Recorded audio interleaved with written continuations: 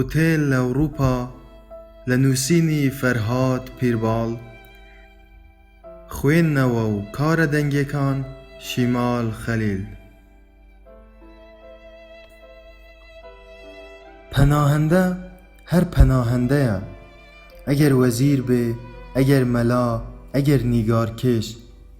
محەممەدی حاجیزادە مەلایەکی خەڵکی تاران تەمەن دەوروبەری 45 ساڵ هاتبووە پاریس داوای مافی پەناهەندەیی بکە. باڵا بەرزێکی چاوهەنگوینی موقاوەیی هەمیشە چوست و چاڵاک، کەچی حەیف لەوەتەی من دەمناسی لە پاریس بێ ئیش و بێ کار دەسوڕایەوە و بەدوای کارێک دەگەڕا. لە سۆنگەی ئەوەی کە هێشتا مافی نیشتەجێبوونی لەلایەن پۆلیسەوە پێی نەدرا بوو، هیچ هۆتێلێک، سوپەرمارکێتێک، ئەسڵەن هیچ کافتریایەکیش مۆڵەتی کارکردنی پێی نەدەدا. هەر کاتێ بمدیبایە یەکەمین پرسیارم: ئاغای محەممەد، مافی پەناهەندەیەکەت هەر بۆ دەرنەچوو؟ هەمیشە بە ناڕەزایی و خەفەتەوە دەیگوت: نا. 3 ساڵ زیاتر بوو چاوەڕێی مافی پەناهەندەیی دەکرد. هەموو جارێکیش کە خواحافیزیان لە یەکتر دەکرد، دوایین قسەی ئەویش ئەمە بوو: ئاغای فەرهاد، ئیشێکت هەر بۆم نەدۆزیەوە؟ ڕاستیەکەی من بەزەیم پێیدا دەهاتەوە. تەنها بەو موچە کەمە دەژیا کە لە چێشتخانەیەکی بەرامبەر وێستگەی شەمەندەفەری سانت لازاغ بەبێ مۆڵەتی پۆلیس هەموو ئێوارەیەکی شەممە و یەکشەموان قاپ و قاچاغی دەشوشت. دەیگوت ئەو چێشتخانە سنگافوریە، ئەگەر دەرم بکەن ئیتر من دەمرم لە برسان. پێشتریش لە شاری لیل کە بە میترۆ سەعات و نیوێک لە پاریس دوور بوو، لە ڕێستۆرانتێکی کوردەکان بە ناوی یۆل لەوێش هەر قاپشۆر بوو. هەر لە ناو ڕێستۆرانتەکەشدا دەنووست. جارێکیان پێم گوت: باشە، تۆ بۆ ناچی بۆ خۆت لە مزگەوتەکان وانەی قورئان بە مناڵە مسلمانەکان بڵێیتەوە؟ گوتی: لە هەموو پاریس تەنیا یەک مزگەوت هەیە، ئەویش مەغریبی و تونسیەکان قۆڕغیان کردووە بۆ خۆیان. ڕاگەیاندراوێک لەسەر دیواری مزگەوتەکە یان لەسەر دەرگای چێشخانەکانی ساندونیس هەڵبواسە. ئەو کەسانەی دەیانەوێ مناڵەکانی خۆیان بنێرنە بەر خوێندنی قورئان، با تەلەفۆنت بۆ بکەن، خۆ یەک دنیا مسلمان لە پاریس هەیە. هەموو جارێک کەم پێشنیارم بۆی دەکرد، سەرێکی بادەدا و دەیگوت: نابێت. من بۆ خۆم لە هۆتێلێکی 3 ئەستێرەدا کارم دەکرد. جگە لەمە نیگارکێش بووم. چەند مانگ جارێ هەندێک لە تابلۆکانی خۆمم دەفرۆشتەوە گەلەریەکانی پاریس و پێی دەژیام. هاوڕێکانم زۆربەیان نیگارکێش، هیچ کەسێکی وام لە پاریس نەدەناسی تا داوای لێ بکەم کارێک بۆ ئەو بدۆزنەوە. کاردۆزینەوە بۆ مەلایەکی ئێرانیش، ئەمە جگە لەوەی کە هێشتا مۆڵەتی پۆلیسیشی نەدراوەتێ بۆ کارکردن. تاقە شتێک من و ئەو مەلایە ئێرانیەی بە یەکتر دەبەستەوە، دڵسافی و ساویلکەیەکی ئەو تۆی بوو کە خۆممی بیردەخستەوە. ئەو کاتانەی منیش تازە لە دەست ڕەژێمی بەعسرام کرده بوو ئەوروپا و کەسم نەدەناسی تا داوای کار یان یارمەتیەکی لێ بکەم. باو باپیرانم باسڵ خەڵکی قەزوێنن. لە زەمانی کودەتاکەی مسەدەقدا باوانم هاتوون بۆ تاران و ئیتر لە کاتەوە بووینەتە تارانی. لە دڵی خۆمدا دەمگوت: گوناحە. محەممەدی حاجیزادە لە پاریس ماوەیەکی زۆر لای ژن و مێردێکی هاوشاری خۆی مرتەزای گولچین و فەرەحناز خانم دەژیا. ماوەیەکیش لای هاوڕێیەکی عەرەبی جەزائیری لە پیگاڵ کە دەیگوت دوکانێکی بچکۆڵەی لە بەرامبەر زانکۆی ژوسیۆ هەیە و قورئان و سەفەرنامە و کتێبە کلاسیکیەکانی بۆ بەرگ دەکا. دواتریش لە پاریسی پێنجەم دەیگوت نزیک میترۆی پلاس مۆنج لە شەقامی تورنەفۆرت لە بەشێکی ناوخۆیی قوتابیان بە ناوی کۆنکۆردیا کە هاوڕێیەکی ئەفغانی خۆی بورسی خوێندنی هەبوو، جێگەی بە قاچاغ بۆ کردبووەوە. من ئێواران بۆ لای هاوڕێخاوەن گەلەری و نیگارکێشەکانم دەچوومە مۆنتماخت. زۆربەی جار ئەویش دەهاتە ئەوێ. ماڵەکەم لێرە نزیکە و سەبوریم بە تۆ دێ. دەمزانی دڵی بەو قەرەباڵغیە ڕەنگینەی مۆنتماخت دەکرایەوە.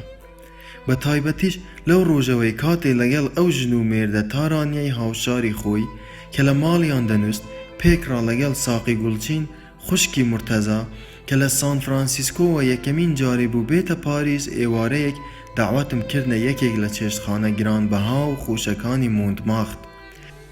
لوی تانی وشو گویمان لموسیقا و گورانی برازیلی را گرد.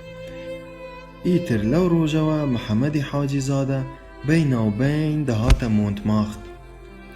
مافی پناهنده یکت هر بو در نچو؟ ایشکت هر بوم ندوزیوا؟ ام دیالوگه بردوام دوباره دبوا. راستی کیشی من بهوی محمد حاجی زاده و بو کساقی گلچین خشکی مرتضا گلچینم ناسی خاون ناودارترین گلریکانی سان فرانسیسکو لامریکا. جنێکی جوان کەڵەگەت تەمەن دەوروبەری 40 ساڵ چاو برۆ ڕەش زۆر کۆک هەر لە یەکەمین دیمانەوە هەستم پێی کرد کە لەو ژنە ڕوشنبیرە مێیانەیە بەهۆی ڕووخانی شای ئێرانەوە ئەویش ئاوارەی ئەمریکا بوو. لە شاری سان فرانسیسکۆ گەلەریەکی بۆ خۆی دامەزراندبوو تابلۆی لە تورکیا و ئەوروپای ڕۆژهەڵات و وڵاتانی عەرەبیەوە دەکڕی و دەیبرنەوە بۆ سان فرانسیسکۆ لە گەلەریەکەی خۆی دەفرۆشنەوە. مرتەزای برای ساقی گۆڵچین مەدحی منی لای ئەو کردبوو، پێی گوتبوو کە نیگارکێشێکی کورد لە شاری پاریس هاوڕێمە. ئەگەر هاتیت بۆ پاریس وەرە تابلۆکانی لێ بکڕە یان هیچ نەبێ تابلۆکانی لە گەلەریەکەی خۆتدا پێشچاو بخە بۆ کڕیارەکانی خۆت. لە سەدا 35 نرخی تابلۆکان بۆ گەلەریەکەی من. گوتم گەلەریەکانی پاریس تەنیا لە 25 لە سەدا دەگێرنەوە. ساقی گوڵچین گوتی کەواتە لە سەدا 30 بۆ من بێ چونکە بار و بردنیشی هەر لەسەر خۆم دەبێ. من گوتم لە سەدا 20 بەسە. گوتی با لە سەدا 25 بێ. با لە سەدا 25 بێ. لەگەڵ ساقی گوڵچین هەر لە ناو ڕێستۆرانتە بەرازیلیەکەدا گرێبەستێکمان ئیمزا کرد. ئەو شەوە لەسەر شەرەفی ساقی گوڵچین خوشکی مرتەزا خاوەن ناودارترین گەلەری لە سان فرانسیسکۆ کە هاتبووە پاریس سەردانی براکەی بکە. هەموویان داوەتی من بوو. نیوە شەو شامپانیایەکی فەڕەنسیشمان بە بەرچاوی مەلا محەممەدی حاجی زادەوە کە بە درێژایی ژیانی تا ئەو کاتە هەرگیز دەمی لە ئەلکۆهۆل نەدابوو بەسەر مێزە پان و پۆڕەکەماندا تەقاندەوە. نۆشتان بێ بەڵام من ناخۆمەوە. لەو ئێوارە خوانەی موندماختەوە لەگەڵ محەممەدی حاجی زادە کاتێ دەهات بۆ موندماخت جار جار قاوەیەکمان پێکەوە لەسەر کۆنتواری قاوەخانەیەکی ئەوێ دەخواردەوە. بەڵێ لە سای ناسینی محەممەدی حاجی زادەوە بوو کە من بەردەوام تابلۆکانی خۆمم بۆ خات و ساقی گوڵچین دەناردە ئەمریکا و لەوێ لە گەلەریەکی خۆیدا بۆمی دەفرۆشتەوە. هەر بۆیش لە ئاست محەممەدی حاجی زادە هەمیشە هەستم دەکرد کە من منەتباری ئەوم و هەر دەبێ بە شێوەیەک لە شێوەکان سوپاسگوزاری خۆمی پێشکەش بکەم. بەبیرمە ئەو ئێوارەیە ساقی گوڵچین پاریسی بەجێ هێشت و 26 تابلۆی منی لەگەڵ خۆی بردە سان فرانسیسکۆ. محەممەدی حاجی زادە پێی گوتم لێدە ئیتر ئەم تابلۆیانەت گەر هەمویان بەو پارەیە کە لەگەڵ ساقی خانم لەسەری ڕێککەوتن بفرۆشرێن ئیتر لە سای منەوە دەوڵەمەند دەبیت. محەممەدی حاجی زادە ئەو ئێوارەیە دوو جاران ئەم قسەی دووپات کردەوە. منیش ئیتر بێ ئەمەک نەبووم. دوای مانگ و نیوێک کاتێ ساقی گوڵچین نرخی 5 لە تابلۆکانمی لە سان فرانسیسکۆوە بووم خستە سەر ژمارەی بانکەکەم چونکە 300 فرانکم لەو پارەی نرخی تابلۆ فرۆشراوەکانم بەخشە محەممەدی حاجی زادە. تابلۆیەکی گەورەی ڤیگەرە تیڤی خۆش من بە دیاری پێشکەش کردە ماڵی برای ساقی خانم. ساقی گوڵچین ئەو ژنە کۆک و نازەنینە وای لێ هات وردە وردە بووینە هاوکاری یەکتر. هەموو چەند مانگ جارێک دەهاتە پاریس چەند تابلۆیەکی جالبی لە نیگارکێشە یۆنانی و چینی و کوبایی و عەرەبەکانی موندماخ دەکڕی. لە پاریس جۆرە ستایلێکی نەرم هەیە کە لە ئەمریکا نییە. کڕیاری ئەمریکا زۆر حەزیان لەم جۆرە ستایلەیە. هەر جارێک 15-20 تابلۆی منی لەگەڵ خۆی دەبردە سان فرانسیسکۆ و دوای ماوەیەک نرخی تابلوکان می بله 125 قازانج بو خوی بوم دخست سر بانککم. هاوکاری بردوامی من لگل ساقی گلچین گشت هاوریتیکی اوتو که هر جارێک بهاتایە بۆ پاریس نەدەچووە هۆتێل نەشدەچوو بۆ ماڵی مرتەزای برای داهات چەند شەوێک لە ماڵی مندا دەمایەوە تەنانەت لە کۆتاییدا هەر جارێک پێش ئەوەی لە سان فرانسیسکۆوە یان لە پراگ و ئەستەمبوڵەوە بەڕێ بکەوتایە پێشوەخت تەلەفۆنێکی بۆ من دەکرد و خۆم دەچوومە پێشوازی لە فڕۆکەخانەی شارل دیگۆل لە پاریس. بەم شێوەیە محەممەدی حاجیزادە هەستم دەکرد بۆ خۆی نەکبەتی بوو بەڵام بۆ من خێر و بەرەکەت. لەوانەیە هەر ئەم هەستەشم بوو وای لێ دەکردم کە هەرگیز لە محەممەدی حاجیزادە وەڕەس نەبم و پشتی تێ نەکەم.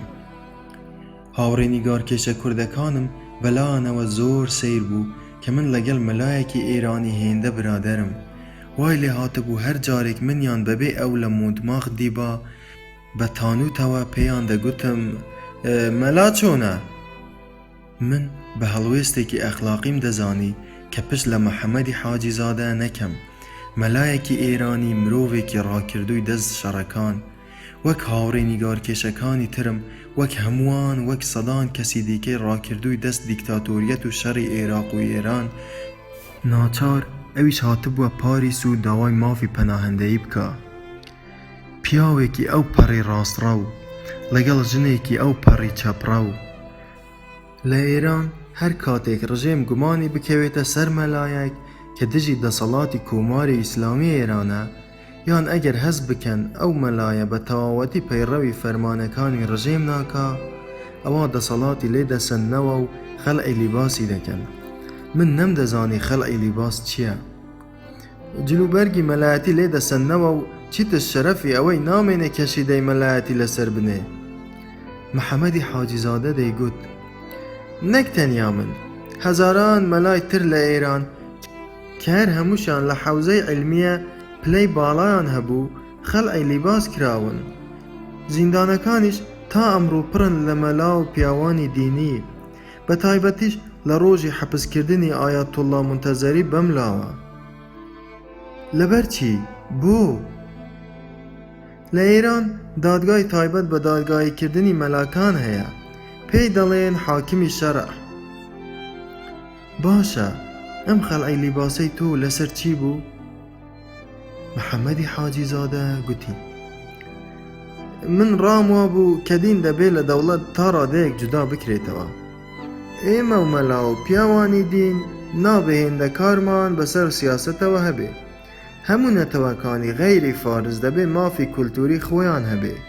ئەمانەشم بە ئاشکرا لە ناو خوتبەکانمدا و لە ناو خەڵکدا باز دەکرد نەمدەشاردەوە.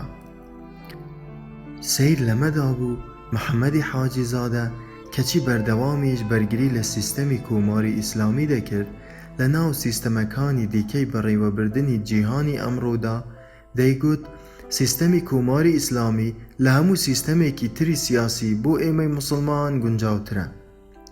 بە ئاشکراش ڕەخنەی لە سیستەمی سەرمایەداری دەگرت و پێی وابوو کە ئەمریکا و فەڕەنسا و ئینگلیستان و رووسیا هەر لە کۆنەوە لەسەر ڕووتاندنەوەی خێر و بێری وڵاتانی ڕۆژهەڵات دەژین. لە ناو ئەو هاوڕێنیگارکێشە کوردانم کە لە مۆنتماغت کاریان دەکرد پشتیوان خەڵکی کەرکووک بوو دەیگوت ئەو پیاوە کەسێکی گومان لێکراوە لێی دوور بکەویتەوە باشترە.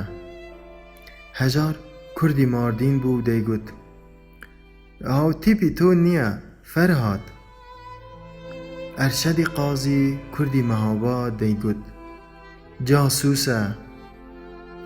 کامیل خەڵکی قامشلی عەمامە بەسەرەکان ناردووانە بۆ ئێرە. عەلی هادی کوردی فەیلی دوو برای لە شەڕی عێراق و ئێراندا لە ساڵێک لەمەوبەر کوژرا بوون. دەیگوت یەکێکیان لە سەنگەری دیسفول ئەوەی دیکەش لە کاتی هێرشکردنە سەر شاری بەسڕا هەمیشە گاڵتەی بە عەقڵم دەکرد و پێدەکەنی ئاخر مەلا کەیهی باشیان تێدا هەبووە. سەرەڕای هەموو ئەو قسانە من باوەڕم بە پاکی و ڕازگۆیی محەممەدی حاجیزادە زۆر دەکرد. بە تایبەتیش چونکە دەمدید هەمیشە شانازی بە ئێرانی بوونی خۆیەوە دەکرد. ئەمە جگە لەوەی کە هیچ کاتێک بۆچوونە سیاسی و باوەڕە ئێرانیەکانی خۆی نەدەشاردەوە، بە ئاشکرا قسەی خۆی دەکرد.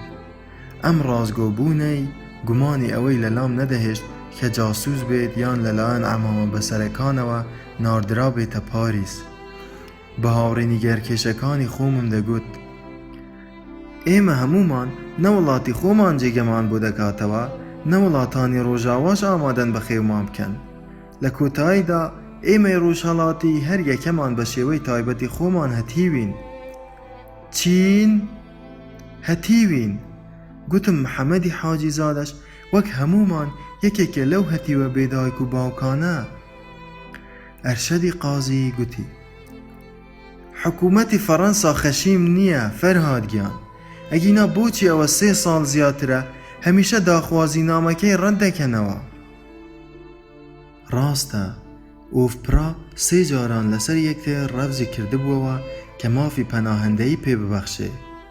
دوای هەر جارێکیش محەممەدی حاجی زادە دەچوو سەر لە نوێ پارێزەرێکی دیکەی دەگرتەوە و بەڵام ئەمە حاڵی زۆربەی ئەو خەڵکانەی دیکەش بوو کە لە فەڵەستین و ئەفغانستان و عێراق و بەنگلادش و لبنانەوە هاتبوونە فەڕەنسا و داوای مافی پەناهەندەییان کردبوو. ئەوانیش هەر هەموو جارێک وەک ئەم ڕەفز کرابوونەوە. لەگەڵ هاوڕێنیگارکێشەکانم لە مۆنتمارت نیوەڕۆیەک هەمومان پێکەوە لە ڕێستورانتەکەی خۆمان دانیشتبووین و چاوەڕێی پێشخۆر بووین. ئەرشەدی قازی کە تودەیەکی تۆخی ئینگلتەرا بوو دەیگوت من لە هەمووتان باشتر ئەسڵ و فەسڵی ئەم مەلا تارانیە دەناسم. دەستی لەسەر مێزەکە دانا. ئاغای حاجی زادە لەسەر جیاوازی بیرۆڕاکانی خەڵعی لیباس نەکراوە. نەمگوت؟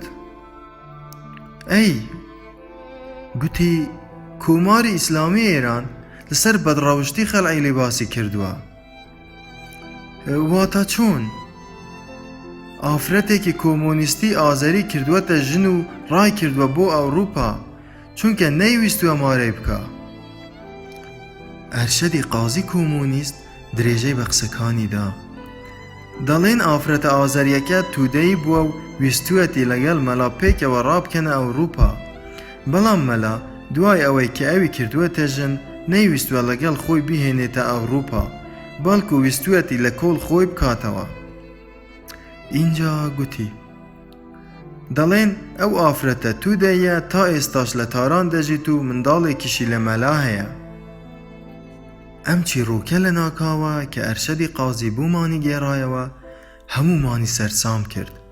بەڵام چەند ڕۆژێک دوای ئەم قسەیە ئەرشەد محەممەدی حاجی زادە خۆی چیرۆکەکەی ئاوەها بۆ من گێڕایەوە. لە سەردەمی زەبر و زەنگ و پەلامارەکانی ئایەتوڵڵا خلخالیدا پاش ئەوەی خەڵعی لیباسیان کردم و لە حەوزەی علمی تاران دەریان کردم، من نەمدەزانی کە ئیتر وازم لێ ناهێنن.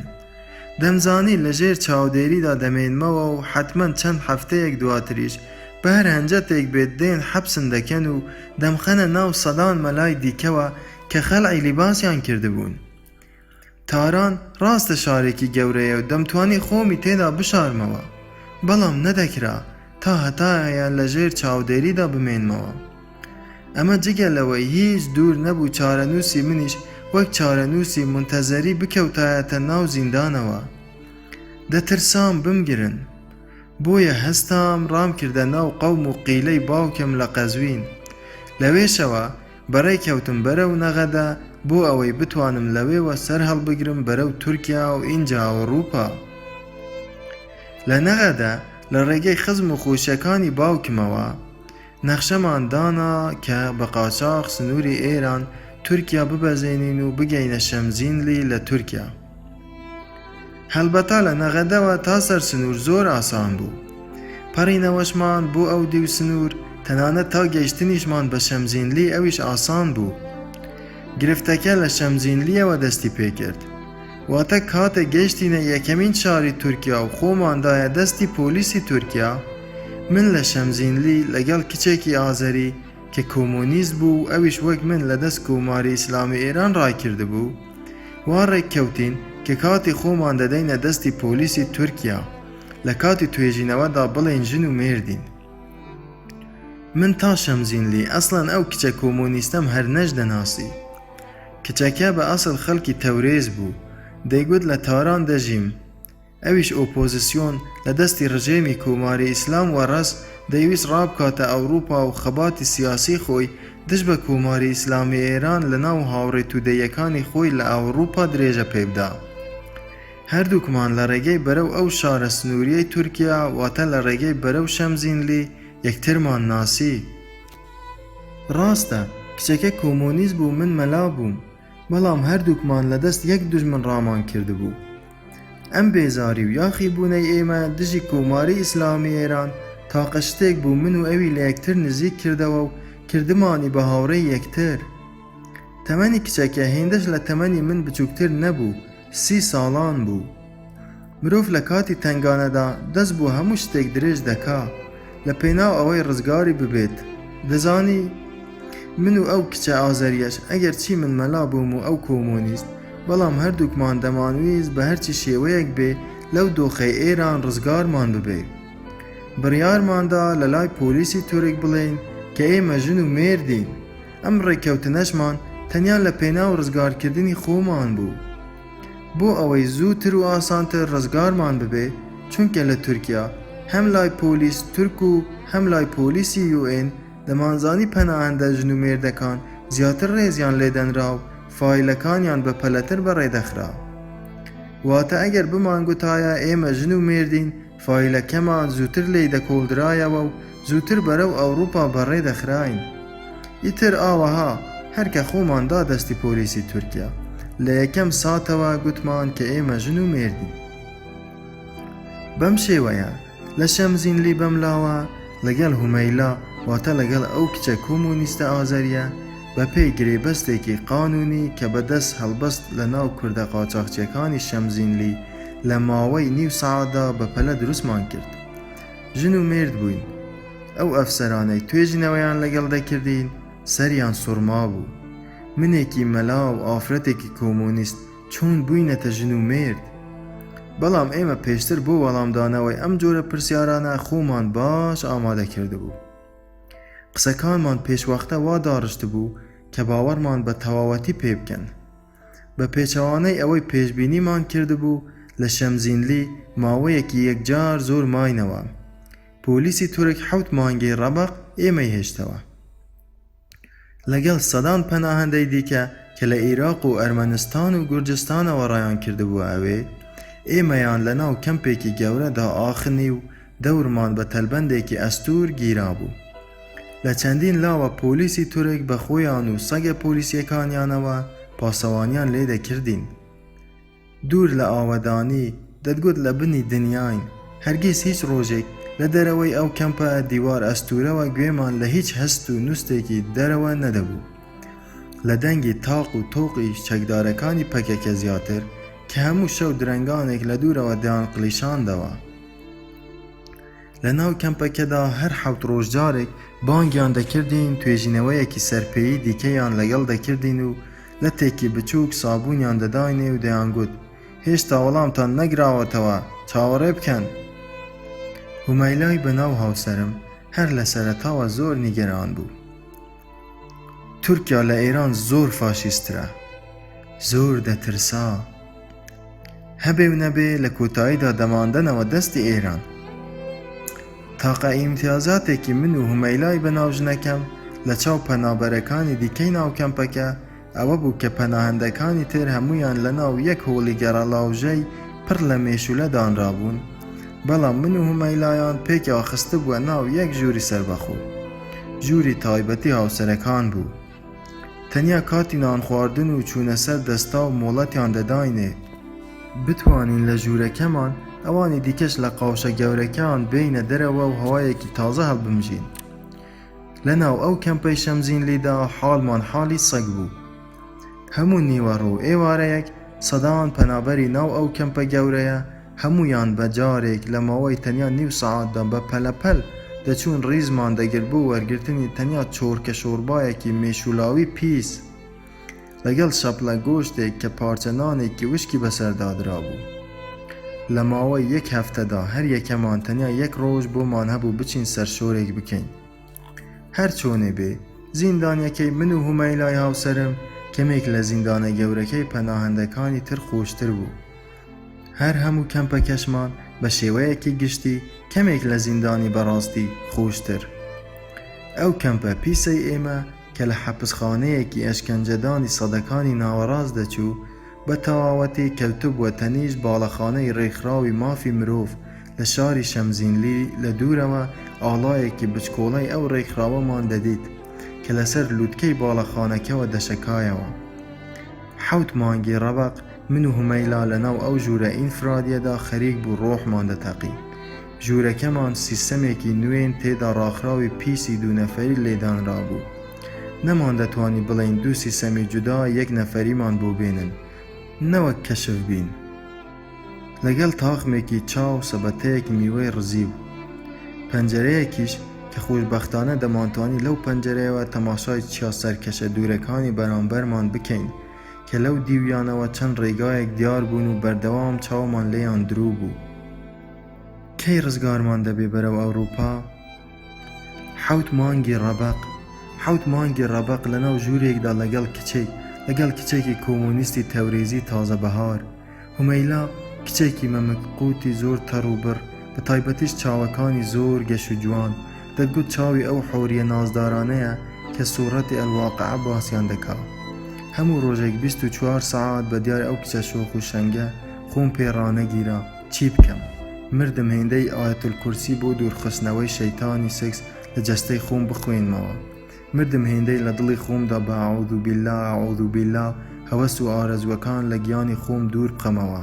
ئیسلام دەڵێ إذا اجتمع الامرأة والرجل في مكان ما فالشيطان ثالثهما. ئەم قسەیە ڕاستە. دەزانی باوەڕ ناکەم هیچ مەخلوقاتێک لەم گردونەدا بتوانێت بۆ ماوەی ئەو هەموو مانگە لە ژوورێکی داخراودا لەگەڵ کچێکی ناوبەهاردا بژیت و بشتوانێت بەردەوام ئارەزوەکانی خۆی دابمرکێنێتەوە. ئەرێ تۆ بوویتایە دەتوانی؟ باوەڕ ناکەم هەرگیز. نەک پیاو، تەنانەت هیچ کچێکیش بە هەمان شێوە ناتوانێت بۆ ماوەی ئەو هەموو مانگە 24 سەعات لەناو ژوورێکدا خۆی لە هەمبەر ئەو هەموو کەف و کوڵەی خۆی ڕابگرێت. بە درێژایی ئەو هەموو مانگە پێکەوە لەناو ژوورێکدا تەنها تەماشای یەکتر بکەین و سوورەتی ئایەتولکورسی بخوێنینەوە. ماقوولە؟ نەدەکرا. سرت نەیەشێنم ڕۆژێک دەمە و عەسرێکی پاییز هێشتا زەنگی نان خواردنی ئێوارەیان لێ نەدا بوو لەناو ژوورەکەماندا بە یەکترەوە نووساین. ئیتر هەر ئەم بە یەکتر نووسانە بوو بەڕاستی بووینە ژن و مێردی یەکتر. من زەردەخەنەیە کەوتە سەر لێوم. لە دڵی خۆمدا گوتم تۆ تەماشاکە، پیاوێکی ئەو پەڕی ڕاستڕە و لەگەڵ ژنێکی ئەو پەڕی چەپڕە و زەوق و هەوەس چۆن لە یەکتریان کۆ دەکاتەوە. محەممەدی حاجی زادە گوتی لەو ڕۆژە بەدواوە ئیتر وای لێ هات و هەر کاتێک حەزمان لێ وایە ژن و مێرد بووین. من پێکەنینیشم دەهات، گوتم ئەی دوایی ئێستا 4 مانگ بەسەر ئەم حەبسخانە ئینفرادیەمان تێنەپەڕی بوو. هومەیلا گوتی دەگەڕێمەوە. چی؟ گوتی من مردم لەناو ئەم زیندانە، ناتوانم چیتر چاوەڕێ بکەم. گەڕایەوە ئێران؟ بەڵێ، باوەڕی نەدەکرد کە UN داواکەمانی بەجددی وەرگرت بێت.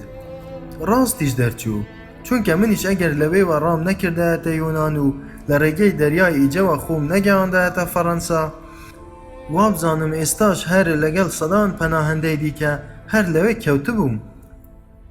من بە تەواوەتی باوەڕم بە قسەکانی محەممەدی حاجی زادە دەکرد. ئیتر ئەمە بوو. دوای گەڕانەوەی هومەیلا دیارە دەنگ و دۆڵی ئەوەیان بە دوای مندا بڵاو کردووەتەوە، گوایە من دەست درێژیم کردووەتە سەر ژنێکی ئازەری و لەسەر بەدڕەوشتی خەڵعی لیباس کراوم. من دەمزانی ئەم جۆرە بانگەشەیە دژی خەڵکی ئۆپۆزیسیۆن زوو بە ناو خەڵکدا بڵاو دەبێتەوە. محەممەدی حاجی زادە گوتی ئەمە جگەلەوەی کەم ڕووداوە بە تەواوەتی دوای خەڵعی لیباسەکەی من بوو، نەک پێشتر. ئەی ژنەکە، هومەیلا ئێستا لە تارانە. تەمی خەفەتێک کەوتە سەر ئادگاری محەممەدی حاجیزادە. نامەم بۆ دەنێرێت و دەڵێ کچەکەت ئێستا گەورە بووە و چاوەڕێت دەکا. هەر کاتێک مافی پەناهەندەیت بۆ دەرچوو بە دوای ئێمەشدا بنێرە و دێینە لات. حەز دەکەین لەگەڵ تۆ پێکەوە بژین. محەممەدی حاجیزادە دوای تەواوکردنی قسەکانی بە نووکی پەنجەی یەک دانە فرمێسکی بچکۆڵەی لە قوڵینچکی چاوەکانی خۆیدا سڕیەوە. کچەکەمی ناوناوە شەمزین. اینجا قوڵپێکی گریانی دا. بەیادی ئەو شارۆچکەیەی قسەکەی بۆ تەواو نەکرا. بێدەنگ تەماشای عەرزەکەی دەکرد. من لەو دەمەدا تێگەیشتم محەممەدی حاجیزادە جگە لە سۆزی باوکانەی بۆ ئەو کۆرپەیەی کە هێشتا هەر نەشیدیوە چەندێک غەریبی ژنەکەشی دەکا.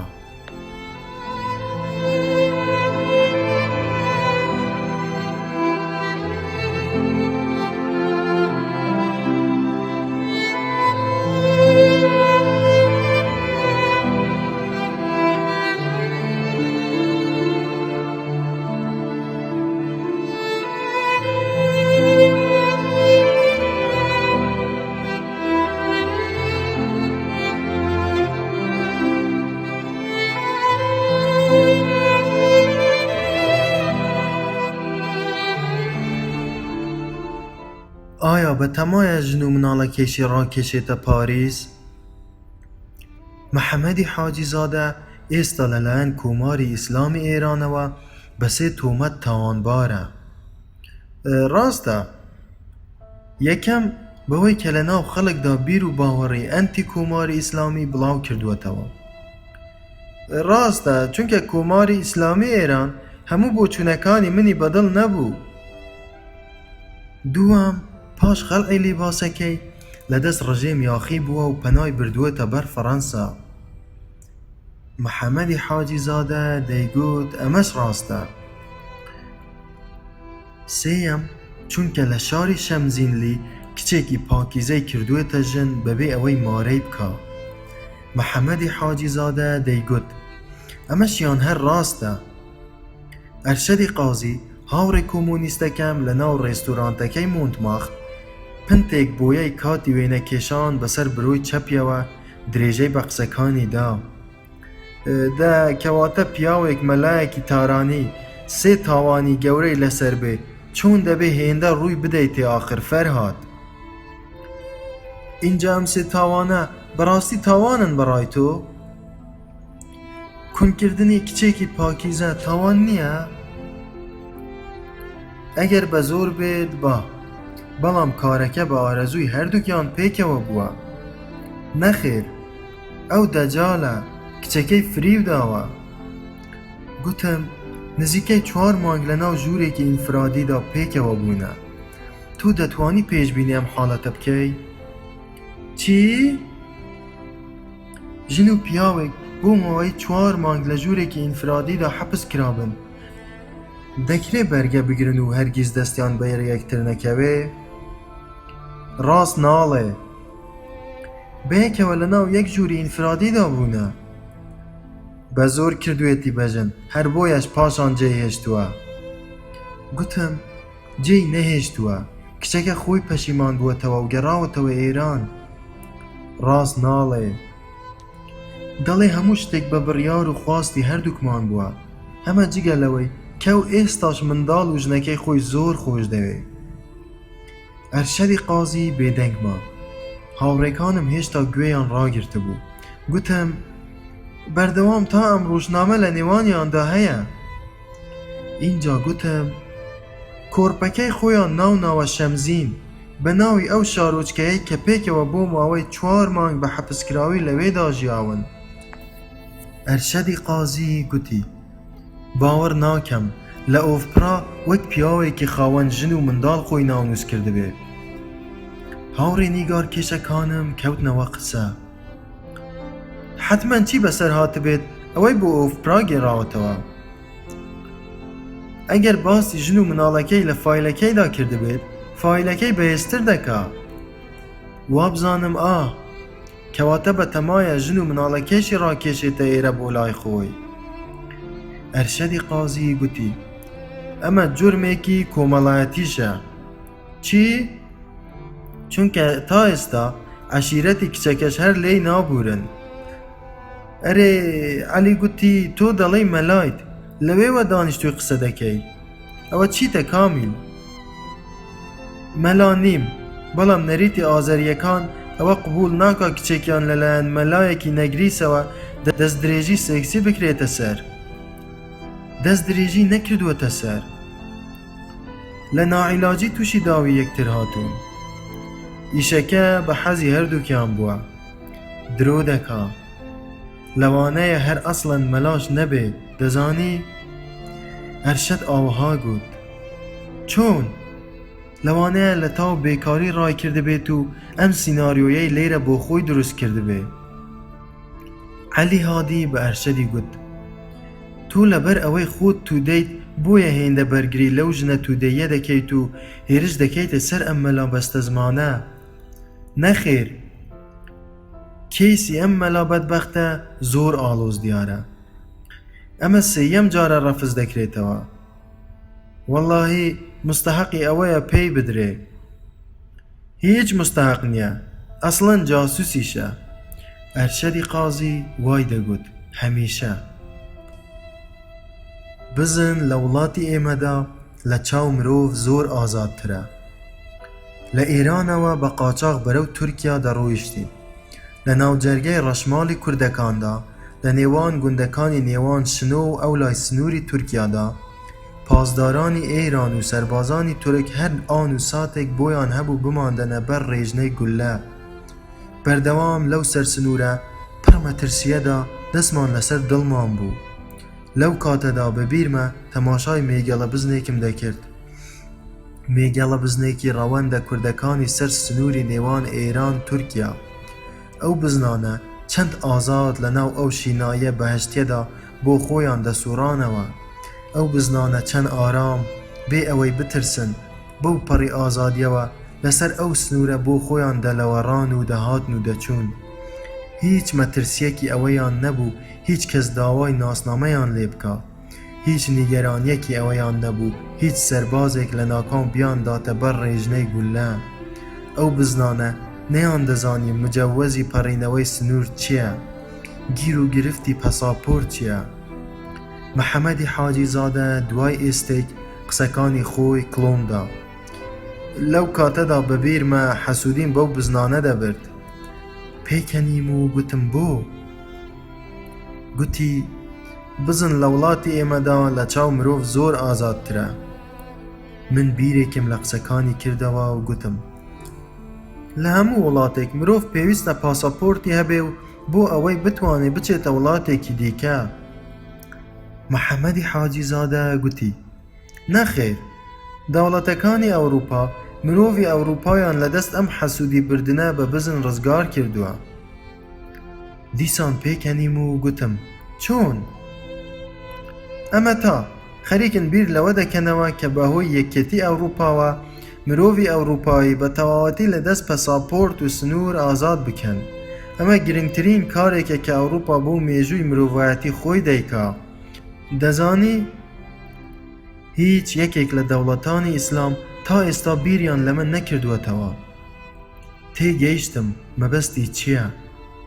گوتم لای ئێمەش نەک لە وڵاتێکەوە بەرە وڵاتێکی دراوسێ، بەڵکو لە شارێکی ناو هەمان وڵاتی خۆتەوە تا دەگەیتە شارێکی تر چەندین جار داوای ناسنامەت لێ دەکەن. محەممەدی حاجی زادە گوتی من ئێستاش هەر کاتێ بزنێک ببینم ترس و دڵەڕاوکەی ئەو ڕۆژەی سەر سنووری ئێران و تورکیان بیردێتەوە. اینجا بە پێکەنینێکی کوردخایەن ئێستاش هەر حەسوودی بە بزن دەبم. گوتم ئەوسا لەسەر خاکی خۆت و لە ناو وڵاتی خۆتدا، ئێستاش لە ئەوروپا و لەسەر خاکی مەسیحیەکاندا. من بێدەنگ بووم ئەو درێژەی بە قسەکەیدا. ئێمەی مرۆڤی ڕۆژهەڵات زۆر گوناحین، عەینەن ئادەم کە لە بەهەشت دەرکرابین. من حەزم دەکرد گوێدێری بۆچوونەکانی ئەو مەلاتارانیە بم. پرسییم چۆن؟ گوتی ئێمە هەم وڵاتی خۆمان دەرمان دەکات و ئازادیمان لێدەسێنێتەوە، هەم وڵاتانی ڕۆژئاواش دەرگامان لە ڕوو دادەخەن. سەرگەردان و دەرکراوی هەمیشەیی هەرگیز نابینە خاوەن ناسنامەی تایبەتی خۆمان. ئێمە هیچ ناسنامەیەکمان نییە. اینجا بە هەستێکی برینداری تووڕەوە من ئێستا چیم؟ کێم؟ بەس پێم بڵێ. گوتم هەست ناکەی کە ئێمە لێرە هیچ نەبێ ئازادین؟ محەممەدی حاجیزادە ڕاستە لە پاریس ئازاد بوو. دەستی کۆماری ئیسلامی ئێرانی پێ نەدەگەیشت، بەڵام 3 ساڵ زیاتر بێ ناسنامە، بێ پەساپۆرت، بێ مافی کارکردن حوسلەی هیچی نەما بوو. ئازادی بەبێ ناسنامە و بێ توانای گوزەر نادگەیەنێتە هیچ. گوتم ئاخر خۆ وڵاتانی ڕۆژئاواش مەجبور نین هەرچی دەرکراوەکانی ڕۆژهەڵات هەن دووبارە ناسنامەیەکی تازەیان بۆ دروست بکەنەوە و لەولاوە بەخێویشیان بکەن. جەنابەت ئەمە دەزانی، مەبەستم ئەمە ئەرکی دەوڵەتانی ئەوروپا نییە. محەممەدی حاجیزادە زمانی ئینگلیزیشی زۆر باش دەزانی. پێدەچوو بەڕاستی هەر لەو کاتەوەی لە ئێران بووە بایەغدانی بە سیاسەت کەم نەبوو بێ. بە هەناسە ساردیەوە گوتی دەزانم. اینجا بە ئاوازێکی گازندەبارەوە گوتی ئەگەر سەرکردەکانی ئیسلام و ڕێبەرە موسڵمانەکان وڵاتەکانی ئێمەیان نەکردایەتە ئەم زیندانە گەورەی ئەمڕۆ، ئێمە بۆچی پەنامان دەبردە بەر وڵاتانی کافر لە ئەوروپا؟ وایە ئەگەر دەوڵەتە موسڵمانەکانی خۆمان باش بوونایە، ئێمە بۆچی ناچار دەبوون پەنا ببەینە بەر وڵاتانی کافری ئەوروپایی؟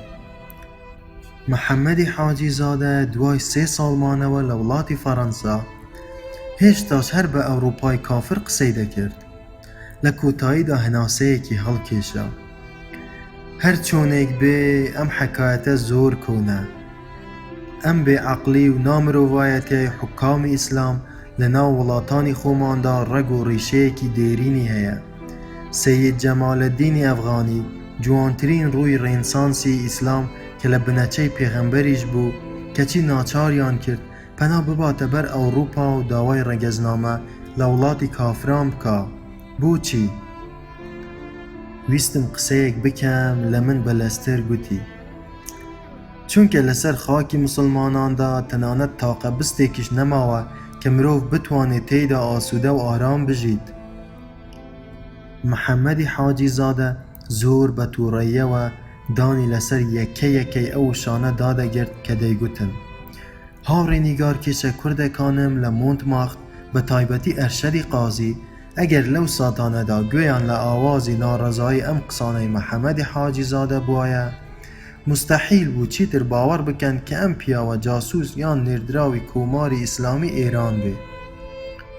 محەممەدی حاجیزادە دوای ئەم هەموو ساڵ چاوەڕوانیە بە هیوار وەرگرتنی پەناهەندەیی دیسان ڕەفزی بۆ هاتبووەوە. تووشی حاڵەتێکی دەرونی نالەبار و ڕەتێن هاتبوو. هەستم دەکرد بەدەست ئەم گرفتەوە زۆر ماندوو بووە، چونکە بەبێ کارتی ئیقامەی پۆلیس بۆی نەبوو هیچ کارێک بکە، تەنیا کاری ڕەش نەبێ، قاپشۆری لە چێشتخانەکاندا یان بارگواستنەوە یان گوڵفرۆشتن لەسەر جادەکان، کە ئەمەش لە پیاوێکی 45 ساڵەی ئێرانی نەدەوەشایەوە، بە تایبەتیش چونکە ئەو لە وڵاتی خۆیدا مەلایەک بوو. ئەمە جگەلەوەی کە پلەیەکی باڵایشی لە حەوزەی عیلمیەدا هەبوو. خەریک بوو پێی بڵێم تۆ بۆ ناچیتە وڵاتێکی دیکە، بۆ نمونە سوێد. ئەوهام پێی نەگوت، چونکە دەمزانی لەوانەیە ئەم کارە پارەیەکی زۆری بووێ و ئەو نەیبێ. پاشان ئەمڕۆ هیچ وڵاتێکی ئەوروپا بە ئاسانی مافی پەناهەندەی ناداتە مەلایەکی تارانی کە لە وڵاتی خۆیدا هیچ مەترسیەکیشی لەسەر نەبوو بێ. ویستم پێی بڵێم تۆ بۆچی قەیرەژنێکی پیر یان دەلەقۆڕێکی ناشرین بۆ خۆت نادۆزیتەوە مارەی بکەیت، بەڵکو لەم ڕێگەیەوە ئیقامەی فەڕەنسیشت پێ ببەخشن. ئاوهاشم پێی نەگوت، بێدەنگ بیرم دەکردەوە. لە ناو بێدەنگی غەمگینەکەی هەردووکماندا محەممەدی حاجیزادە گوتی من دوای ئەوەی کە ئەم هەموو پێشکەوتنە گەورەی لە فەڕەنسا بینیم بەڕاستی باوەڕ ناکەم جارێکی دیکە ببڕای ببە ڕوو بکەمە ئەو دۆزەخەی وڵاتی خۆم. گوتم بەڕاست یەکسەر شاعیرێکی تورکی سەردەمی ئیمپراتۆریەتی عوسمانیم بیر کەوتەوە کە لە دەست سوڵتان عەبدولعەزیز ڕای کردبووە فەڕەنسا و بە پەناهەندەیی لە پاریس دەژیا. گوتم زیا پاشا لە کۆتایی سەدەی 19دا لە دیرە شیعرێکدا دەڵێ من کە بە سەرزەمینی بێ ئیمانەکاندا تێپەڕیم چەندین شار و تەلارم دی کەچی کە بە ناو مەملەکەتی ئیسلامدا تێپەڕیم لە کەلاوە زیاتر هیچی دیم نەدی. ڕاستە ئینجا زەردەخەنەیەک کەوتە سەر لێوی. خەریکە وردە وردە دێمە سەر باوەڕی تۆ، باوەڕ بە بۆچوونەکانت دەهێنم. کام بۆچوون؟ ئێمەی حوکامی ئیسلام خۆمان وڵاتی خۆمان لە خۆمان کردووەتە دۆزەخ. ئینجا تەماشای خاڵێکی دووری کرد. بە هەرچی نرخێک بێ من پێویستە مافی پەناهەندەی یەکەم لێرەوە دەست بێنم.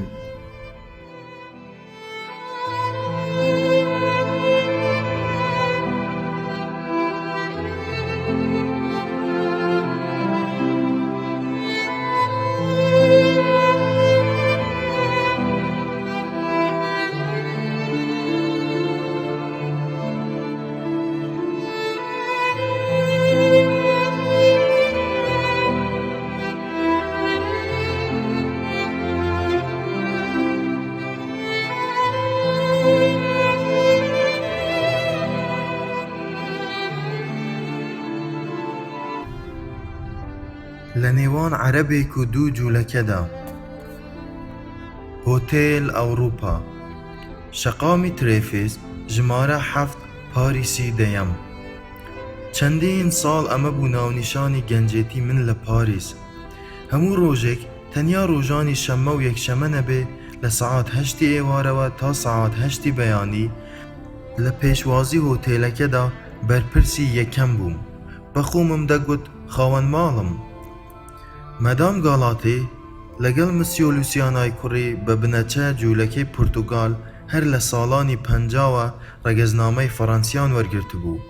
خاوەنی هۆتێلەکە تا بڵێ تەباو ڕێک و پێک بوون لەگەڵمدا.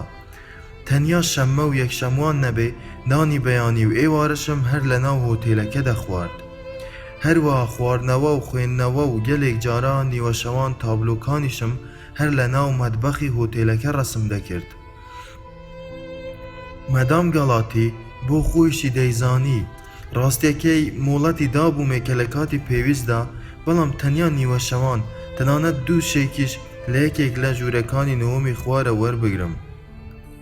ئەگەر چی تەلەڤیزیۆن بەرامبەر کورسیەکەم لە هۆڵی پێشوازیدا دانرابوو بەڵام بەدەگمەن تەماشای تەلەڤیزیۆنم دەکرد چونکە لە هەموو هەفتەیەکدا 3-4 ڕۆژ دەچووم سەردانی کتێبخانەکەی گەڕەکم دەکرد کە تەنیا چەند مەترێک لە هۆتێلەکەمەوە دوور بوو. هەر جارێک دەچووم 7 کتێب بە تایبەتیش ئەلبومی نیگارکێشە ئەوروپیەکانم لەگەڵ خۆمدا دەهێنایەوە هۆتێلەکە. هەمیشە 4 گۆڤاری جۆراوجۆری هونەری شێوەکاریش بە تایبەتی ئارت پرێس و کۆناسەینس دێس ئارتس کە متویان ببووم. شەوان لە سەعات 10:30ەوە کاتێ هۆتێلەکە خاموش هەموو میوانەکان گەڕابوونەوە ژوورەکانیان. ئیتر ژیانی هونەری من دەستی پێدەکرد. دەرگای هۆتێلەکەم کڵۆم دەدا و دەچوومە ناو کافتریاکە. لە ناو مەتبەخ لاپەڕەی ڕۆژنامە کۆنەکانی لۆمۆند و لۆڤێگارۆ یان لێبراسیۆنم لەسەر عەرزەکە ڕادەخست و بەدەم قاوە خواردنەوە دەکەوتمە تابلۆکێشان. لە میانەی هەر پشودانێکیشمدا دەچوومەوە سەر ئەو نیگارانەی ناو ئەلبومەکانی کە لە کتێبخانەی گەڕەکەوە هێنا بوومن و تامەزرۆی لێوردبوونەوەیان بووم. جاری وا هەبوو بۆ ماوەی 1 شەو تەنیا لە ئەلبومی 1 نیگارکێش ڕادەمام و بیرم لە ستایلی تایبەتمەندی 1 هونەرمەندە کردەوە. بەم شێوەیە هۆتێل ئەوروپا ئەو هۆتێلەی کە شەوان لە سەعات 8 ئێوارەوە تا 8 بەیانی فەرمانبەری پێشوازیەکەی بووم بۆ من کتێبخانەیەکی مەزن بەڵکو مۆزەخانەیەک بوو.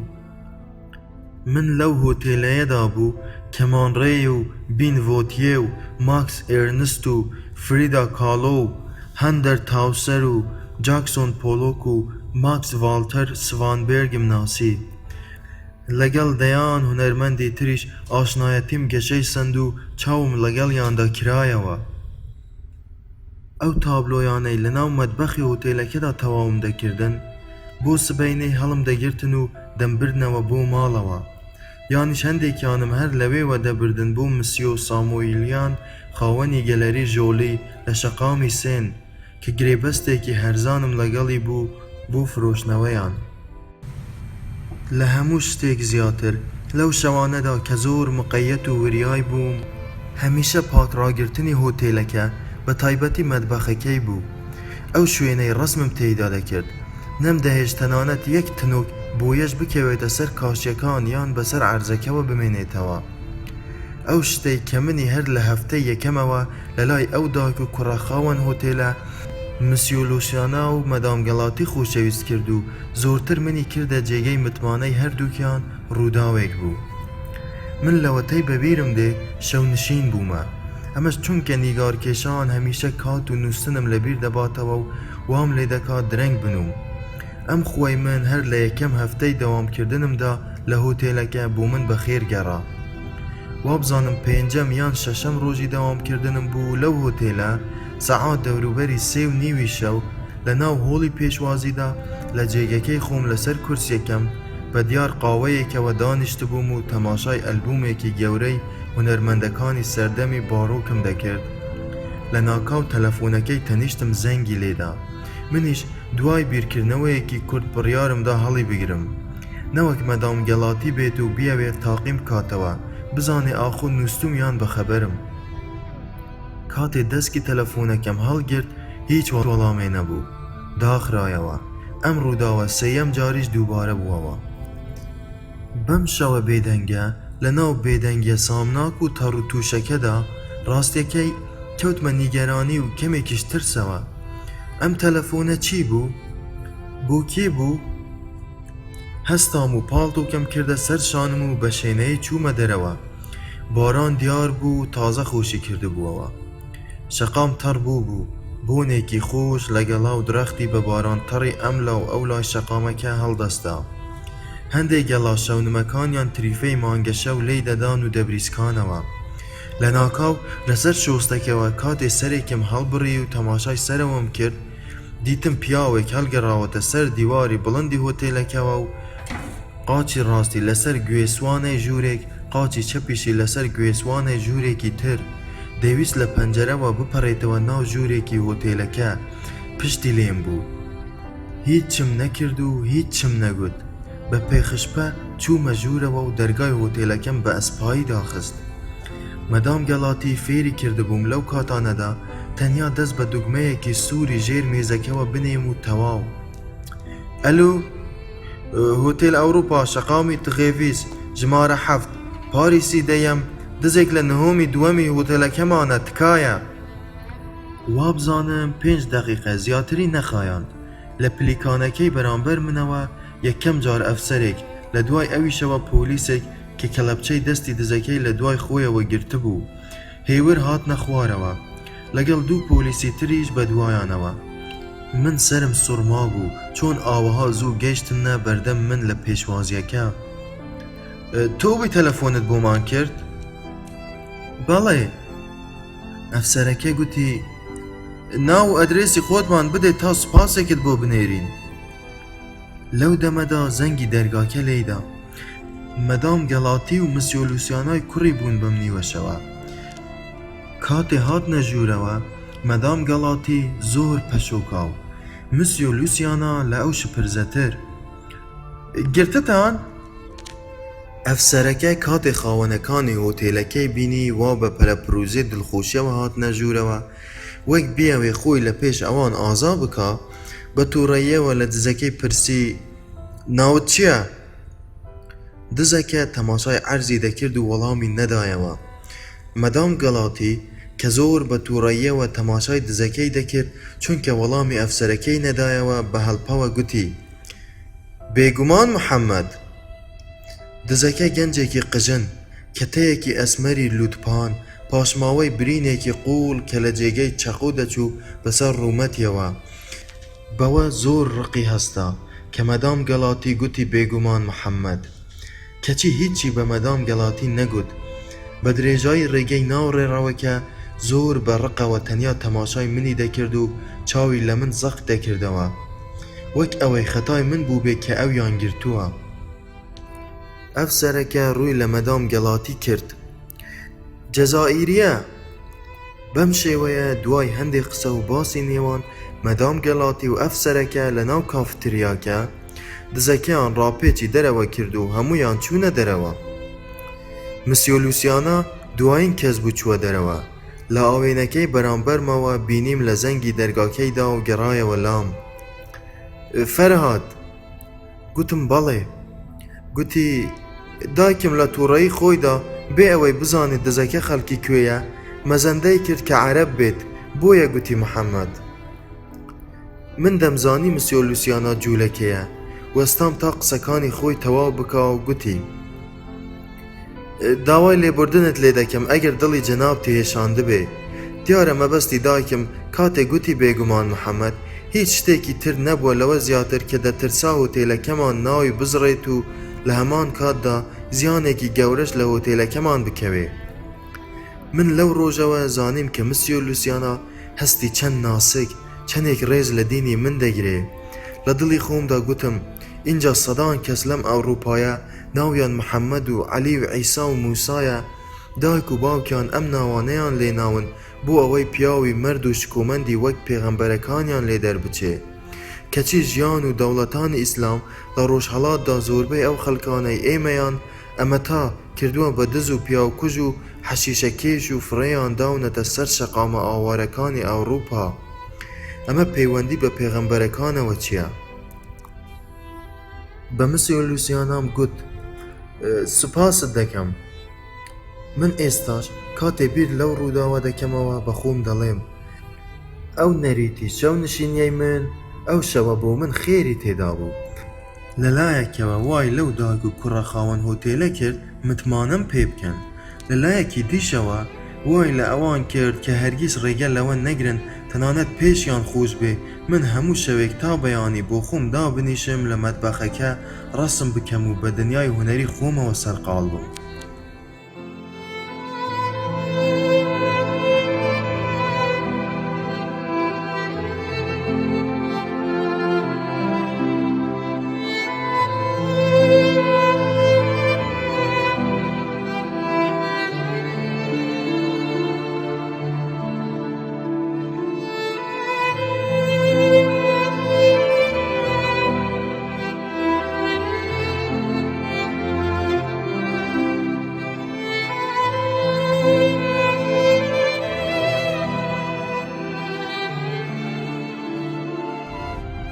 بەختەوەری لەوانەیە لە سڵاوێکەوە دەست پێ بکە بەدبەختیش بە هەمان شێوە. محەممەدی حاجی زادە مەلایەکی خەلعی لیباسکراوی ئێرانی لەو لاشەوە مسیۆ لوسیانە خاوەن هۆتێلێکی دەوڵەمەندی پاریس باسڵ جوولەکەی پورتوگالی چ شتێک کۆیان دەکاتەوە. چ شتێک وای کرد ئەم دوو پیاوە یەکەمیان لەو پەڕی ڕۆژهەڵاتەوە ئەوەی دیکە لەو پەڕی ڕۆژ ئاوای دنیاوە بە یەکتر بگەن. چ شتێک وای کرد یەکتر بناسن بۆ ئەوەی هەندێک ڕووداوی گرنگ لە ژیانیاندا ڕوو بدات و سەرجەم چارەنووس و داهاتویان بگۆڕێ هەڵبەتە بە ژیان و داهاتووی منیشەوە. من بە ئەزموونی ژیان ئەم ڕاستیم بۆ دەرکەوتووە هەمیشە گوتومە و دەشیڵێمەوە هەندێک جار ناسینی مرۆڤێ تەنیا ناسینی کەسێک سەرجەم ژیانت دەگۆڕێ. بینە پێش چاوی خۆت لە کافتریایەک دانیشت بیت بۆ ئەوەی قاوەیەک بخۆیتەوە و پاشان هەستیت بڕۆی. پیاوێک یان ژنێک لەولاتەوە دانیشتووە و تۆ لە ناکاو حەز دەکەی قسەیەک لەگەڵ ئەو کەسە بکەیت. ئەگەر قسەکەت بکەیت و ئەو کەسە بناسیت ئیتر ئەم ناسینە هیچ دوور نییە سەر تا سەری ژیانت بگۆڕێ.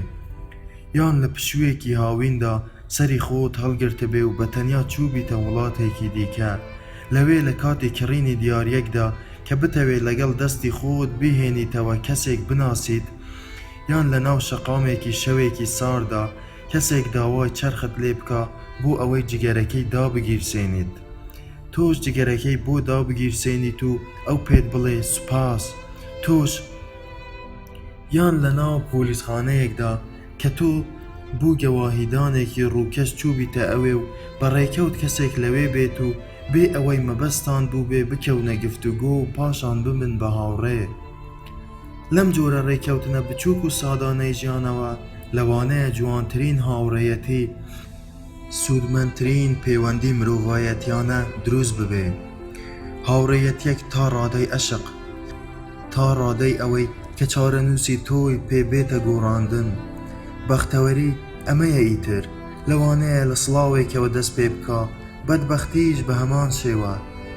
ژیان ئاوەهایە، لەوانەیە بە قاوە خواردنەوەیەک لەگەڵ کەسێک کە تازە دەیناسی سەرتاپای بێتە گۆڕاندن.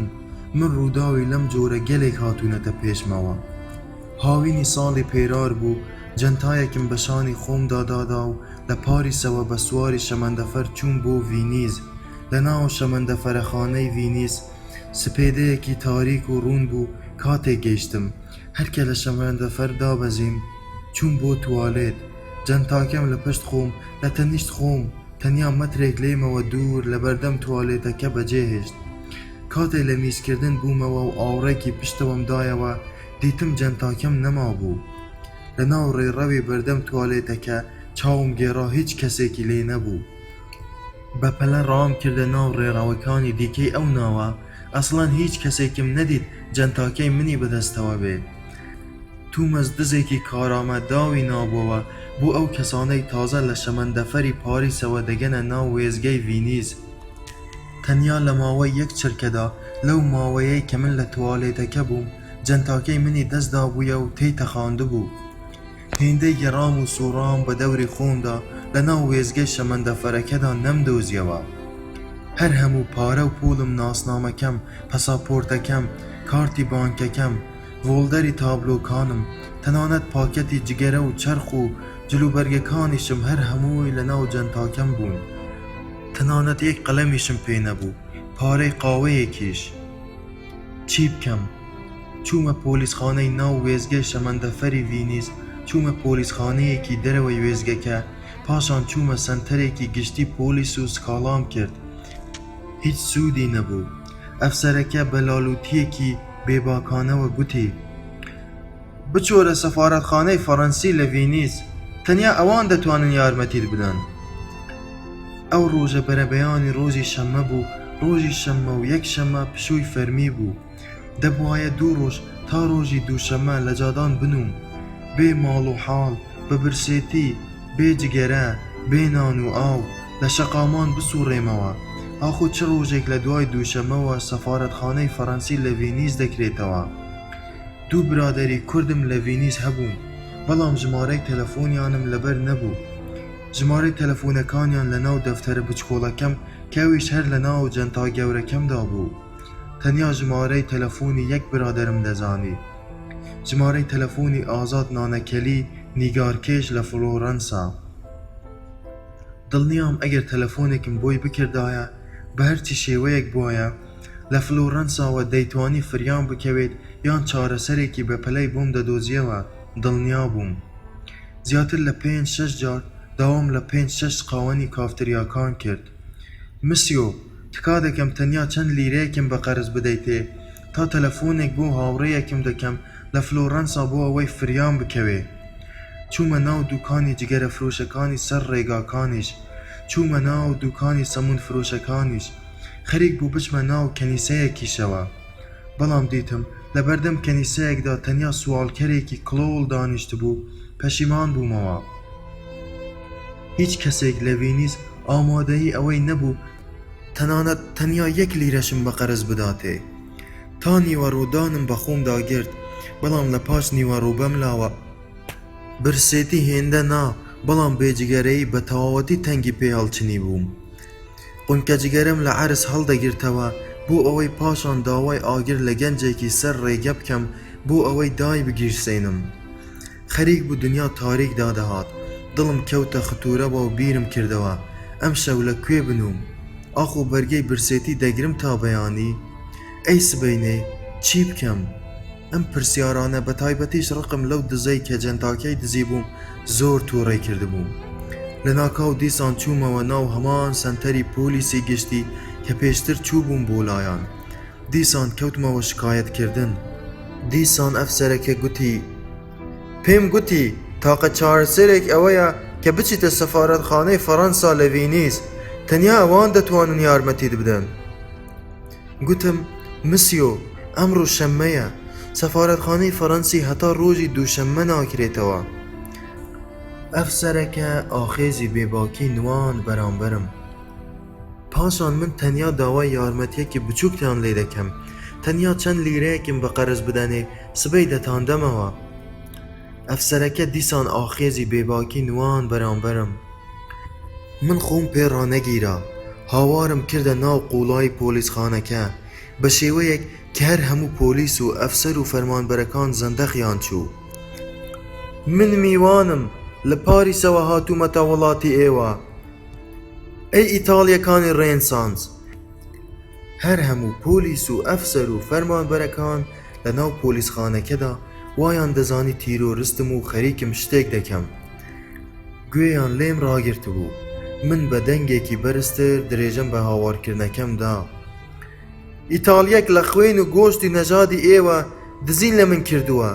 هەموو پارە و پول و کارتی بانک و پەساپۆرت و تەنانەت پاکەت و چەرخ و دەرپێقوتە و جلوبەرگەکانیشمی دزیوە.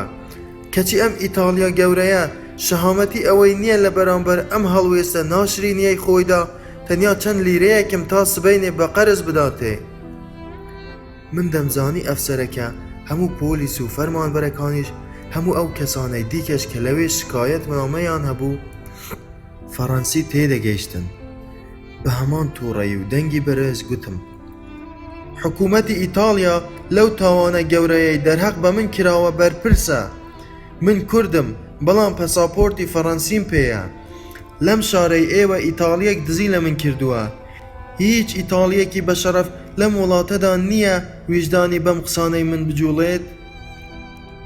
هەموویان بێدەنگ گوێیان لەم هاتوو هاوارم ڕاگرتە بوو. ئەمە چه وڵاتێکە کە دزی لە بێگانە و توریستان بکات و هیچ کەسێکیش نەبێ ویژدانی بجوڵێت و یارمەتیەکت بدا. سەرجەم پۆلیسخانەکە بە فەرمانبەر و پۆلیس و بە خەڵکەکەی ناویشەوە تەماشای دەمی منیان دەکرد. ڕوون کردەوە ئەفسەرەکە. من تەنیا داوای چەند لیرەیەکتان لێ دەکەم بە قەرز بۆ ئەوەی تەلەفۆنێک بۆ برادەرێکم بکەم لە فلۆڕەنسا بۆ ئەوەی فریام کەوێ. هیچ کەسێک دیسان هیچ نوتقێکی لەدەم نهاتە دەرەوە. لە ناکاو لەو لاوە پیاوێکی کۆک و جەنتڵمان هاتە لام و بە چرپە لێی پرسییم دەتوانین لە دەرەوە قاوەیەک پێکەوە بخۆینەوە؟ من قورگم وشک وشک بوو برسیشم بوو گوتم سپاست دەکەم.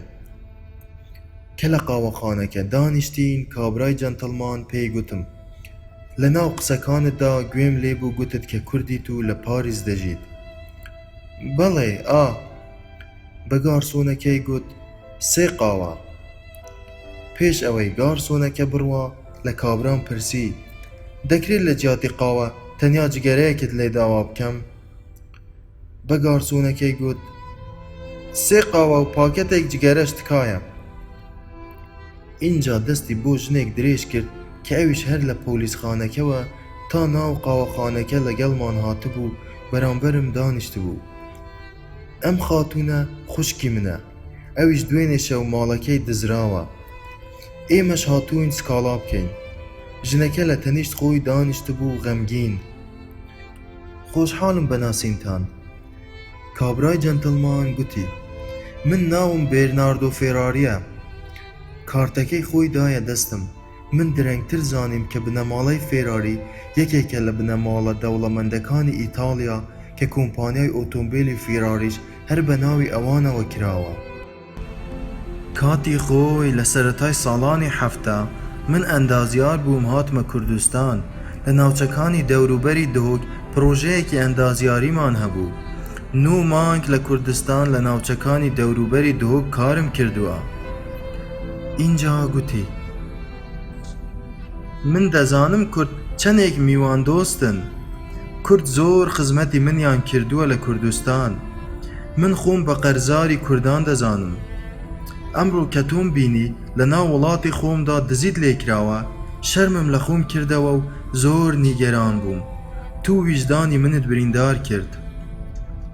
من ویستم بە مسیۆ فێراری بڵێم من تەنیا چەند لیرەیەکم بە قەرز دەوێ، بەڵێن بێ سبەینێ دەتاندەمەوە. بواری نەدام قسەکەم تەواو بکەم. ئەمڕۆ بە باشترین دەرفەتی دەزانم کە بتوانم پاداشتی چاکەی کورد بدەمەوە، چونکە لە وڵاتی خۆتان ئێوەی کورد زۆر یارمەتی منتان داوە. ئەو کاتەی ئەندازیار بووم لە ساڵی 1970 بۆ جێبەجێکردنی پرۆژەیەک هاتبووینە شاری دهۆک. ویستم پێی بڵێم برادەرێکم لە فلۆرەنسا هەیە، ئەگەر بتوانم تەلەفۆنێکی بۆ بکەم دێتە لام و لەگەڵ خۆی دەمبا، یا لەوانەیە پارەیەکم بۆ بنێرێ یان دیسان بواری نەدام قسەکەم تەواو بکەم. جەنتای پارەکەی لە باخەڵی دەرهێنا و کەوتە پارەژماردن. اینجا سەفتەیەک پارەی کاغەزی لە پێشم دانا. ئەمە پارەی 5 شەوی هۆتێلت. گوتم مسیۆ فێراری سەفتەیەکی ئەستور تریشی دانە سەر مێزەکە. ئەمەش پارەی جگەرە و خواردنەوە و نان خواردنی 5 ڕۆژی داهاتوت. تا و کاتەی فریای سەفارەتخانەی فەڕەنسی دەکەویت 3 سبەی. اینجا گوتی چونکە سەفارەتخانەی فەڕەنسی من دەزانم تەنیا 3 شەموان و 5 شەموان کراوەیە. من سرم سوڕما بوو. گوتم مسیۆ تکا دەکەم. بێرناردۆ فێراری دیسان بواری نەدام قسەم تەواو بکەم. سەفتەیەکی دیکەیشی دانە سەر مێزەکە. ئەمەش پارەی کارتێکی تەلەفۆن. وتم مسیۆ دەمویست پێی بڵێم من تەنیا چەند لیرەیەکم بە قەرز دەوێ بۆ ئەوەی تەنیا. دیسان بواری نەدام قسەکەم تەواو بکەم. ئەگەر هەڵی نەگریت هەتا ماوم جنێو بە کورد دەدەم. مسیۆ فێراری پێکەنی هەڵی گرە. ڕووی لە خوشکەکەی کرد و زەردەخەنەیەکی بۆ کرد. تەنیا یەک قومی لە قاوەکەی دا و هەستایەوە. خوشکەکەشی هەستایەوە. مسیۆ فێراری پێش ئەوەی بڕوا گوتی بەختێکی باشت بۆ دەخوازم لە ژیانتدا. منیش هەستامەوە و بە هەڵەداوان و حەپەساو کارتەکەی ئەوم بەدەستەوە وشک تەماشای ئەو هەموو پارەی سەر مێزەکەم دەکرد. بێرناردۆ فێراری دەستی تەوقەی بەردام و گوتی خوات لەگەڵ. لە لای دەرگاکەشەوە ئاوڕێکی دایەوە. پارەی جگەرە و قاوەکانمان خۆت بیدە. دەستێکی ڕاوەشاند و زەردەخەنەیەکی بۆم کرد. من لە ناو قاوەخانەکە دانیشتمەوە و خەریکی لێک جوداکردنەوەی سەفتەی پارەکان و ڕێکخستنیان بووم. لە ناکاو دیتم مسیۆ فێراری دیسان بە پەلە هاتە ژوورەوە و گوتی حەزم کرد قسەیەکی تریش بە جەنابت بڵێم. بەڵێ. مسیۆ فێراری زۆر بە شانازیکردن بە ئیتالیای وڵاتی خۆیەوە بەلاچاوێکەوە گوتی مەرجیش نییە ئەو کەسە جەنتاکەتی دزیوە ئیتالی بێ، چونکە ئەم شارەی ئێمە پڕە لە پەناهەندە و خەڵکی بێگانە خۆشت دەزانی. ئەم قسەیە کرد و بە هەنگاوی گەورە و خێرا گەیشتەوە دەرگا. بێ ئەوەی ئاور بداتەوە ئاوا بوو. بەم قسەی مسیۆ فێراری هەرگیز نیگەران نەبووم، بەڵام ئەوەم پێ ناخۆش بوو کە لە بیرم کرد پێی بڵێم سوپاس. من هەرگیز ئەم ڕووداوە بچووکە لە بیر ناکەم کە سەرجەم ژیانی منی گۆڕی و منی لە مەینەتیەکی زۆر ناخۆش لە شارێکدا کە هیچ کەسێکم تێیدا نەدەناسی ڕزگار کرد. ئەم ڕووداوە بچووکە واتە ڕزگاربوونی من لە دەست ئەو مەینەتیەی ئەو ڕۆژە تەنیا بەهۆی ئەمەوە بوو کە لەو ساتەی لە ناو پۆلیسخانەکەدا دەنگی خۆمم هەڵبڕی بەڕێکەوت مسیۆ فێراری لەوێ بوو. ئەگەر من لەو کاتەدا مسیۆ فێراریم لە ناو ئەو پۆلیسخانەیەدا نەناسیبە، یان ئەگەر مسیۆ فێراری لە ناو پۆلیسخانەکەدا نەبووایە، یان ئەگەر من تووڕە نەبوومایە و بە دەنگی بەرز ئەو قسانم نەکردایە، کێ دەیزانی ژیانی من بە چی دەگەیشت؟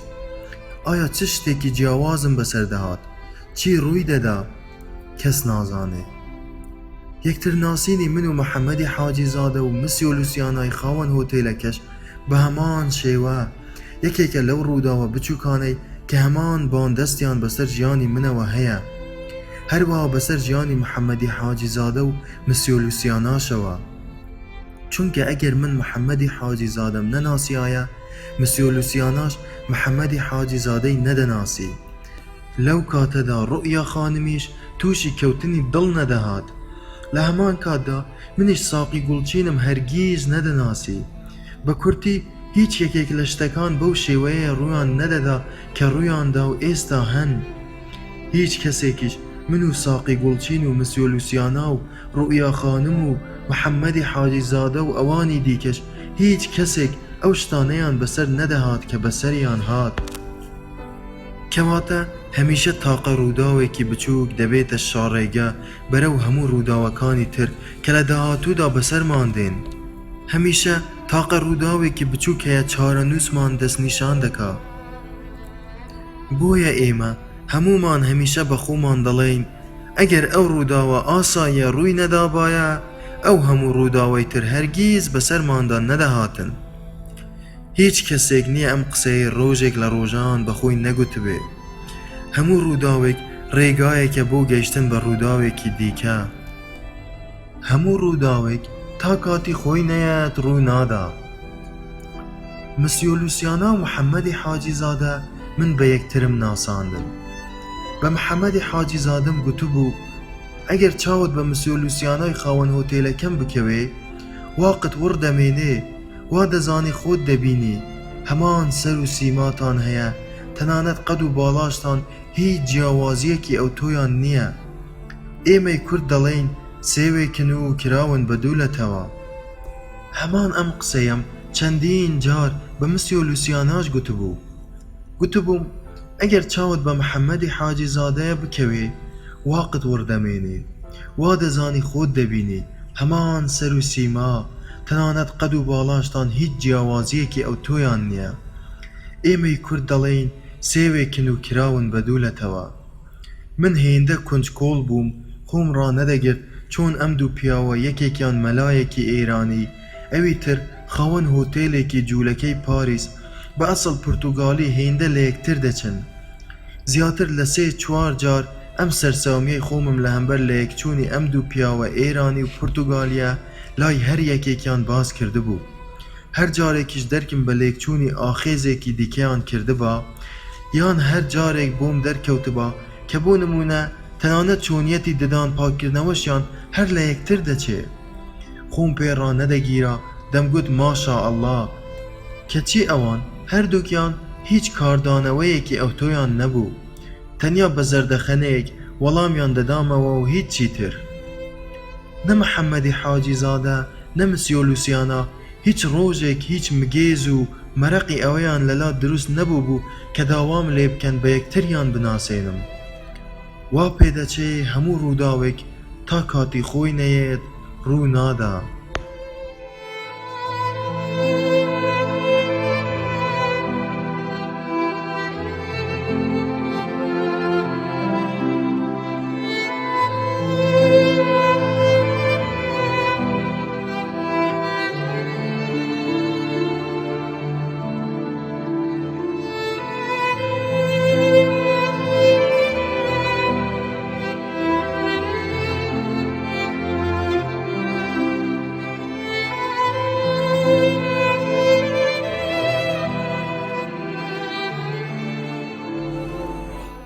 پاراستنی کولتوری ئیسلام و ئەخلاقی سیاسی لە نوێژ و ڕۆژوو زۆر گرنگترە. ئەو کاتەی محەممەدی حاجیزادەم ناسی تازە لە یۆنانەوە لە ڕێگەی کەشتیەکانی بەرەو ئیتالیا بە قاچاق خۆی کردبووە ناو خاکی فەڕەنساوە. دەیگوت چەند هەفتەیەکە داوای مافی پەناهەندەییم کردووە. لە مۆنتماخ ئێوارەیەکی ڕۆژی یەکشەمە لە ناو نیگارکێشە ئەرجەنتینی و چینی و یۆنانی و کوباییەکاندا ستاند و بۆردەکەی لیباردۆی هاوڕێمم وەرگرت بوو.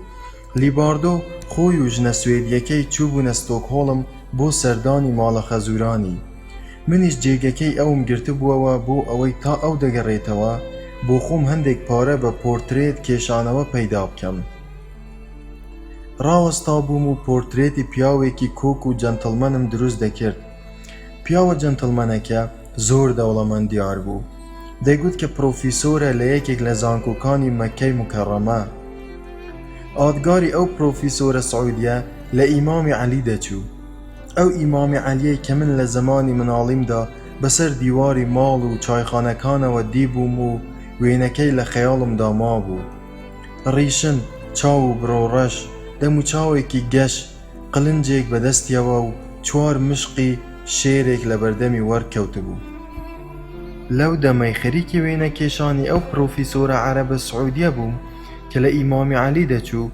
دەنگێکی فارسی لە پشت سەرمەوە بە ئەسپای گوتی: چه جالب! کاتێ ئاورمدایەوە و چاوم بە ڕوخسارەکە کەوت سەرەڕای زمانە فارسیەکە، وامزانی خاوەنی ئەو دەنگ و ڕوخسارە مسیۆ لوسیانای خاوەن هۆتێلەکەمە. پێم خۆش بوو کە مسیۆ لوسیانای خاوەن هۆتێلەکەم هاتووە بۆ مۆنتماخت. یەکسەر ویستم پاڵێتەکە دانێم و بە خێرهاتنی بکەم. سەڤا مسیۆ لوسیانە. کە تەماشام کرد وەک چۆن لە خەونێکدا وێنەی 2 کەس لە پێش چاودا تێکەڵ بە یەکتر دەبن، تووشی حاڵەتێکی سەرلێشێوانی زۆر سەیر هاتم. تەنانەت لە چرکەیەکدا لە خۆمم پرسی: من ئەم پیاوەم لەکوێ دیوە؟ ئەو من لەکوێم؟ زۆری پێ نەچوو هاتمەوە هۆش خۆم و زانیم کە ئەم پیاوەی بەردەمم مسیۆ لوسیانای خاوەن هۆتێلەکەم نییە. محەممەدی حاجیزادە بوو. هەمان قەلافەت و سەر و سیمای مسیۆ لوسیانە، قەمسەڵەیەکی کەشخە لەبەر ڕاوەستا بوو تەماشای پۆرترێتەکەمی دەکرد. دوای ئەوەی کە تەواو دڵنیا بووم ئەمە مسیۆ لوسیانای خاوەن هۆتێلەکەم نییە، لە مێشکی خۆمدا کەوتمە بەراوردکردنیان.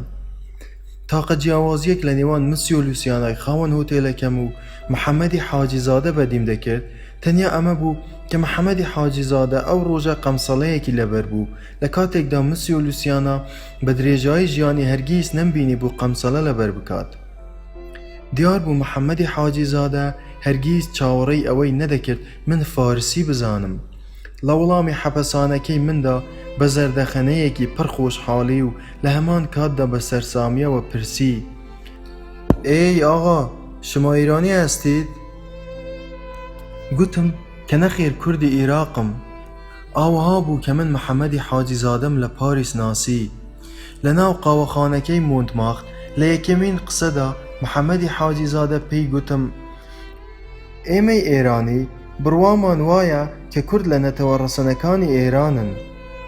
پاشان هەر لەوێ لە ناو قاوەخانەکەی مۆنتماخت کەوتینە باسکردنی زۆر شت، باس و خواسی ئەو هەموو هەزاران سەربازە بێگوناحەی لە وڵاتەکەی من و لە وڵاتەکەی ئەودا بەبێ هۆ و بەبێ هیچ تاوانێک بوونەتە خوراکی ئاگری ئەو شەڕە دەبەنگەی خومەینی و سەدام بەسەر هەردوو وڵاتەکەی ئێمەدا سەپاندویانە.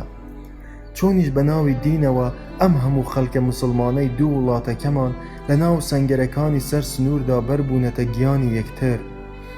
گرانی و بێکاری لە ناو شارەکانماندا، زەندەقچوونی ئینسان و بێزاری خەڵک لە ناو شاران، قاچاقچیەکانی سەر سنوور کە چۆن بەردەوام بە کۆمەڵ ئاوارە و ڕاکردوەکانی دەست سەربازی بە نرخێکی زۆر گران لە ئێرانەوە بە قاچاق دەگەیننە عێراق و لە عێراقیشەوە دەیانگەینن بە ئێران یان بە تورکیا.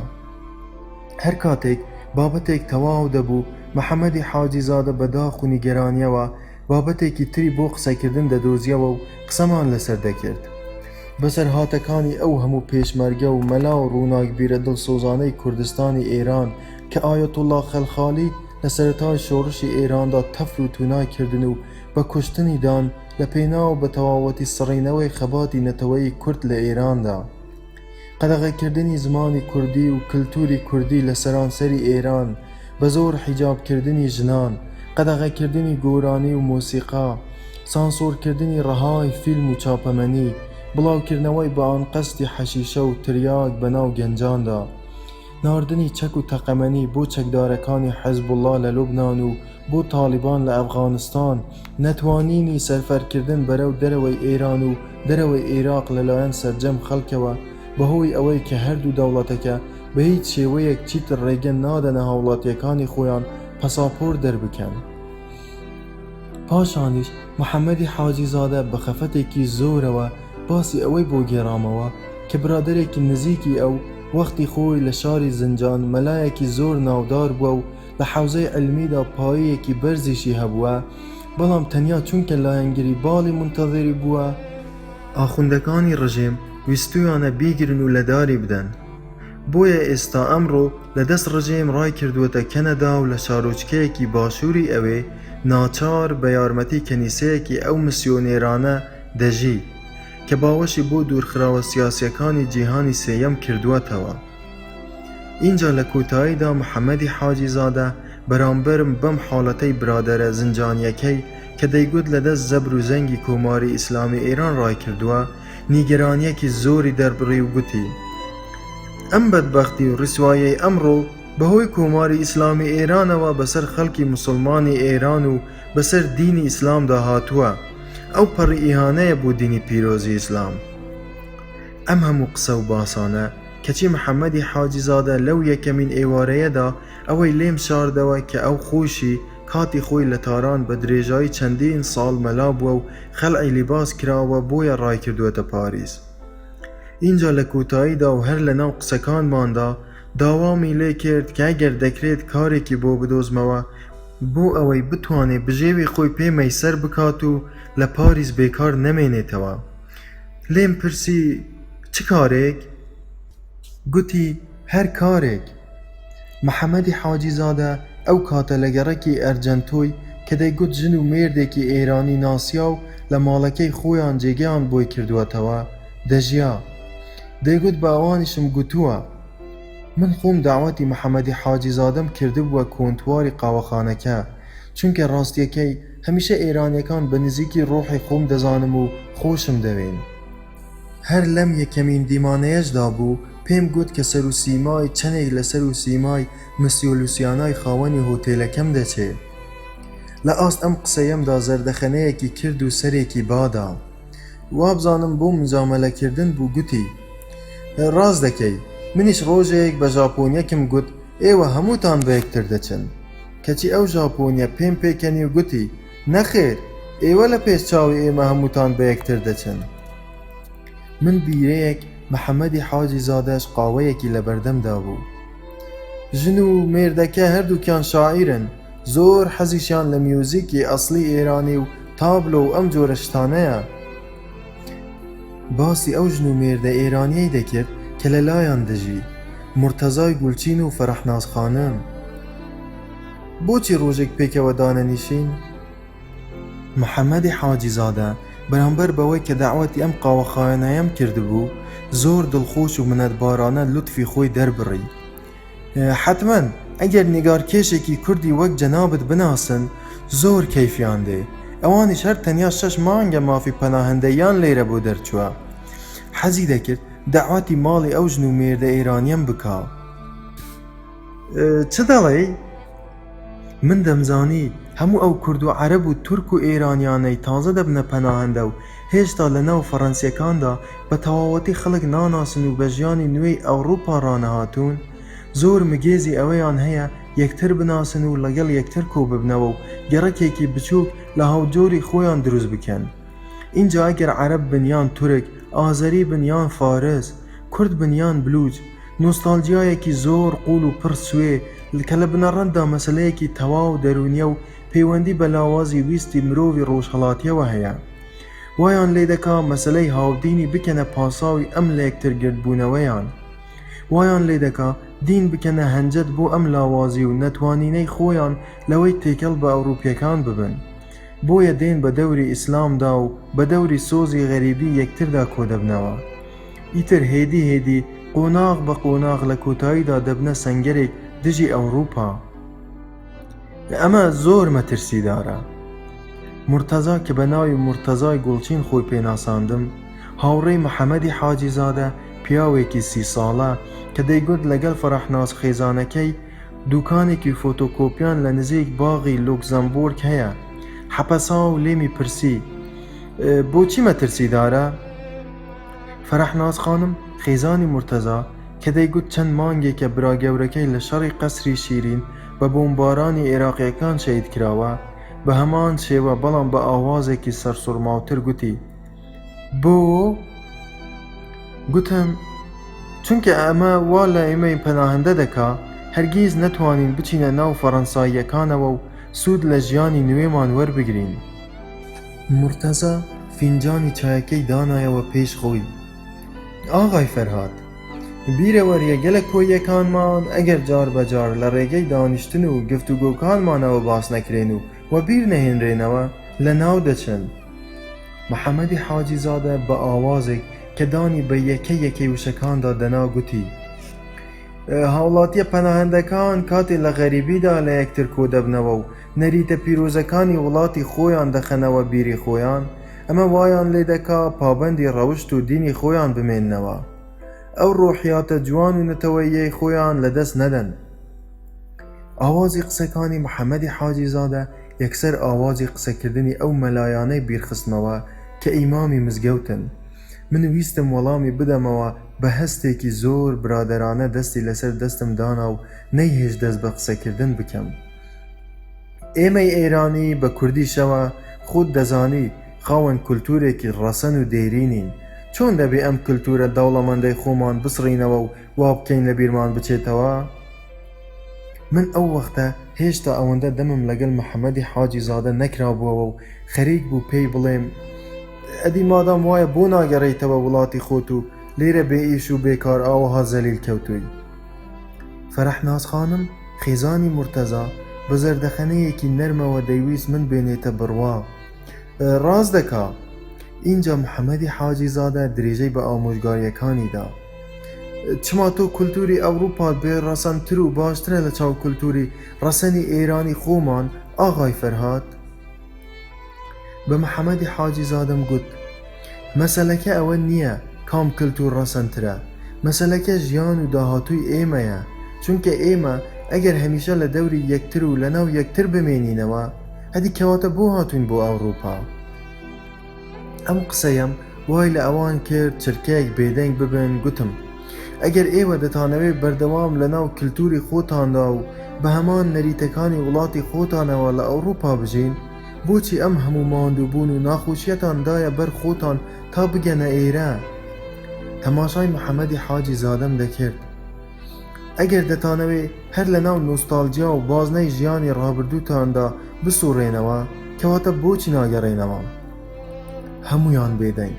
من دیسان گوتم: ئێوە کەواتە بۆچی هاتوون بۆ ئێرە؟ مرتەزا دڵنیا بووم دەیویست بڵێ ئێمە لە دەست بێ دەرامەتی و بێکاری لە ئێرانەوە ڕامان کردووەتە ئێرە، بەڵام لە شەرمی ئەوەی کە ژنەکەی خۆی لەوێ دانیشت بوو یەکڕاست گوتی: هاتوون بۆ ئەوروپا بۆ ئەوەی ئێمەش کەمێک دنیا ببینین ئیتر.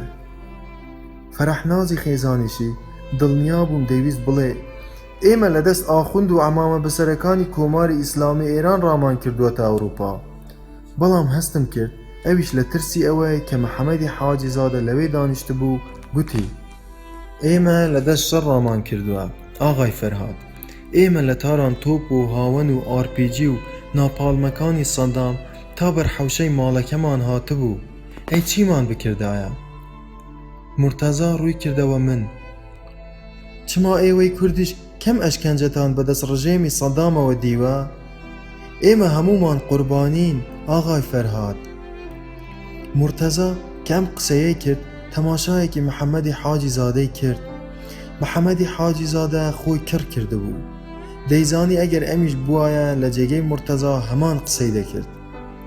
لەو ناوە فەرەحنازی خێزانی مرتەزا گوتی: کورد ئەسڵەن لە هەموو میلەتێکی دیکەی عێراق زیاتر چەوسانەوەیان بەدەست سەدامەوە دیوە، قوربانی هەرە گەورە لە عێراقدا کوردەکانن، ئێوەن. لە ناکاو هەستم کرد ژوورێکە پڕ بووە لە دووکاڵ، جگەرەکەم لە ناو تەپڵەکەکەی بەردەممدا کوژاندەوە. من تێبینیم کردووە لە ناو ئێمەی ئێرانی و عێراقیەکاندا تەنانەت لە ناو هەموو پەناهەندەکانی لە ڕۆژهەڵاتەوە هاتوون هەمیشە قسەکردن لەسەر ئەوەیە کە لە ناوەوەی وڵاتی خۆماندا کێ زیاترین قوربانی داوە. لە ڕژێمی پێشوودا کام لە ئێمە لە هەمومان زیاتر بووینەتە قوربانی و لە هەمومان زیاتر ئەشکەنجە و ناخۆشیمان دیوە. گوتم ئەمە وەک ئەوە وایە تۆ بێیت خۆت لە بەردەم کەسێکدا ڕوت و قوت بکەیتەوە و برینە ناشرینەکانی جەستەی خۆتی پێ پیشان بدەیت و پێی بڵێ ئەها تەماشام کە ئاخر خەڵکی ئەوروپا لەو کاتەدا بێزت لێ دەکاتەوە نەک بەزەی پێتدا بێتەوە. فەرەزەن ئەوە بەزەیشی پێتدا هاتەوە چی؟ ئەوان بێدەنگ بوون و منیش درێژەم پێدا. بە خەڵکی ئەوروپا چی؟ کەم برینە ئەحمەق و ئەم زامە ناشرینانە بە جەستەی تۆوە هەیە. تەماشای محەممەدی حاجی زادەم دەکرد. ئەوروپا ئەمڕۆ هیچ ئەوەی بەلاوە گرنگ نییە تۆ ژیانێکی چەندێک سەختت هەبووە و چیت لێ قەوماوە و چیت بەدەست ڕژێمەکەی خۆتەوە دیوە. گرنگ ئەوەیە تۆ ئەمڕۆ چیت؟ دەتەوێت کێ بیت؟ دەتەوێت چی بکەی؟ ئەمە گرنگە لای خەڵکی ئەوروپا. زەحمەتە. محەممەدی حاجی زادە لەبەر خۆیەوە بە ورتە ئەم قسەیە کرد. چی زەحمەتە؟ محەممەدی حاجی زادە گوتی ڕەگ و ڕیشە چەسپاندن لە جێگەیەکی نوێ هێزێکی زۆرت لێ دەبا. مەبەستت چییە؟ ئەگەر بتەوێ خۆت لەگەڵ وڵاتێکی تازە ڕابهێنی ئەم کارە وزەیەکی یەجگار زۆرت لێ دەستێنێ. ویستم هانی بدەم بەڵام جەنابت جارێ تازە لە بەهاری تەمەنی خۆت دای. اینجا لە ناکاو شتێکم بیر هاتەوە.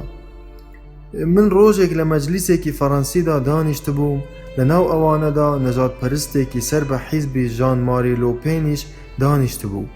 لە وەڵامی نیگارکێشێکی عەرەبی عێراقیدا گوتی ئێوە خۆتان بەرپرسن لەو هەموو ئەو ئەشکەنجەیەی بەدەست سەددامەوە دیوتانە.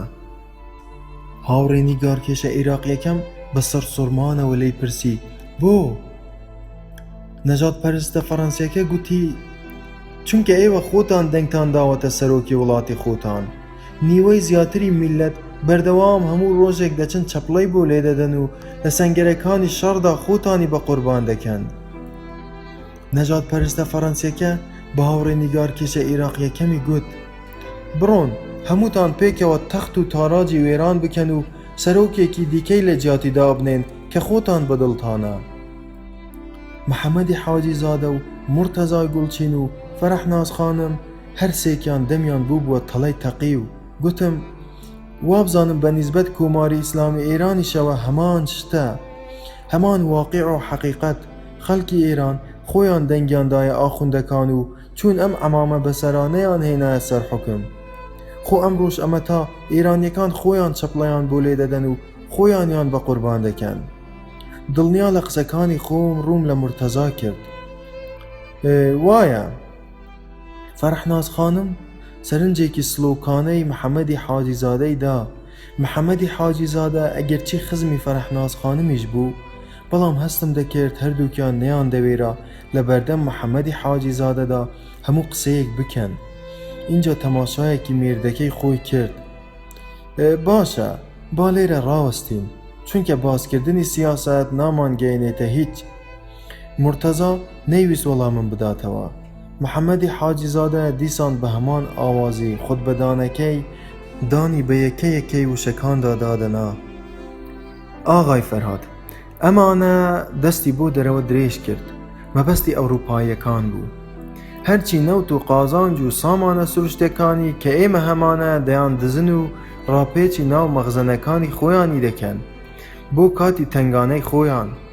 لەو سەریشەوە هەرچی تانک و تۆپ و ناپالم و فرۆکەی شەڕی و چەکی قورسیان هەیە پەیمانی دەفرۆشن بۆ ئەوەی ئێمە لە ڕۆژهەڵات یەکتری پێ بکوژین. شەڕەکانی لای ئێمە هەر خۆیان هەڵی دەگیرسێنن بۆ بەرژەوەندی خۆیان بۆ ئەوەی وڵاتەکانی ڕۆژهەڵات بکەنە بازارێک بۆ فرۆشتنەوەی فرۆکە شەڕی و چەکە قورسەکانیان. فەڕەنسا و ئەڵمانیا تاکو ئێستاش بەردەوام چەک و تەقەمەنی دەفرۆشنە سەدام. ئەمریکا ئەمڕۆ پشتیوانی هەرە گەورەی سەدامە. هەموو کەسێک ئەمە دەزانێ بەرپرسی یەکەم خودی خۆیانن نەک ئێمە. اینجا لەناو بێدەنگی دوای قسەکانی خۆیەوە دووپاتی کردەوە. بەرپرسی یەکەمی برسێتی و بەدبەختی ئێمە ئەمریکا و خودی ڕژێمە ئەوروپیەکانن نەک ئێمە. من لەو کاتەدا ئەوەم بیر هاتەوە کە محەممەدی حاجی زادە چەند ڕۆژێک پێشتر داوامی لێ کرده بوو کارێکی بۆ بدۆزمەوە بۆ ئەوەی بژێوی ژیانی خۆی پێداوین بکە. بەڵام لە ڕووم نەهات ئەم بێکاری و بەدبەختیەی بە چاوی دابدەمەوە و پێی بڵێم باشە کە تۆ ئێستا لە وڵاتی خۆت دەربەدەر کراویت و هاتوویت لێرە بێماڵ و بحاڵ بەدوای کاردا دەگەڕێی کێ بەرپرسە لەم بێکاریەی تۆ کۆماری ئیسلامی ئێران یان فرانسوا میتران ئەوهام پێی نەگوت پێم گوت واتە ئێستا ڕۆژئاوا بەرپرسە لە نەهامەتیەکانی ئێمە محەممەدی حاجی زادە گوتی بەڵێ پێکەنیم و گوتم لە ساڵی 1970 کە لە تاران بووم لەسەر هەموو دیوارەکانی شەقامی ئینقیلاب بە گەورەی نووسرا بوو ئاوروپا بەد ئەست ئامریکا بەدتەر ئەست شروعی ئەس هەمێشان بەدتەر ئەست محەممەدی حاجی زادە دیسان گوتی بێگومان ئەمە ڕاستە ویستم پێی بڵێم باشە ئەگەر ڕاستە کەواتە تۆ بۆچی بۆ خۆت هەر لە ئێران نەمایتەوە و ڕاتکردە ئەم ئەوروپایە لە ڕووم نەهات تەنانەت پێشی بڵێم خۆ هیچ نەبێ ئەوروپا ئەمە تا باوەشی بۆت کردووەتەوە و هیچت لێ ناکا کەچی وڵاتی خۆت لە وڵاتی خۆت دەری کردیت و ئاوارەی کردووی ئاوەهام پێی نەگوت گوتم من باوەڕ ناکەم ئەوروپا ئەو ناڕەواییانە دەرهەق بە هاوڵاتیانی خۆیان بکات کە عێراق و کۆماری ئیسلامی ئێران دەرهەق بە هاوڵاتیانی خۆیان دەکەن محەممەدی حاجی زادە تازە بوو گەشتە بووە پاریس شانازیەکی یەکجار زۆری بە ئێرانی بوونی خۆی و بە موسڵمان بوونی خۆیەوە دەکرد ئێمەی ئێرانی هەر هیچ نەبێ کولتورێکی ئەسیل و مێژوەکی دێرین و دێرینێکی پیرۆزمان هەیە محەممەدی حاجی زادە زۆر بە گەرمیەوە لە ناو نۆستالجیای ئێرانی بوونی خۆیدا دەکوڵا هێشتا جارێ بە تەواوەتی هەستی غەریبی وڵات لە کانگایدا خامۆش نەبوو بووەوە و گوتی من وا تێدەگەم بۆ ئێمەی موسڵمانی ئاوارەی ئەوروپا پاراستنی ڕەوشت و کولتوری ئیسلام لە نوێژ و ڕۆژوو زۆر گرنگترە اینجا گوتی من ئەمە چەندین مانگە لەناو ئەم چڵکەوەی ئەوروپا دەخڵێمەوە ئەم فەڕەنسیانە کەی بەشەرن کەی دەزانن ئەخلاق و عادەت و مرۆڤایەتی چییە باوەڕم پێ بکە چەندین مانگە لەم پاریسە دەسوڕێمەوە تۆ یەکەمین کەسێکیت لەگەڵی دابنیشم قاوەیەکی لەگەڵ بخۆمەوە دەزانی ئاغای فەرهاد ئەسڵەن یەک بەشەریان یەک تۆسقالێک هەست و مرۆڤایەتی و میوان دۆستیان تێدا نییە چین ئەمانە اینجا گوتی من ئەگەر لێم نەقەومایە چ مەجبور دەبووم بێم لێرە داوای مافی پەناهەندەی لەم بێدین و کافرانە بکەم من لەو دەمەدا بەدەست خۆم نەبوو پێکەنینم بە ئاوازی قسەکردنی محەممەدی حاجی زادەدا دەهاتەوە هەروەها بە هەندێ لەو وشانەی بەکاری دەهێنان وەک کافر و بێدین دەمێک بۆ حەزم دەکرد پێی بڵێم ئاغای محەممەد ئاوازی قسەکردنی جەنابەت زۆر لە خودبەدانی ئیمامی مزگەوتەکان دەچێ لە کۆتایی جەسارەتم کرد قسەکەی پێ بڵێم محەممەدی حاجی زادە لە وەڵامدا یەکسەر گوتی بەڵێ وایە من ئیمامی مزگەوت بووم بەسەر سۆڕماویەوە لێم پرسی جەنابەت ئیمامی مزگەوت بووی؟ گوتی بەڵێ لە مزگەوتی زەینەبە لە تاران پێم سەیر بوو کە قسەکەم ڕاست دەرچوو بەجددیتە؟ گوتی بەڵێ من ئیمامی مزگەوتی زەینەبە بووم لە تاران لە نزیک پردی کەریم خان لەو دەمەدا مورتەزا دەمی قسەی کردەوە بەڵێ ئیتر ئێمە لەگەڵ جەنابی حاجی زادە لە تاران هاوگەڕەک بووین خزمی فەرەحناز خانمی خێزانمە لە دڵی خۆمدا گوتم لە کۆتاییدا ئەمە تا مەلایەکیشم ناسی کە هاتووە داوای مافی پەناهەندەیی بکات لە پاریس ڕووم کردە مورتەزا من بەگاڵتەوە وام گوت مورتەزا گوتی نەخێر ئیتر ئاغای حاجی زادە نەک هەر لە فیقهی ئیسلامی بەڵکو لە شەریعەتیشدا شارەزاییەکی باشی هەیە لە حەوزەی عیلمی تاران وانەی ئوسوڵی عەقیدەی دەگوتەوە ئەو ڕۆژە لە مۆنتمارتر بەهۆی تابلۆی پرۆفیسۆرە سعودیەکەوە یەکترمان ناسی ڕووم لە محەممەدی حاجی زادە کرد بۆت باسکردن؟ محەممەدی حاجی زادە ڕووی لە مورتەزا بەڵێ یەکسەر ڕووی قسەی کردەوە من آغای فرهاد من پیم سیر رسم کردنی پورتریتک لپاریس ام همو پارهی پیده دره. فرحناز خانم روی کرده حاجی زاده. آغای حاجی زاده لأوروپا نرخی تابلو هر اصلا زور گرانه وک لای خومان نیه. دزانم. فرحناز خانمی خزمی حاجی زاده وک اوی رینوینی بکا بو باشتر تیگیاندنی کلتور و جیان لفرانسا چونکه خوی چند سالک لپیشتره و لفرانسا جیا بو. تابلوی واهیه نرخی دگاته $50,000. مرتضاش هر روی لحاجی زاده. اینجا سیر لمدایه تابلوی واهیه لچند توپلا رنگی کو لچند خطک زیادتر هیچی تری تیدا نابین ره.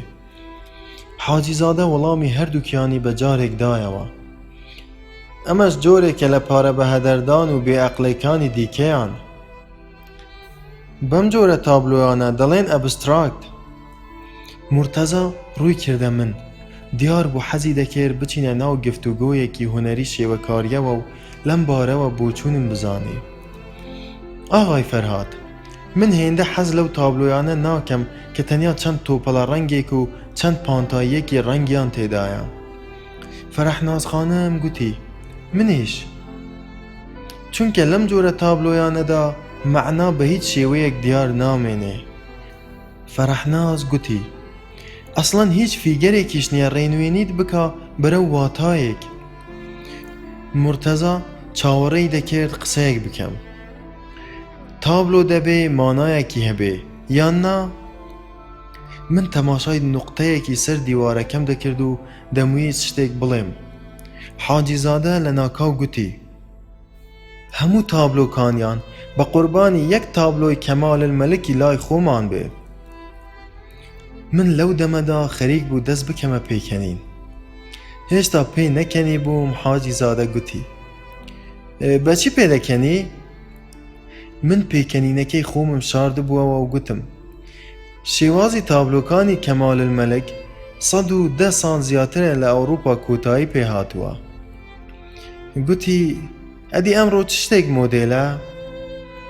گوتم مدل روز بروز خوی تازه دکاتوا.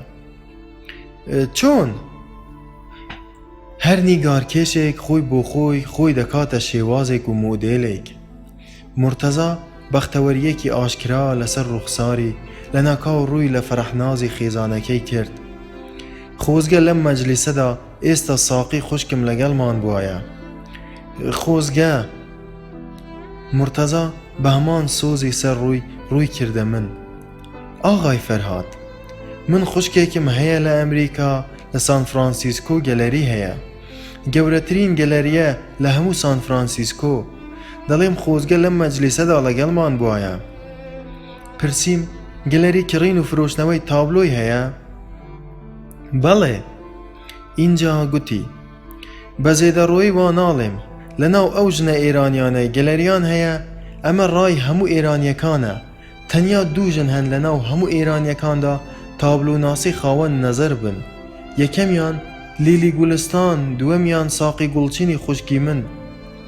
فرحناز خانم گوتی راسته گلریکانیان همیشه جمیده ام لتاران و اویش لسان فرانسیسکو پرفروشترین گلری ایرانیکان لهمو دنیا. من دبی دانی پیداونیم دمو دست کود مسر میگزی اوی که ام ساقی گلچینه خوشکی مرتضای گلچین بناسم بلکو هنده لتابلوکانی خومی پی پیشان بدم بو فروشنویان.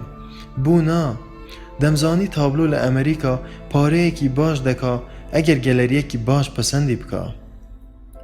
اگر حز بکن هنده لتابلوکانی خومی بدیاری لشیوی دیاپوزیتیو بوده نیرم. ناو نشانتان هیا؟ بچاوان حتما خوشحال دبی اگر تابلوکانی جنابت ببینه. مرتضا که دیار بو شارزایی کی پروفیشنالانه لنیگار کشان ده بو لیمی پرسی آغای فرهاد ایو بچه شیوازک رسم دکن؟ لسر چه ریبازک درون؟ گوتم من لسر هیچ ریبازک ناروم رسم دکم تنیا رسم دکم. حاجی زاده دیار بو به پیچوانه هر دوکان هیچ چیج و پیور و آگاداریه که لبستینی نگار کشان دا نبو لیمی پرسی ڕسمی چی دەکەی؟ مرتەزا لە گۆشەنیگایەکی دیکەوە دووپاتی کردەوە. ڕسمی چی دەکەی ئاغای فەرهاد؟ گوتم من هەرچی شتێک تێی نەگەم ڕسمی دەکەم. حاجیزادە پرسی چی؟ دیسان دووپاتم کردەوە. هەرچی شتێک تێی نەگەم ڕسمی دەکەم. حاجیزادە لێمی پرسی هەرچی شتێک تێی نەگەی یان تێی بگەی؟ گوتم هەرچی شتێک تێی نەگەم. حاجیزادە تەماشای حونجەکردنی پیتەکانی دەمی دەکرد. هەرچی شتێک تێی نەگەی ڕسمی دەکەی؟ گوتم بەڵێ هەرچی شتێک تێی نەگەم ڕسمی دەکەم. حاجیزادە دەیویست دڵنیا ببێ. هەرچی شتێک تێی نەگەی ئینجا ڕسمی دەکەی؟ پێی نەکەنیم. گوتم بەڵێ هەرچی شتێک تێی نەگەم ئینجا ڕسمی دەکەم. حاجیزادە گوتی بۆ ئەو شتانەی ڕسم دەکەی کە تێیان ناگەی؟ گوتم نەک تەنیا ئەو شتانەی تێیان ناگەم بەڵکو هەموو ئەو کەسانەش کە تێیان ناگەم ڕسمیان دەکەم. حاجیزادە پرسی باشە بۆچی تەنیا ئەو شتانە و ئەو کەسانە ڕسم دەکەی کە تێیان ناگەی؟ گوتم چونکە دەمەوێت تێیان بگەم. دڵنیا بووم حاجیزادە یەکەم جاری بوو گوێی لەم قسانە بێت لەبارەی ڕسمکردنەوە. گوتم هەر وەختێک کە دەکەومە سەر ڕسمکردنی ئەو شتەی یان ئەو کەسەی تێی ناگەم ئیتر وردە لەگەڵ تەواوکردنی ڕسمەکە تێی دەگەم. وا دیار بوو لای حاجیزادە ئەم بۆچوونەی من وەک گەمەیەکی لێ هاتبوو. لێمی پرسی ئەدی بۆچی ئەو شتانە و ئەو کەسانە ڕسم ناکەی کە تێیان دەگەی؟ گوتم زۆر پێویست نییە ئەو شتانە و ئەو کەسانە ڕسم بکەم کە خۆم پێشتر تێیان گەیشتوم. اینجا گوتم ئینسان چ پێویست دەکا خۆی بە شتێکی ئەو تۆوە سەرقاڵ بکە کە پێشتر تێی دەگا. من دەمزانی گفتوگۆکەمان حاڵەتێکی هەندێک کۆمیدی وەرگرتە بوو، بەڵام سەبارەت بەوەی کە یەکەم جارم بوو لەگەڵ هەر سێکیان دانیشت بووم و تازە بوو بووینە ئاشنا یەکتر نەمدەتوانی پێ لەوە زیاتر هەڵببڕم. مرتەزا لەولاوە وابزانم بۆ حەنەک یانیش بۆ ئەوەی کە حاجیزادەم لە کۆڵ بکاتەوە هەڵیدایە. ئاغای فەرهاد ئێستا حەز دەکەی ڕسمی من و فەرەحناز بکەی ڕۆژێ؟ دەم و دەست گوتم ئومێدەوارم.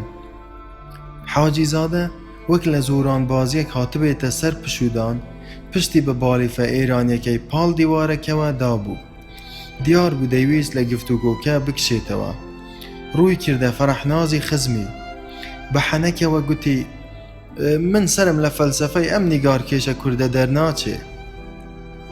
مرتەزا گوتی ئاغای فەرهاد تۆ دیاپۆزەتیڤی تابلۆکانی خۆتم بد بۆ ساقی خوشکم دەیانێرم. پێم خۆش بوو مرتەزا خۆی ئەم داوایەی لێ کردم. دڵنیام پەسەندیان دەکا. سپاست دەکەم. لەو ڕۆژەوە بوو بەهۆی محەممەدی حاجیزادەوە خاوەنی ناودارترین گەلەریەکانی سان فرانسیسکۆ بووە هاوکارم.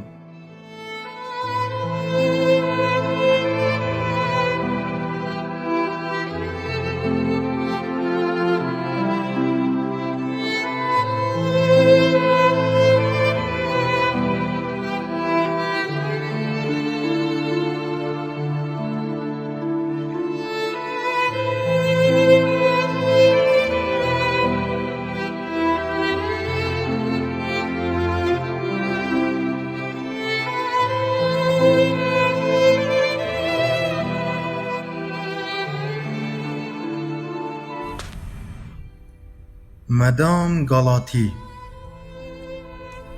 ئەو پیاوە ئێرانیە کێیە کە دەقا و دەق بە لوسیانا دەچێ؟ مەدام گاڵاتی دایکی مسیۆ لوسیانا تەمەن دەوروبەری 70 ساڵ لە ڕۆژێکدا 2 جار دەهات بۆ هۆتێلەکە. هەموو بەیانیەک سەعات دەوروبەری 7 پێش ئەوەی هۆتێلەکە جێبهێڵم بۆ ئەوەی پسوولە و حساباتی هۆتێلەکەی ڕادەست بکەم. جاری دووەمیش شەوان دەوروبەری سەعات 9:30 بۆ ئەوەی چاوێک بە هۆتێلەکەدا بخشێنێت و سۆراغی پێداویستەکانی هۆتێلم لێ بکە. بۆ نمونە ئەگەر بۆ کافتریای هۆتێلەکە شەکر یان قاوەمان پێویست بوایە دەچوو سەرێکی لە کافتریاکە دەدا و بەدەم خواردنەوەی قاوەیەکەوە بۆ ماوەی چارەگە سەعاتێک هەندێک حیسابات و نووسینی لەوێ دەکرد. اینجا لە کۆتاییدا گوێم لە ئاوازی پیری هەنگاوەکانی و تەقەتەقی لەسەر خۆی بابوجەکەی بوو. هێور هێور سەرێکی لە کۆگا پان و پۆڕەکەی هۆتێلەکەش دەدا، کۆگایەکی درێژ کۆڵەی کەمێک تاریک و شێدار. بەرامبەر ئەو پێشوازیەی لێیدا دەنیشتم اینجا دەڕۆیشت. ئۆغڤاغ لەم وشەیە زیاتر هەرگیز هیچ قسەیەکی دیکەی لەگەڵم نەدەکرد. منیش بە هەمان شێوە ئۆغڤاغ دەمزانی کە من لەو هۆتێلەی ئەواندا لە فەرمانبەرێک زیاتر هیچی تر نیم. دەبوایە سنووری کار و قسەی خۆم باش لە بەرچاو بگرم. چەندین ساڵ لەو هۆتێلە کارم دەکرد. یەکەم جار بوو مەدام گەڵاتی پرسیارێکم لێ بکات کە پەیوەندی بە هۆتێل و کارەکەمەوە نەبێ. درێژەی بە پرسیارەکەی خۆی دا: لوسیانای کوڕم بۆی گێڕامەوە. مەدام گەڵاتی پرسیارەکەی لە کات و شوێنێکی وادا نەکرد کە نیشان بدا مەسەلەی لێکچوونی مسیۆ لوسیانای کوڕی و محەممەدی حاجیزادە لای ئەو هێندە گرنگ بێ. خەریک بوو هەندێک کاغەز و پسوولەی کە لە کافتریاکەوە لەگەڵ خۆی هێنابوونی دەخستە ناو جەنتا دەستێکەیە و دەڕۆیشت. بۆیە منیش بە زەردەخەنەیەکی پڕ لە حورمەتەوە کە هەمیشە لەگەڵی پێ ڕاهاتە بووم سەرپێیانە وەڵامیم دایەوە: ئەگەر چاوت بەم محەممەدی حاجیزادەیە بکەوێ مەدام باوەڕ بکە واقت وردەمێنێ، وا دەزانی لوسیانای کوڕەکەی خۆت دەبینی. بەڕاست هەمان سەر و سیما و ئادگار تەنانەت قەد و باڵاشیان هیچ جیاوازێکیان لەگەڵ یەکتر نییە. ئێمەی کورد دەڵێن سێوێکن و کراون بە دوولەتەوە. مەدام گەڵاتی دەمزانی چەندێک لوسیانای کوڕە تاقانەکەی خۆی خۆش دەوێ کە تاقە یادگارێک بوو لە بنەماڵە جوولەکە پورتوگالیەکەیانەوە مابووەوە. پرسی: ئێرانیە؟ گوتم بەڵێ. برادەرتە؟ بەڵێ. مەدام گەڵاتی نەیگوت بانگی بکە ئێرە با ڕۆژێک بیبینم. گوتی: سەیرە. جەنتاکەی کردە شانی و وێنەی زەردەخەنەیەکی سەرسوڕما و زەردەخەنەیەکی زۆر لە دڵەوەی خۆی لە ناو چاوانی مندا بەجێ هێشت و ڕۆیشت. ئۆغڤاغ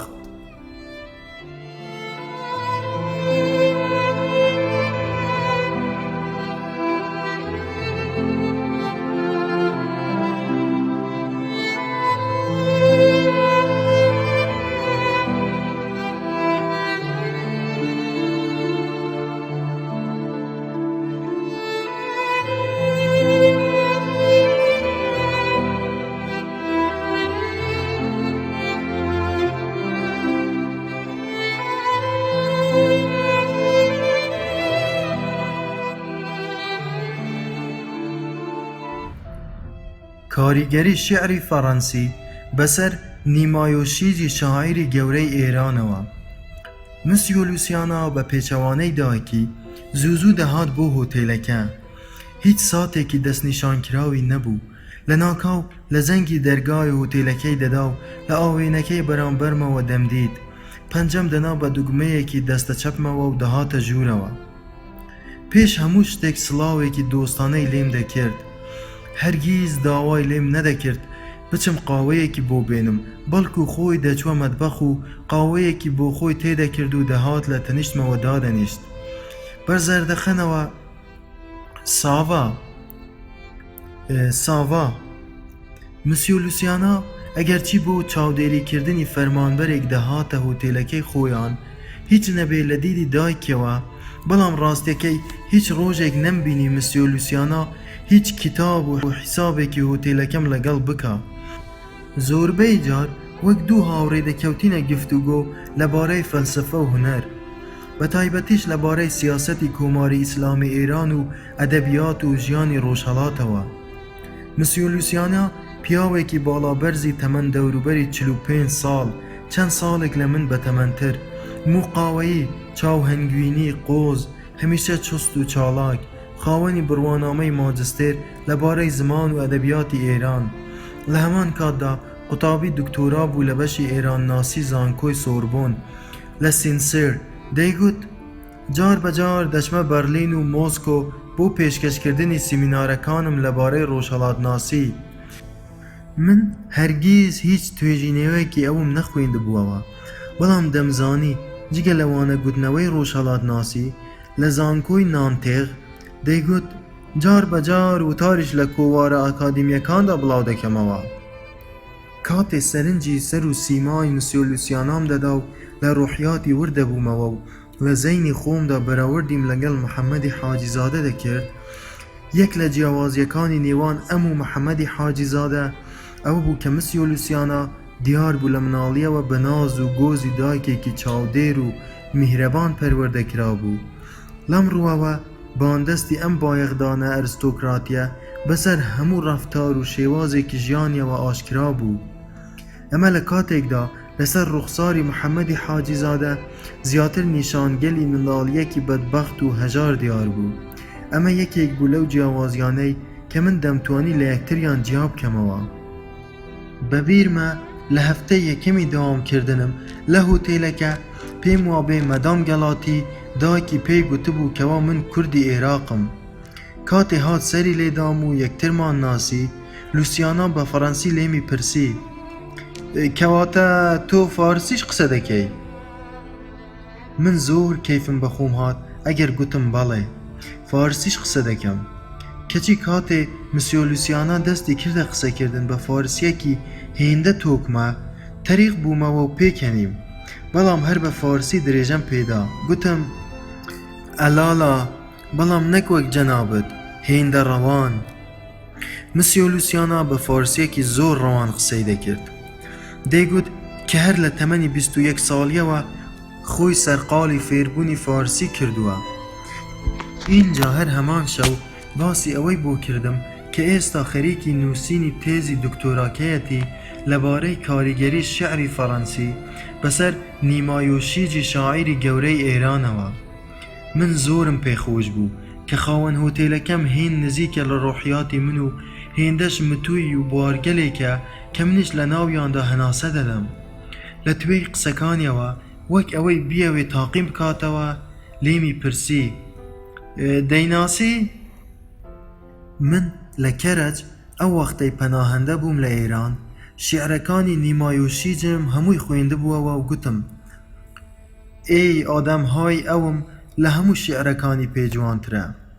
لە دوای ئەم قسەیەمەوە کە یەکەمین 5 دەقیقەی یەکترناسیمان بوو داوای لێکردم چیتر لە کاتی ناوهێنانیدا وشەی جەناب ڤۆوس بەکار نەهێنم، بەڵکو وەک هاوڕێیەک بە لوسیانا ناوی ببەم.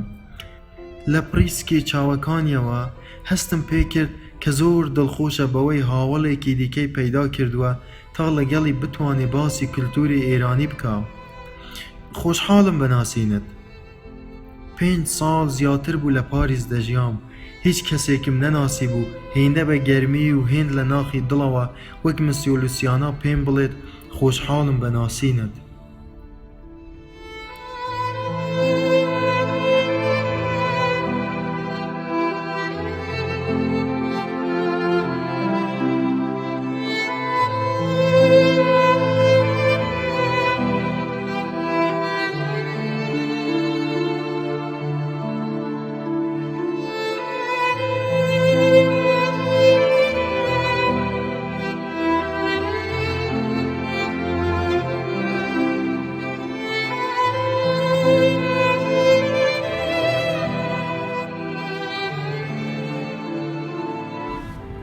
بۆچی لە هیچ وڵاتێکی موسڵماندا دوو پەناهەندەی ڕۆژئاوایی نابینین؟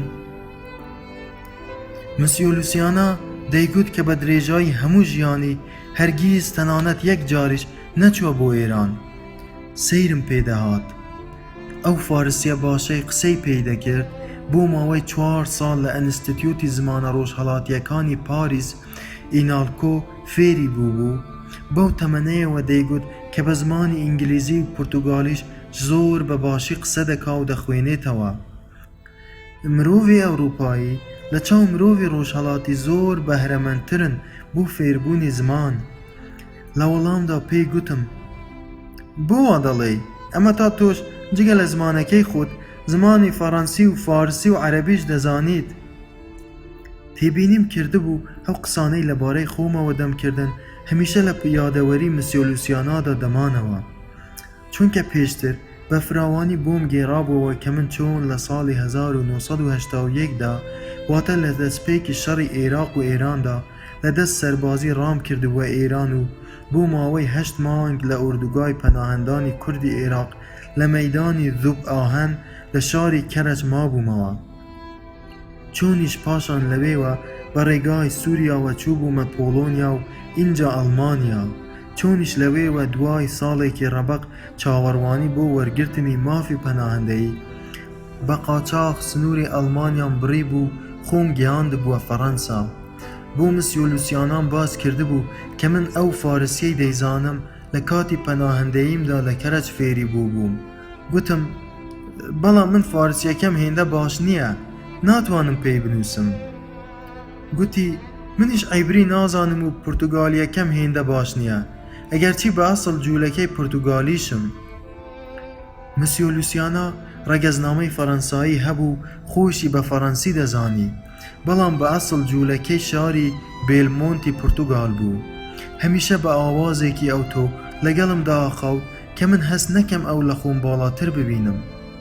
وابزانم بەم ڕەفتارە خاکەڕایەی دەیویست دڵنیام بکات لەوەی کە ئەو سەبارەت بەوەی لەلایەکەوە دکتۆرا دەخوێنێت و لەلایەکی دیکەشەوە خاوەنکاری منە خۆی لە من بڵندتر نابینێت. اینجا ڕاستەکەشی بە درێژایی هەموو ئەو چەند ساڵەی کە من لە هۆتێلەکەیان کارم دەکرد هەرگیز فیزێکی وای دەرنەدەخست ئەو ساغبێری من بێ. جلوبەرگیشی بە پێچەوانەی ئەو جوولەکانەوە بوو کە لە شقامەکانی پاریسدا دەمبینین. شەپقەیەکی ڕەش لەسەر ڕیشیان بەردابووەوە یانیش کڵاوێکی ڕەشی بچکۆڵەیان بە دەمبوزێک لە تەوقی سەری خۆیان دەدا بۆ ئەوەی بناسرێنەوە جوولەکەن. هەمیشە جلوبەرگێکی ئاسایی بەڵام گەنجانە و ڕێکپۆشی لەبەردەکرد. جار جاریش تێبینیم دەکرد ئەو کراسە کشمیری و ئێرانیانەی لەبەر دەکرد کە بازرگانە ئێرانی و چینیەکان بە تایبەتیش بازرگانە هیندیەکانی لە هیندستانەوە دەهاتن و لە هۆتێلەکەی خۆماندا دەبەزین لەگەڵ خۆیان دەیانهێنا. دەمدیت ئەو کراسە جوانانەیان بە دیاری پێشکەشی مسیۆ لوسیانا دەکرد کە من هەندێ جار هەر بە بوونەکەیان لە دوورەوە دڵم پێیان دەگەشایەوە. مسیۆ لوسیانا دەیگوت کراسی یەخەداخراوی ئێرانیم زۆر پێجوانە، دەڵێن خەڵک لە ئەسفەهان زۆرتر لەم جۆرە کراسانە لەبەردەکەن. من هەر لە سەرتاوە لێم ببووە مەرەق. پیاوێکی گەنجی پاریسی باسڵ جوولەکەی پورتوگال، قوتابی دکتۆرا لە زانکۆی سۆربۆن، خۆی و دایکی خاوەن هۆتێلێکی سێ ئەستێرەی لۆکس لە پاریس کە درەنگتر زانیم خاوەن دوو هۆتێلی دیکەشن، یەکەمیان لە ئۆکسفۆرد دووەمیشیان لە تەل ئەبیب. بە چه ئامانجێک خۆی فێری زمانی فارسی کردووە، لە پێناوچی لە ئەدەبیاتی ئێرانی دەکۆڵێتەوە. بۆ؟ مسیۆ لوسیانا کەمێک داما، وای پیشاندا ئەمە یەکەم جار بێ لە ژیانیدا ئەم پرسیارەی ڕوبەڕوو کرابێتەوە. بەڵام من وام هەست کرد بیاوێ لە کاتی قسەکردندا شتێکم لێ بشارێتەوە. لە کۆتاییدا تەماشایەکی کردم هەندێ جار لە نیگای مسیۆ لوسیانا دەسڵەمیمەوە و گوتی تۆ حەزت لە نیگار کێشانە وایە؟ بەڵێ. دوای قەیرێک بێدەنگی کە باش دیار بوو دەیویست لە ناو ئەو بێدەنگیە درێژەدا شتێکی نهێنی یان گرنگ بشارێتەوە، هەناسەیەکی حەسرەتی هەڵکێشا و گوتی منیش حەزم لە ئەدەبیاتە. هەناسە حەسرەتاویەکەی هێندە پڕ سوێ و قوڵ ڕێگەی لەوە دەگرت کە من بڕوا بهێنم کە هۆی ئەم بایەغدانەی وی بە ئێران و زمانی فارسی تەنیا حەزێکی ئاسایی بێت بۆ ئەدەبیات. باوەڕم نەدەکرد بە تێگەیشتنی من هۆ و ئامانجی دیکە لە ئارادا هەبوو. ڕاستیەکەشی مسیۆ لوسیانا جگە لە ئەدەبیات خولیا و شارەزاییەکی زۆری لە بەستێنی سیاسەتی نێودەوڵەتیشدا هەبوو، بە تایبەتیش لەبارەی سیاسەت و مێژووی ئیسلام، نەمازە مێژووی ئێران و تورکیا. هەر لە زمانی سەرهەڵدانی ئیسلامەوە تا دەگاتە کللتوری ئەمڕۆی کۆماری ئیسلامی ئێران. مسیۆ لوسیانا هەر لە یەکەم ساتەکانی یەکترناسینمان لێمی پرسی ڕاد بەرامبەر ئەو سیستەمەی کۆماری ئیسلامی ئێران چییە؟ من باش لە پرسیارەکەی نەگەیشتم. گوتم سیستەم؟ وابزانم دەیویست باشتر بمناسێ. گوتی تۆ 8 مانگان لە ئێران ژیاوی، لەوێ چیت بینی؟ هەستت بە چی کرد؟ ئاخۆ مرۆڤ لەوێ باشتر دەژینیان لە وڵاتانی ڕۆژاوادا. لەناو هۆڵی پێشوازی هۆتێلەکە دانیشت بوون. 2 قاوە لە نێوان هەردووکماندا هەبوو. ئەوەی من دەمێک بوو تەواو بوو بەڵام قاوەکەی ئەو هێشتا تێیدا مابوو. جگە لەمەش مسیۆ لوسیانا ساغبێرم بوو. بیرێکم لە پرسیارەکەی کردەوە و لێم پرسید بۆ وەڵامدانەوەی ئەم پرسیارە دەکرێت پرسیارێک لە جەنابت بکەم؟ بێگومان. گوتم ژمارە ئەو مرۆڤە ڕۆژهەڵاتیانەی لە وڵاتانی ئەوروپا دەژین لە چاو ئەو مرۆڤە ئەوروپیایانەی لە وڵاتانی ڕۆژهەڵاتدا دەژین چەندە؟ وەک شتێک بەرسەری کەوتبێ گوتی چی؟ گوتم بۆچی لە هیچ وڵاتێکی موسڵماندا 2 پەناهەندەی ڕۆژاوایی نابینین؟ زیرەکانە تەماشای ناو چاومی کرد. دەمزانی پرسیارەکەم کنجکۆڵی ئەوی ڕژاندووە. مسیۆ لوسیانا جێگەی کورسیەکەی ژێر خۆی خۆشتر دەکرد. دەیویست لەسەر کورسیەکەیەوە باشتر گوێ بۆ قسەکانم ڕابدێرێ. گوتم ئەمە لە کاتێکدا تەنیا لە وڵاتێکی وەکو دانیمارک کە ژمارەی دانیشتوانەکەی 5 ملیۆن کەسە، 1 ملیۆن تەواوی خەڵکی دانیمارک بە ئەسڵ پەناهەندەن. وەک قوتابیەک گوێ بۆ مامۆستایەکی خۆی شل بکا ملی لار کردبووەوە و گوێ ڕاگرت بوو. گوتم ئەمە مانای چییە؟ نازانم. بۆچی پێکەنی و گوتی ئەمە مانای وایە کە ئەوروپاییەکان خۆیان ئەوروپای خۆیان دروست کردووە. ئێوەش دەبێ خۆتان ئەوروپایەک بۆ خۆتان لەسەر خاکی خۆتان دروست بکەن. ناسنامەی خۆتان. پێی لەسەر وشەی ناسنامە داگرت. مەبەستان چییە کە دەڵێن ناسنامە؟ گوتی پێویستە ناسنامەیەکی خۆتان هەبێ. اینجا گوتی پێویستە ناسنامەیەکی خۆتان هەبێ، نەک ئەوروپا وەک ماسک و دەمامکێکی خوازرا و بنێن بە ڕوخساری خۆتانەوە. پاشان گوتی بۆ ئەوەی لە قسەکەشم بە هەڵە تێنەگەی دەمەوێت پێت بڵێم کە پرسیارەکەت مانایەکی دیکەشی هەیە. وڵاتەکانی ڕۆژهەڵات بەوانەی ئێوەشەوە سیستەمێکی تۆتالیتار و دیکتاتۆر بەڕێوەیان دەبن، وایە؟ تەماشای ناو چاومی دەکرد و چاوەڕێی وەڵامدانەوەی منی دەکرد. گوتم وایە. گوتی کەواتە دەبێ ئێوە ڕۆڵی خۆتان هەبێ لە سەرنگونکردنەوەی ئەم ڕژێمانەی خۆتان. اینجا گوتی من مارکسی و کۆمۆنیست نیم، بە هەڵە تێم نەگەی. پاشان لەژێر برۆکانیەوە پێکەنی و گوتی نەژاد پەرستیش نیم. مسیۆ لوسیانا کاتێ وتی ئێوە دەبێ ڕۆڵی خۆتان هەبێ لە سەرنگونکردنەوەی ئەم ڕژێمانەدا، من کەمێک تەریق بوومەوە، بەڵام نەیهێشت ئەم تەریق بوونەوەیم دۆخێکی نێگەتیڤ لە ناو گفتوگۆکەماندا دروست بکات. یەکسەر پێی گوتم خۆ منیش دەزانم هەڵبەتا مرۆڤ لای ئێوە ئەگەر باشتر بژیایە تۆ بۆچی پەنات دەبردە بەر ئەوروپا؟ اینجا بە هەمان مەبەستی دڵدانەوەی من شتێکی دیکەشت پێ بڵێم. بەشێکی زۆر لە جوولەکەکانی پورتوگالیش ئەو وڵاتەی کە من تێیدا لەدایک بووم باسڵ مەغریبین. بریتین لەو جوولەکانەی کە لەدەست زوڵمی ڕژێمی ئیسلامی مەغریب وەختی خۆی پەنایان بردووێتە بەر پورتوگال. هەندێکی دیکەش ئەو جوولەکانن کە لەدەست نازیەکانی ئەڵمانیا ڕایان کردووەتە پورتوگال. ئەم قسانەی مسیۆ لوسیانا کلیلێک بوون بۆ کردنەوەی دەرگای گفتوگۆیەکی درێژ کە لە یەکەم شەوی یەکترناسینماندا لە ناو هۆڵی پێشوازی هۆتێلەکەدا زیاتر لە سەعاتێک و نیوی خایاند. مسیۆ لوسیانا دەیگوت کە جوولەکەکانی پورتوگال بە درێژایی سەدەکانی ڕابردوو وەک میلەتی کورد ئەمڕۆ لە تورکیا و ئێران و سووریا مافی هاوڵاتی بوون و ڕەگەزنامەیان هەرگیز پێ نەدراوە و نەیانتوانیوە ممارەسەی دین و کللتوری نەتەوەی خۆیان بکەن. بۆیە بە درێژایی سەدەکانی ڕابردوو جوولەکەکانی پورتوگال لەدەست زوڵمی پاشا یەک بە دوایەکەکانی پورتوگال هەمیشە ڕایان کردووەتە وڵاتەکانی دەوروبەر. ئەمە تەماشاکە تاکو ئەمڕۆژ لە سەدا 14 دانیشتوانی بەلجیکای ئەمڕۆ بەئەسڵ جوولەکەی پورتوگالین.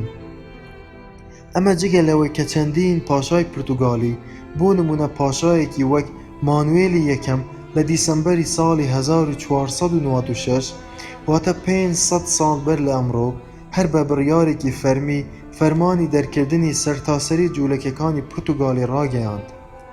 لوسیانا دڵی منی دەدایەوە. ئێوەی کورد لە چاو جوولەکە هەر هیچتان نەدیوە. دەیگوت ئێمەی جوولەکەی پورتوگالی لە سەدەی 20میشدا تەنانەت تا ساڵی 1974ش کە ساڵی هاتنە سەر حکمی دیموکراسیە لە پورتوگال هەندێکمان لە ترسان زۆربەشمان لە برسان بەردەوام ڕامان کردووەتە وڵاتانی تری ئەوروپا. مسیۆ لوسیانا دەیگوت بنەماڵەی ئێمە واتە باوک و دایکم لەگەڵ من کە ئەو کاتە مناڵ بوومە لە ساڵی 1953 ڕامان کردووەتە پاریس و لێرە ئەم هۆتێلەمان کڕیوە. اینجا لە کوتای قسەکانیدا بەبیرمە خاکەڕایانە گوتی وایشی مەبینە کە هەر هەموو جوولەکەکانی پورتوگال خوا پێداو بین. نا ئێمەش ئەو پورتوگالیانەی لە پورتوگالەوە ڕامان کردووەتە فەڕەنسا تاکو ئەمڕۆژ زۆربەی هەرە زۆرمان لە فەڕەنسا دەرگەوانین یانیش پاسەوان و خزمەتکاری ماڵە دەوڵەمەندەکان. اینجا گوتی بەڵام ماڵباتی ئێمە بەختی ئەوەمان هەبوو کە سەروەت و سامانمان لە دەرەوەی پورتوگالدا وەگەر خستە بوو. لوسیانا باسی ئەوەی نەکرد ئاخۆ ئەو سەروەت و سامانەی خۆیان لە کام وڵات بەگەر خستە بوو. منیش بە جوانم نەزانی لێی بپرسم. هەرچەند من بیرم بۆ ئیسرائیل دەچوو دەمگوت هەبێ و نەبێ باوکی مسیۆ لوسیانا لەبەر ئەوەی جوولەکە بووە لەوانەیە ئەو سەروەت و سامانەی خۆی لە ئیسرائیل وەبەرهێنابێ. اینجا شێلگیرانە بیری کردەوە و گوتی ڕاستیەکەیشی ئەمە دەگەڕێتەوە بۆ زیرەکی باوکم. ئەگەر ئەم دووربینی و زیرەکەی باوکم نەبوایە ئێمەش ئێستا وەک زۆربەی پورتوگالیە پەناهەندەکانی پاریس یان دەرگەوان دەبووین یانیش خزمەتکاری ماڵە گەورەکان. من لەو دەمەدا جوولەکەکانی جارانی گەڕەکی مناڵی خۆمم بیرکەوتەوە لە هەولێر. دایکم بۆمی دەگێڕایەوە کە چۆن لە ساڵی 1951 بە بڕیاری فەرمی نووری سەعیدی مەلیکی عێراق هەر هەموو جوولەکەکانی کوردستان بنەو بارگەیان پێچاوەتەوە و بە زۆرەملەی ڕەوانەی ئیسرائیل کراون. دایکم دەیگوت ئێمەی کوردی موسڵمان لەو کاتەدا چوون هەر هەموو کورسی و مێز و ئاوێنە و سندوق و کەنتۆڕ و نوێن و کەوگیر و قاپ و قاچاغە فرێدراوەکانی ئەو جوولەکانەمان کە لە بەردەم ماڵی خۆیاندا کەڵەکەیان کردبوون بە نرخێکی زۆر هەرزان کڕیەوە تەنیا بۆ ئەوەی لە ڕێگەی ئاوارەبوونی خۆیاندا ئەو جوولەکە بەستە زمانانە هیچ نەبێ هەندێک پارەی کەمیان پێبێت بۆ ئەوەی لە ڕێگە باروبوویان بکات. دایکم دەیگوت جوولەکە دەڵێن چێل لە هەر کوێیەک بزێت گرنگ نییە بەڵام ئەوەی گرنگێ ئەمەیە کە بێچوو چێڵەکە هی خۆمان بێت. مسیۆ لوسیانا لە ناکاو بە ناومێدیەوە تەماشایەکی سەر زەویەکەی کرد وەک برینێکی کۆنی کوڵا بێتەوە. بەڵام سەروەت و سامان بەچی دەچێ؟ ئەم قسەیە کرد و یەکسەر تەمی هەستێکی فیگاری قوڵ کە لە ناومێدیەک دەچوو کەوتە سەر ڕووی ڕۆحی کوژاندەوە. دوای ئەوە ئیتر هیچی دیکەی نەگوت. من لە یەکەمین شەوی یەکتر ناسینمانەوە هەستم بەو تەمە فیگاریەی سەر ڕووی مسیۆ لوسیانا کرد. هەرگیز نەمدەتوانی تێبگەم کە بۆچی جار بەجار لە کاتی گفتوگاکانماندا تەمی ناومێدیەک لە ناکاو ڕووی شادی ئەو پیاوە قۆز و پایەدارەی دادەپۆشی کە لە ڕووی داراییەوە مسیۆ لوسیانا لە هیچ شتێکیشی کەم نەبوو. پیاوێکی گەنجی زۆر قۆز، نووسەرێکی ئەکادیمی زۆر دەوڵەمەند، قوتابی دکتۆرا لە زانکۆی سۆربۆن، خاوەن 3 هۆتێلی لوکس، هەر یەکەیان لە پایتەختێکی جیاوازی دنیا. ئایا باندەستی مردنی باوکی بوو؟ ئایا هەستێکی کافکایی و نادیاری جوولەکانە بوو؟ ئایا کۆستی عەشقێک بوو یان جودابوونەوەیەک؟ یان سەرچاوەکەی لە نەخۆشیەکی کوشندەوە هەڵقوڵا بوو؟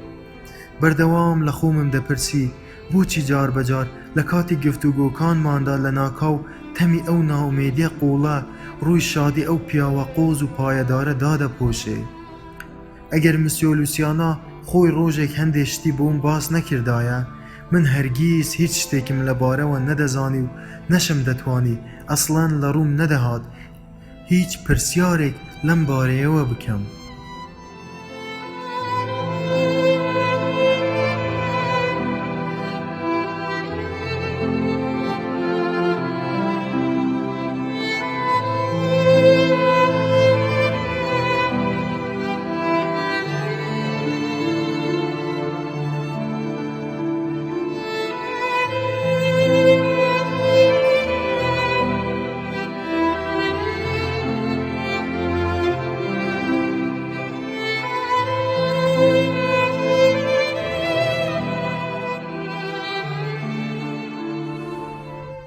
سەردانی ئەسفەهان بۆ من خەونێکە.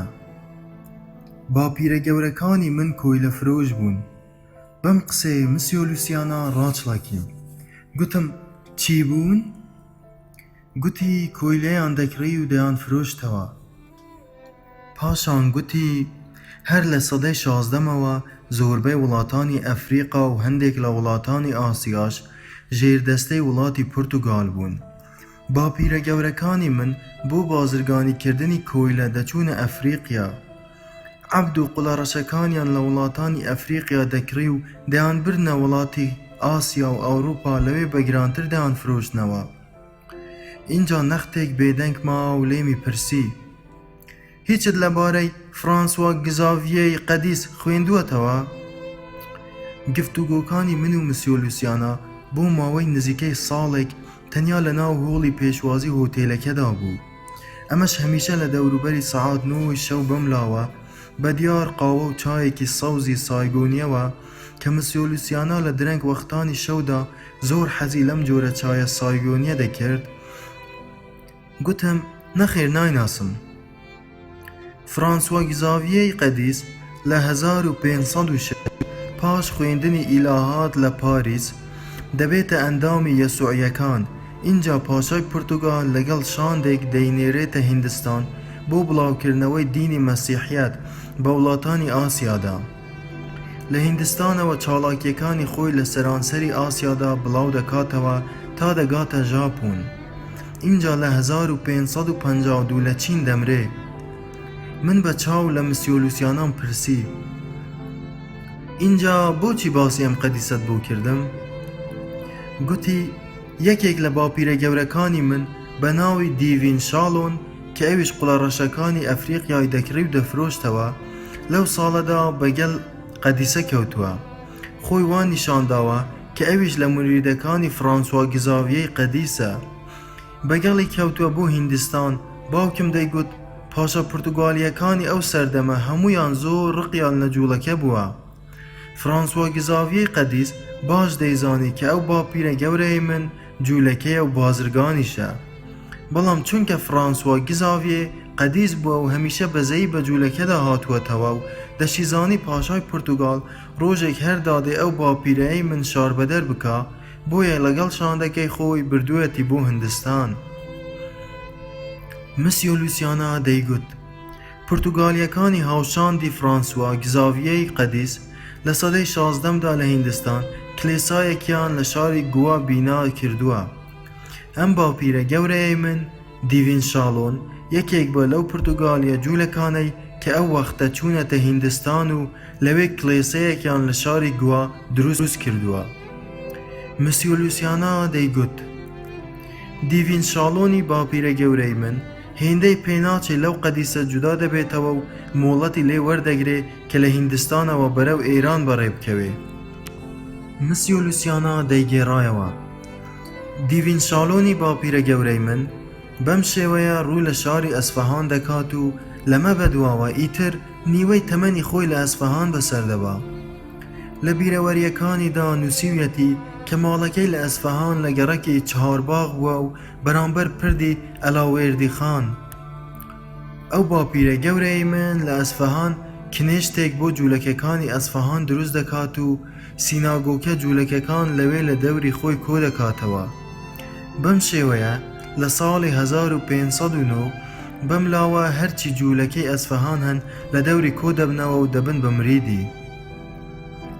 دیڤین شاڵۆنی باپیرە گەورەم سەبارەت بەوەی کە خۆی بەقەدەر وەزیرێکی شاه ئیسماعیلی سەفەوی ئێران پارەدار بووە و لە ئەسفەهان چەندین مرید و خزمەتکاری لەگەڵدا بووە، هەرچی کتێب و بەڵگەنامە و کەشکۆڵی کەنیشتەکانی ئێران هەن لەبارەی یەهودیەت و جوولەکەکانی ئاسیا دەیان کڕێ و لە ناو کنیشتەکەی ئەسفەهاندا کۆیان دەکاتەوە. ئەم کەنیشتە ئەمڕۆ لە ئەسفەهان ناوی بەیت لەحمم و هێشتا هەر ماوە.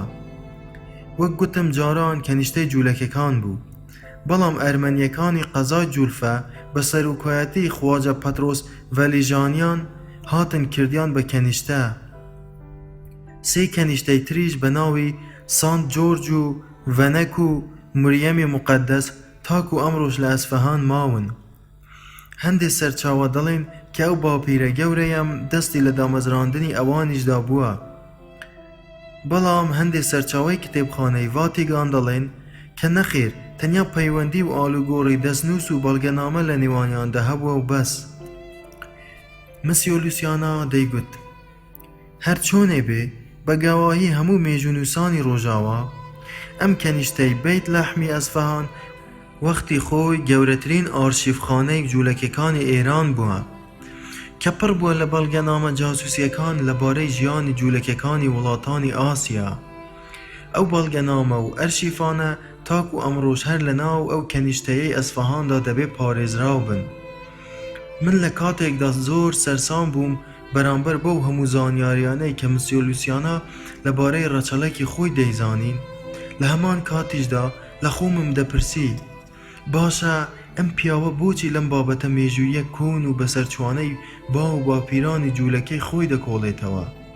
ئەم جۆرە توێژینەوە مێژوویانە چ سوودێکیان بۆ خۆی یان بۆ قەومی جوولەکە هەیە ئەمڕۆ؟ زۆربەی جاران لە وەڵامی ئەم پرسیارانەدا بە خۆمم دەگوت کە لەوانەیە ئەم گەڕان و توێژینەوانە بەشێک بن لە ئەرکی زانستی ئەم جۆرە پیاوە ئەکادیمیانە.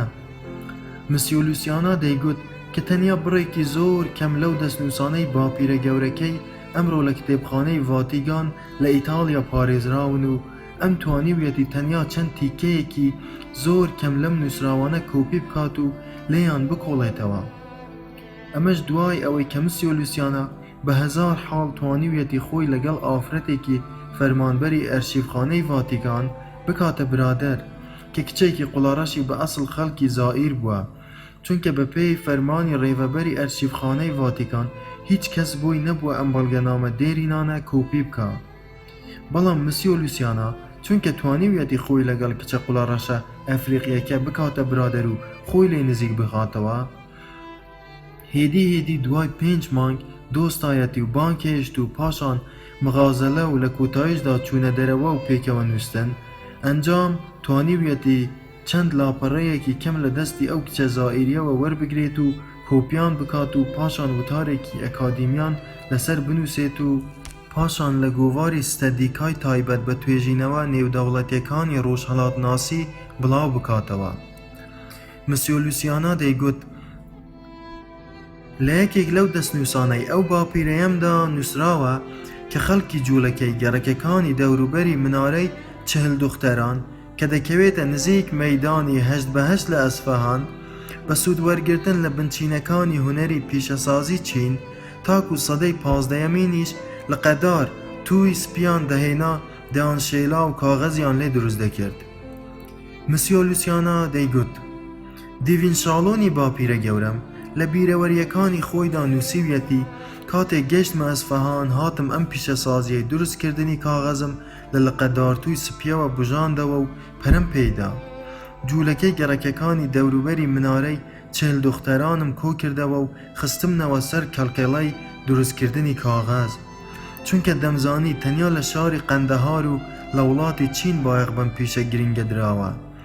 ئیتر وای لێ هات جوولەکەکانی ئەسفەهان ئەوانەی لە کارگەکانی مندا کاریان دەکرد بە سواری حوشتری پێست ئەستوری سمپانەوە بەرەو سنوورە شاخاویەکانی ناو بەختیاریەکان هیچ هەفتەیەک نەبوو لە 3 بار حوشتر کەمتر کاغەز نەفرۆشنە ناو بازرگانە تورکانەی کە لە ئەستەمبوڵە دەهاتنە ئێران کاغەزیان بۆ دەرباری سوڵتان و وەزیرەکانیان دەکڕی و دەیان برنەوە بۆ وڵاتی خۆیان. مسیۆ لوسیانا دەیگوت لەلایەک ئەم دەستنووس و یادەوەریانەی ئەو باپیرەیەم لەلایەکی دیکەشەوە کتێب و بەڵگەنامە جاسووسیەکان لەبارەی ژیانی جوولەکەکانی ئێران کە دەڵێن تا سەرەتای سەدەی بیستەیەمیش لەلای سیناگۆکە جوولەکەکانی ئەسفەهان پارێزراو بوون. منیان ئەمڕۆ مەست و سەرسامی ئێران کردووە. خستومیانەتە سەر کەڵکەڵەی ئەوەی کە ڕۆژێک بتوانم بچم بۆ ئەسفەهان. مسیۆ لوسیانە زۆر حەزی دەکرد بچێتە ئەسفەهان. بەڵێ، چونکە کتێبخانەیەکی زۆر کۆنی باپیرە گەورەمی لێیە و بەڵگەنامە جاسووسیەکانی تێدا پارێزراوە لەبارەی ژیانی جوولەکەکانی وڵاتانی ئاسیای ئەو زەمانە. مسیۆ لوسیانە دەیگوت پیێترۆ دێلا ڤالای گەڕۆکی ئیتاڵی و شوڤالیە شاردانی گەڕۆکی فەڕەنسیش کە لە ناوەڕاستی ساڵانی 1600 تا چوونەتە ئەسفەهان تەنانەت ئیبن بەتوتەی مەغریبیش کە لە 1330دا سەردانی ئەسفەهانی کردووە، هەموویان باسی ئەم بەڵگەنامە و دەستنووسانەیان کردووە و دەڵێن کە لە کەنیشتەکانی سانت جۆرج و مریەمی موقەدەس بە چاوی خۆیان دیویانە. مسیۆ لوسیانە هەمیشە بە تاسووق و مگێزەوە دەیگوت ئەگەر بمتوانی با بچم بۆ ئێران بێگومان دەمتوانی ئەم کەنیشتە ناودارەی باپیرە گەورەی خۆم لە ئەسفەهان بدۆزمەوە و بکەومە سەر پەیداکردنی هیچ نەبێ بڕێک لەو کتێب و بەڵگەنامە گرنگانە. مسیۆ لوسیانە دەیگوت لە سەرەتادا دام نابوو تەنانەت تێزی دکتۆرانامەکەشم هەر لەسەر ئەم بەڵگەنامە و دەستنووسانە بنووسم، بەڵام دەمزانی کە ناتوانم وا بە ئاسانی و بەم زوانە سەردانی ئێران بکەم. مسیۆ لوسیانە هەمیشە دەیگوت سەردانی ئەسفەهان بۆ من خەونێکە.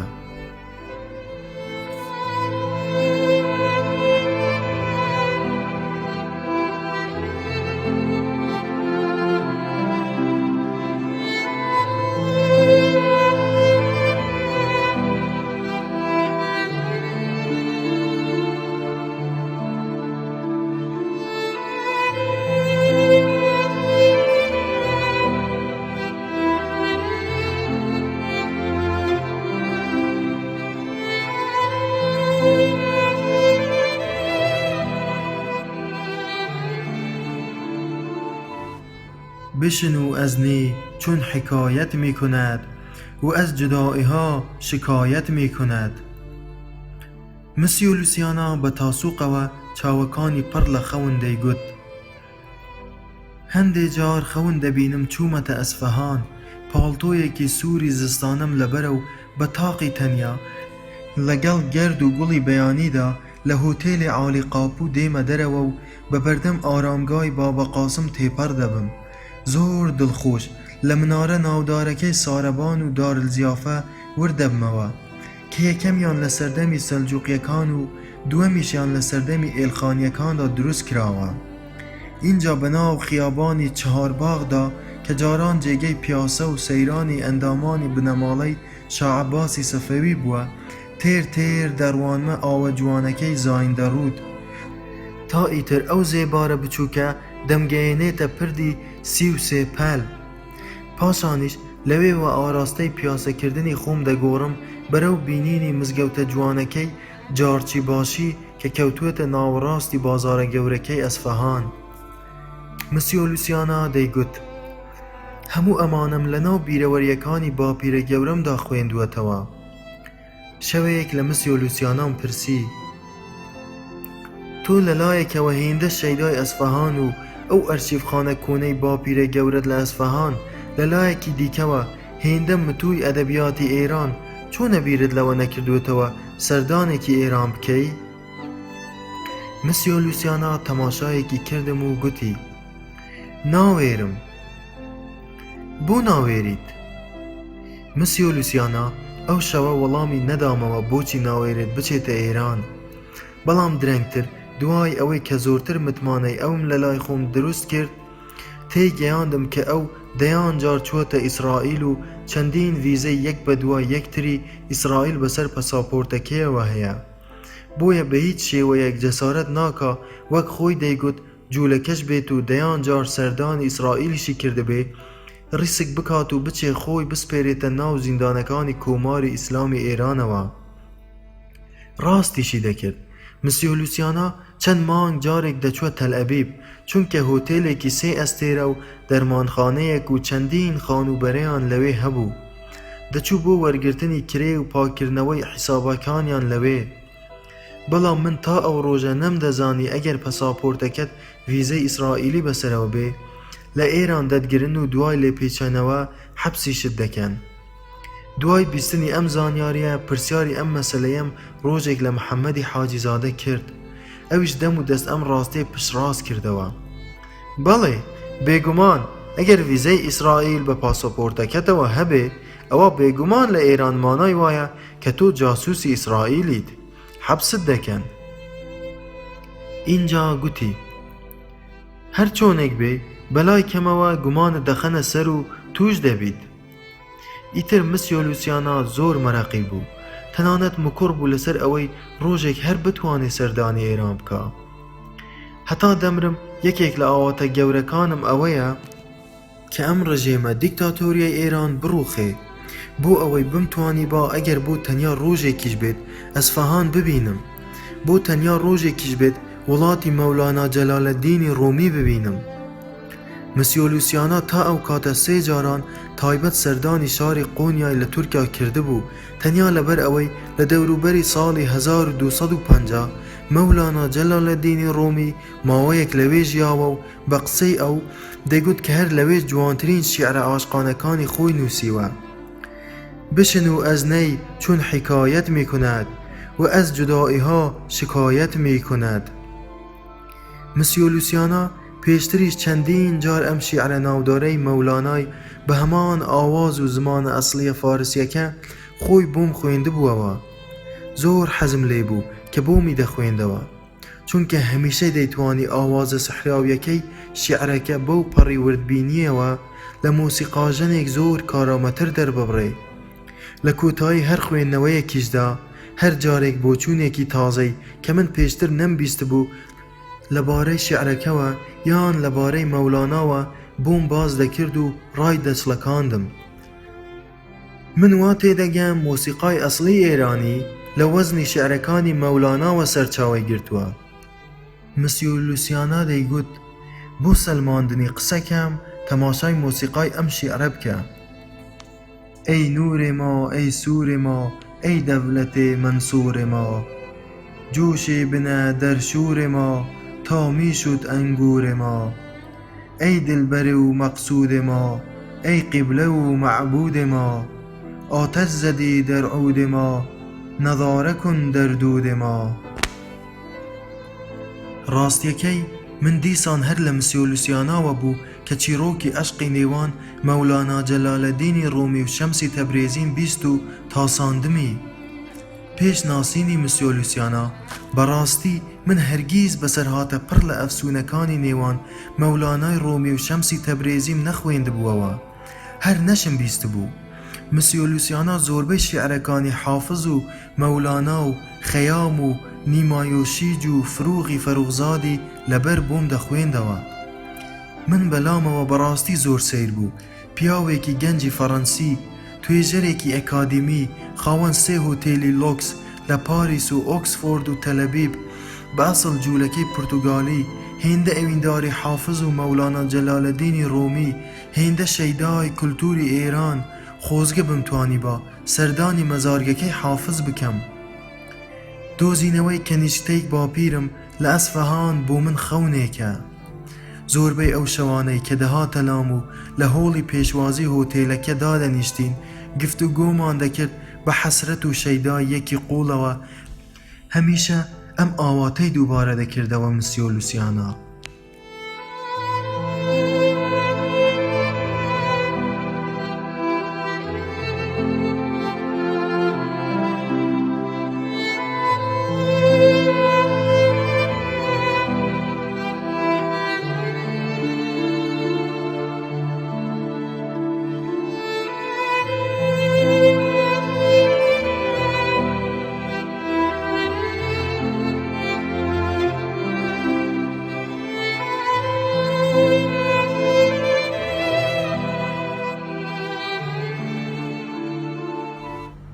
گەرم و گوڕیەک کە لە ئیشقی ڕۆژهەڵاتیدا هەیە.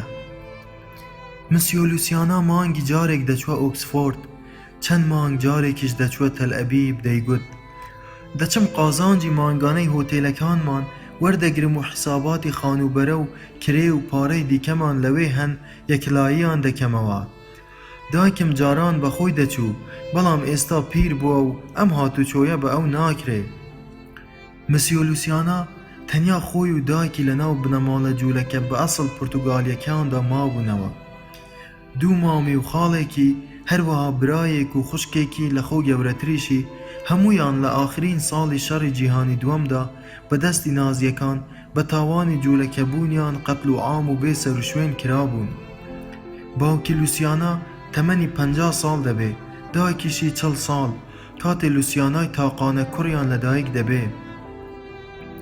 لوسیانا دەیگوت لە دوای دایکم من ئاخرین و تاقە کەسێکی بنەماڵەکەمان دەمێنمەوە. لێم پرسی بۆچی ژن ناهێنیت بەڵکو لە ئێستاوە نەوەیەک بۆ خۆت بنێیتەوە؟ پێکەنی گوتی کاری دیکەم هەن ئەنجامیان بدەم. لوسیانا قوتابی دکتۆرا هەفتەی تەنیا ڕۆژێک لە زانکۆی نانتێغ وانەبێژ هیچ کارێکی دیکەی نەبوو لەم سەفەر و هاتوچۆیانەی زیاتر بەرەو تەلئەبیب و ئۆکسفۆرد. بەڵام کاتێ بۆ سیمینارەکانم دەچمە بەرلین یان مۆسکۆ زۆربەی جاران دایکیشم لەگەڵ خۆم دەبەم. زۆر کەیفی دێ کە دەمبینێ لەسەر سەکۆی ئەکادیمیدا توێژینەوەکانی خۆم دەخوێنمەوە. هەر جارێک مسیۆ لوسیانا بچوایە بۆ تەلئەبیب یان بۆ ئۆکسفۆرد پێشوەختە بە چەند ڕۆژێک ئاگاداری دەکردمەوە. چەند ڕۆژێکی دیکە دەڕۆم فەرهاد ئاگاداری دایکم بە. لەو ساڵانەی دواییدا جارێکیان کاتێ لە تەلئەبیب گەڕایەوە ئەلبومێکی گەورە نیگار کێشە ئیسرائیلەکانی بۆم بە دیاری هاوردە بوو. سپاسیم کرد کە منی لەوێ لەبیر بووە.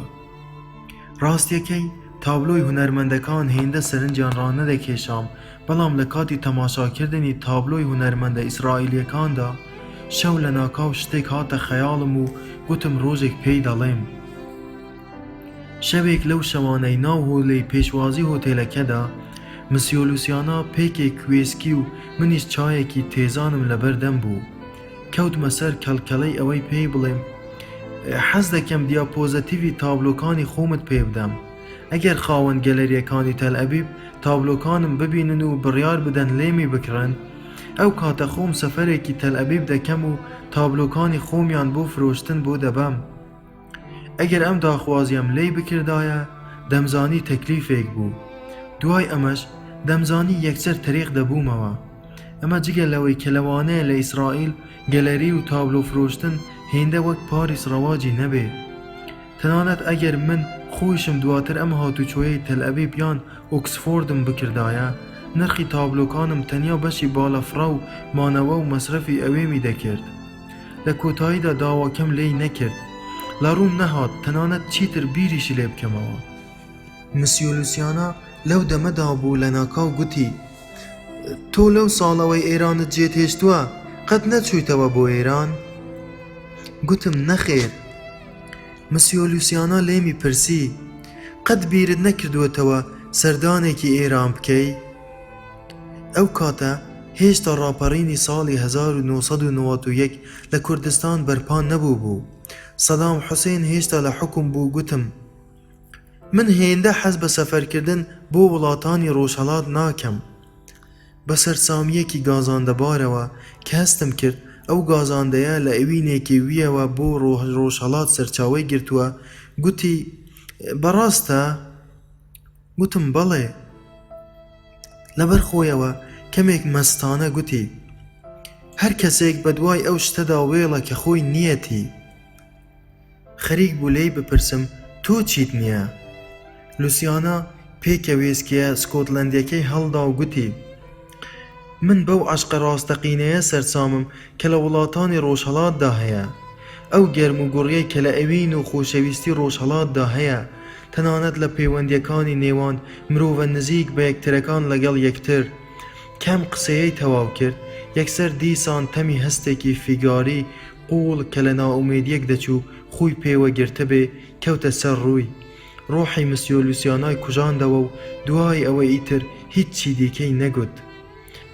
قەیرێک هەروە بێدەنگ تەمی ئەو خەفەتە لە ناکاوە لەسەر ڕووی تەماشای ئەستێرەیەکی دووری دەکرد کە لە پەنجەرەکەی دەرەوەڕا دەمدیت لە هەردووکمانەوە دیار بوو. مەرەقم بوو بزانم لێی بپرسم کە بۆچی جار بەجار لە کاتی گفتوگۆکانماندا لە ناکاو تەمی ئەو ناومێدیە ڕووی شادی ئەو پیاوە قۆز و پایەدارە دادەپۆشێ کە لە ڕووی داراییەوە مسیۆ لوسیانە دەمزانی لە هیچ شتێکیشی کەم نەبوو. پیاوێکی گەنجی قوتابی دکتۆرا لە زانکۆی سۆربۆن، خاوەن 3 هۆتێلی لۆکس، هەر یەکەیان لە پایتەختێکی جیاوازی دنیا. ئایا باندەستی مردنی باوکی بوو؟ ئایا هەستێکی کافکایی و نادیاری جوولەکانە بوو؟ ئایا کۆستی عەشقێک یان جودابوونەوەیەک بوو؟ یان سەرچاوەکەی لە نەخۆشیێکی کوشندەوە هەڵقوڵا بوو؟ نەمدەزانی. من زۆرم پێ ناخۆش بوو کە دەمدیت مسیۆ لوسیانە ئادەمیزادێکی هێندە دڵچاک و ڕۆشنبیر ناومێدیەکی لە ناکاو دڵی بکڕۆژێت و ئاوها ڕۆحی بکوژێنێتەوە. من بەرگەی فیگاری ئەو پیاوە خاکەڕا و میهرەبانەم نەدەگرت. بۆ ئەوەی هیچ نەبێت تەمی ئەو خامۆشی و ناومێدیەی بڕەوێنمەوە پێم گوت من کەسێک دەناسم لەوانەیە بتوانێت بەڵگەنامەکانی ئەسفەهانت بۆ پەیدا بکا. مسیۆ لوسیانە یەکسەر ڕاچڵەکی. کێ؟ چاوی گەشت بووەوە و بەڕاستە؟ گوتم لەوانەیە بتوانێ یارمەتیت بدا. کێیە؟ اینجا بە دڵخۆشیەوە گوتی ئەدی بۆ پێی ناڵێی؟ گوتم محەممەدی حاجیزادە، هاوڕێ ئێرانیەکەم. مسیۆ لوسیانە گەڕایەوە سەر دۆخی خۆی. ئەو مەلا ئێرانیەی کە دەڵێی بە من دەچێ؟ بەڵێ. ئەو بەڕاستی مەلایە؟ بەڵێ. مسیۆ لوسیانە جەختی کردەوە. مەلا؟ بەڵێ لە تاران مەلا بووە. مسیۆ لوسیانە گوتی اینجا ئەو چۆن دەتوانێت یارمەتی من بدا؟ بە مسیۆ لوسیانەم گوت لێی بپرسم؟ کاتێ دیتی من بەجددیمە ئەم جارە بە گومانەوە تەماشای پرسیارەکەی منی کرد. ئەو من دەناسێ؟ گوتم نەخێر، تەنیا ئەوەندەم پێگوتووە کە ئێوە هەردووکتان زۆر لە یەکتر دەچن. وەک ئەوەی ئەمە یەکەم جاری بێت گوێی لەم قسەیە من بوو بێت گوتی ئەوە تۆ بەڕاستە کە من و ئەو هێندە لە یەکتر دەچین؟ گوتم هەر دەڵێی سێوێکن و کراون بە دوولەتەوە. بەڕاستە؟ هەر زۆر زۆر بە یەکتر دەچن. گوتی تۆ پێت گوتووە کە من جوولەکەم؟ گوتم بەڵێ. دەشزانێ کە من کار لەسەر ئەدەبیاتی فارسی دەکەم؟ گوتم بەڵێ. تۆ جارێکیان پێت گوتم کە لە حەوزەی تاران پلە و پایەیەکی بەرزیشی هەبووە؟ گوتم بەڵێ. لە فیقهی ئیسلامی و شەرع و علومی ئیسلامیدا شارەزاییەکی زۆری هەیە. لە حەوزەی عیلمی تاران وانەی ئوسوڵی عەقیدەی گوتووەتەوە. مسیۆ لوسیانە بیری دەکردەوە. من دەمزانی حەزی نەدەکرد هیچ شتێک لەم بارەوە لای محەممەدی حاجیزادە بدرکێنم. گوتی اینجا مەلایەکی ئێرانی ئەگەر بزانێ کە من جوولەکەم چۆن؟ پێکی وێسکەکەی هەڵگرت پێش ئەوەی بینێ بەسەر دەمیەوە بە خەمساردی و پێکەنینەوە گوتی باوەڕ ناکەم مەلایەکی ئێرانی ئەسڵەن هەرە جەسارەت بکا لە جوولەکەیەک نزیک بکەوێتەوە. من لەو دەمەدا بیرۆکەیەکی فەلسەفی هات بە خەیاڵما و ویستم پێ بڵێم ئەوروپا هەمیشە پێویستی بە ڕۆژهەڵات هەیە، خۆ ڕۆژهەڵاتیش پێویستی بە ئەوروپا هەیە. لە جیاتی ئەم فەلسەفەیە گوتم نا ئەو لەو جۆرانە نییە، باوەڕ بکە. مسیۆ لوسیانە سەری نەخێری ڕاوەشاند و گوتی وازی لێ بێنە.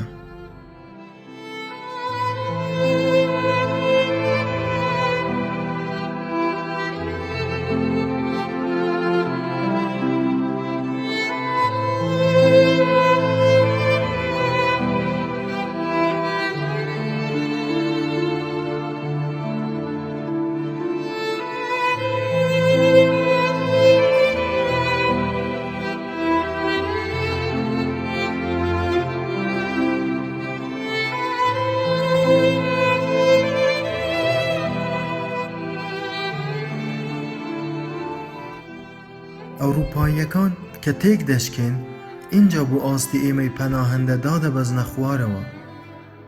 محەممەدی حاجیزادە سەبارەت بەوەی بێکار تەنانەت دەتوانم بڵێم کە وەک لانەوازێک لە پاریس دەژیا.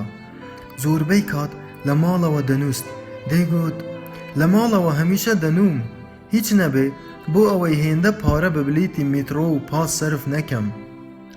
گەلێک جار نیوە شەوان درەنگ لە ناکاو تەلەفۆنێکی بۆ دەکردم بۆ هۆتێلەکەم. ببوورە ئاغای فەرهاد، ئەرێ ئەمڕۆ چەند شەمەیە؟ یان پێش نیوەڕۆیان لە ناکاو تەلەفۆنی بۆ دەکردم و لە خەوی شیرین هەڵی دەستاندم و دەیپرسی ببوورە ئاغای فەرهاد سەعات چەندە؟ بەم شێوەیە ئیتر جار بەجار هیچ نەبووایە تەلەفۆنێکی لەم شێوەیەی بۆ دەکردم. پێم سەیر بوو ماوەی زیاتر لە مانگێک دەبوو محەممەدی حاجیزادە نەدەهاتە مۆنتمارت. هیچ سەر و سەدایەکیشی نەبوو. ڕۆژێک بە تەلەفۆن قسەم لەگەڵ مرتەزا کرد و هەواڵی ساقی گوڵچینی خوشکی و تابلۆکانی خۆمم لێی پرسی. پاشان هەواڵی محەممەدی حاجیزادەشم لێی پرسی. کەچی ئەویش وەڵامی دامەوە و گوتی وەڵڵا ئێمەش ماوەیەکی زۆرە نەماندیوە.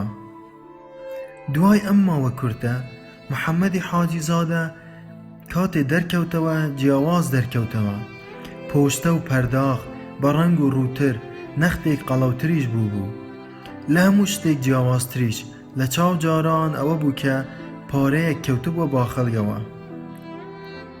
من پێم جوان نەبوو لێی بپرسم ئاخۆ چۆن ئاوها لە ناکاو بوژاوەتەوە، چونکە دەمزانی تاوەک و ئەوساش لە قاپشۆری ناو ڕێستۆرانتەکان زیاتر هیچ کار و دەرامەتێکی دیکەی نەبوو بەستە زمانە.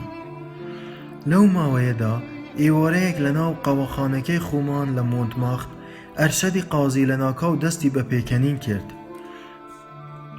مەلا تارانیەکەی هاوڕێی فەرهاد بووە بە هۆمۆ. کامیل هەرکە ناوی مەلای بیست پرسی بووە بە چی؟ بووە بە هۆمۆسێکشوێل. قاقا ئەرشەدی قازی ڕوبەڕووی هاوڕێ نیگار کێشە کوردەکانی پێدەکەنی. ئەرشەدی قازی لەبەر ئەوەی هەر لە یەکەمین هەفتەکانی دەستپێکردنی شەڕی عێراق ئێرانەوە هاتبووە پاریس، ژمارەیەکی زۆر لە پەناهەندە ئێرانیەکانی ناو پاریسی دەناسی و خەڵکانێکی زۆری ئێرانی وەک خۆی دەیگوت لە پزیشک و پیاماقوولەکانەوە بگرە تا دەگاتە هۆمۆسێکشوێلەکان هاوڕێی بوون. یەکێک لە هاوڕێ ئێرانیەکانی ئەرشەدی قازی کە ئەرشەد دەیگوت ناوی فەرزینە و خۆشی هەر هۆمۆسێکشوێلە و دەیەوێ بەم زوانە لە ڕێگەی ڕێکخراوێکی هۆمۆسێکشوێلەکانەوە بۆ نەشتەرگەریەکانی تایبەت بۆ ئەوەی خۆی بکاتە ژن بچێتە لەندەن. لای ئەرشەدی قازی باسی کردبوو کە گوایە پیاوێکی پیری هۆمۆسێکشوێلی فەڕەنسی بە ناوی دونی لە گەڕەکەکەی خۆیان لە ئەرژەنتۆی لەگەڵ محەممەدی حاجیزادە وارێک کەوتون کە ئەگەر هەر جارێک محەممەدی حاجیزادە سواری ئەو پیاوە هۆمۆ فەڕەنسیە دەبێ کابرای هۆمۆی پیری فەڕەنسی 150 فرەنکی دەداتێ. ئەو پیاوە فەڕەنسیە زۆریش دەوڵەمەندە. من لەو دەمەدا ئەرشەدی قازیم زۆر پیس و دڵڕەش هاتە بەرچاو کاتێ بینیم هێندە مکوڕە لەسەر ناشرینکردنی ئەو مەلا تارانیە بەدبەختە. لە دڵی خۆمدا گوتم پەناهەندە چەند سەیرە، هەمیشە حەز دەکا کە تۆ ڕۆژێک چورتمێکت بەسەر بێت و بۆ ئەوەی خەڵک بۆی بسەلمێت کە پەناهەندەیەکی لە خۆی نەزمتر لە دنیا هەیە. ئەرشەدی قازی گاڵتەی بە محەممەدی حاجیزادە دەکرد. تەواوی تر مەلا نانی کەوتوێتە ناو ڕوونەوە. قاقا پێدەکەنی هەر جارێک محەممەدی حاجیزادە دوای ئەوەی سواری پیاوە داڵەمەندە فەڕەنسیەکە دەبێ، پیاوە فەڕەنسیەکە 150 فرەنکی دەداتێ. لە خۆمم دەپرسی تۆ بڵێ ئەم قسەی ئەرشەد ڕاست بێ؟ پیاوێکی پیری دەوڵەمەند لە فەڕەنسا ئاخو تا ئەو ڕادەیە بێکەس و تەنیا دەمێنێتەوە کە ناچار ببێ بۆ سێکس لە پەناهەندەیەک بپارێتەوە و پارەیشی بداتێ؟ بوونا دەچوە عەقڵمەوە بەڵێ. تۆ بزانە پەراوێزبوونی مرۆڤی ئەوروپایی گەشتووەتە چ ڕادەیەک. سیستەمی وڵاتانی ڕۆژاوا مرۆڤیان دابەزاندوێتە ناو چ چڵپاوێکی اینجا هەژار گوتی پیاوێکی فەڕەنسی دەوڵەمەندیش هەر جارێک 150 فرەنگ بداتە پەناهەندەیەک بەس بۆ ئەوەی چەند دەقیقەیەک لەگەڵی بێت و سێکسی لەگەڵ بکە. ئەمەیە ئەوروپا، ئەمەیە واقعی مرۆڤە پەراوێزبووەکانی ئەوروپا. من بیرم لە قسەکەی عەلی هادی دەکردەوە. تۆ بزانە سیستەمی دەوڵەتانی ڕۆژاوا مرۆڤیان دابەزاندووەتە ناو چ چڵپاوێکی گۆشەگیری و تەنیایی مطلقەوە.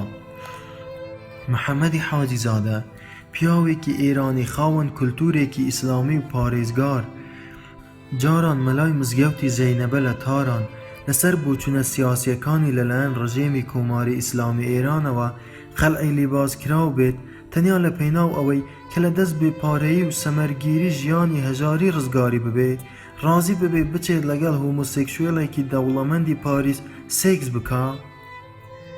من لە سەرەتادا هەرگیز باوەڕم بەم قسەیە نەدەکرد. نیگارکێشە کوردە هاوڕێکانم هەر یەکیان قسەیەکیان دەکرد و حاڵەتەکەیان بە شێوەیەکی جیاواز لێک دەدایەوە. کامیل دەیگوت: ئێ کاکە، مەلای بەستەزمان 3 ساڵ زیاترە لەم پاریسە، بەبێ ژن و ماڵ دەسوڕێتەوە، بەبێ ئەوەی تاک و ئێستا هەر دەستیشی بەر هیچ ژنێک کەوتبێ، ئەدی چ بکە؟ عەلی هادی دەیگوت: پیاو بەبێ ژن لەم پاریسە بێ دەرپێیەدا، یان ئەوە تا شێت دەبێ، یانیش ئەمە تا ناچار دەبێ سواری قوندەرەکانیان ببێ. پشتیوان دەیگوت: بەستەزمانە، مرد هێندەی هەر وەکو سەگ تەنیا پاشماوەی ناو چێشتخانەکان بخوا. ئەرشەدی قازی دەیگوت: مەلا نانی کەوتوێتە ناو ڕوونەوە. بەڵام هەژار دەیگوت: ئەم قسەیە ئەگەر ڕاستیش بێ، من باوەڕ ناکەم مەلا لە تاو گەڵ و گونی خۆی ڕووی کردبێتە ئەم بەزمە. ئەی چی؟ مرد هێندەی وەکو سەگ لە ناو ڕێستۆرانتەکاندا تەنیا بەرماوەی میوانان بخوا. واتە بۆ پارە سواری ئەو پیاوە دەبێ؟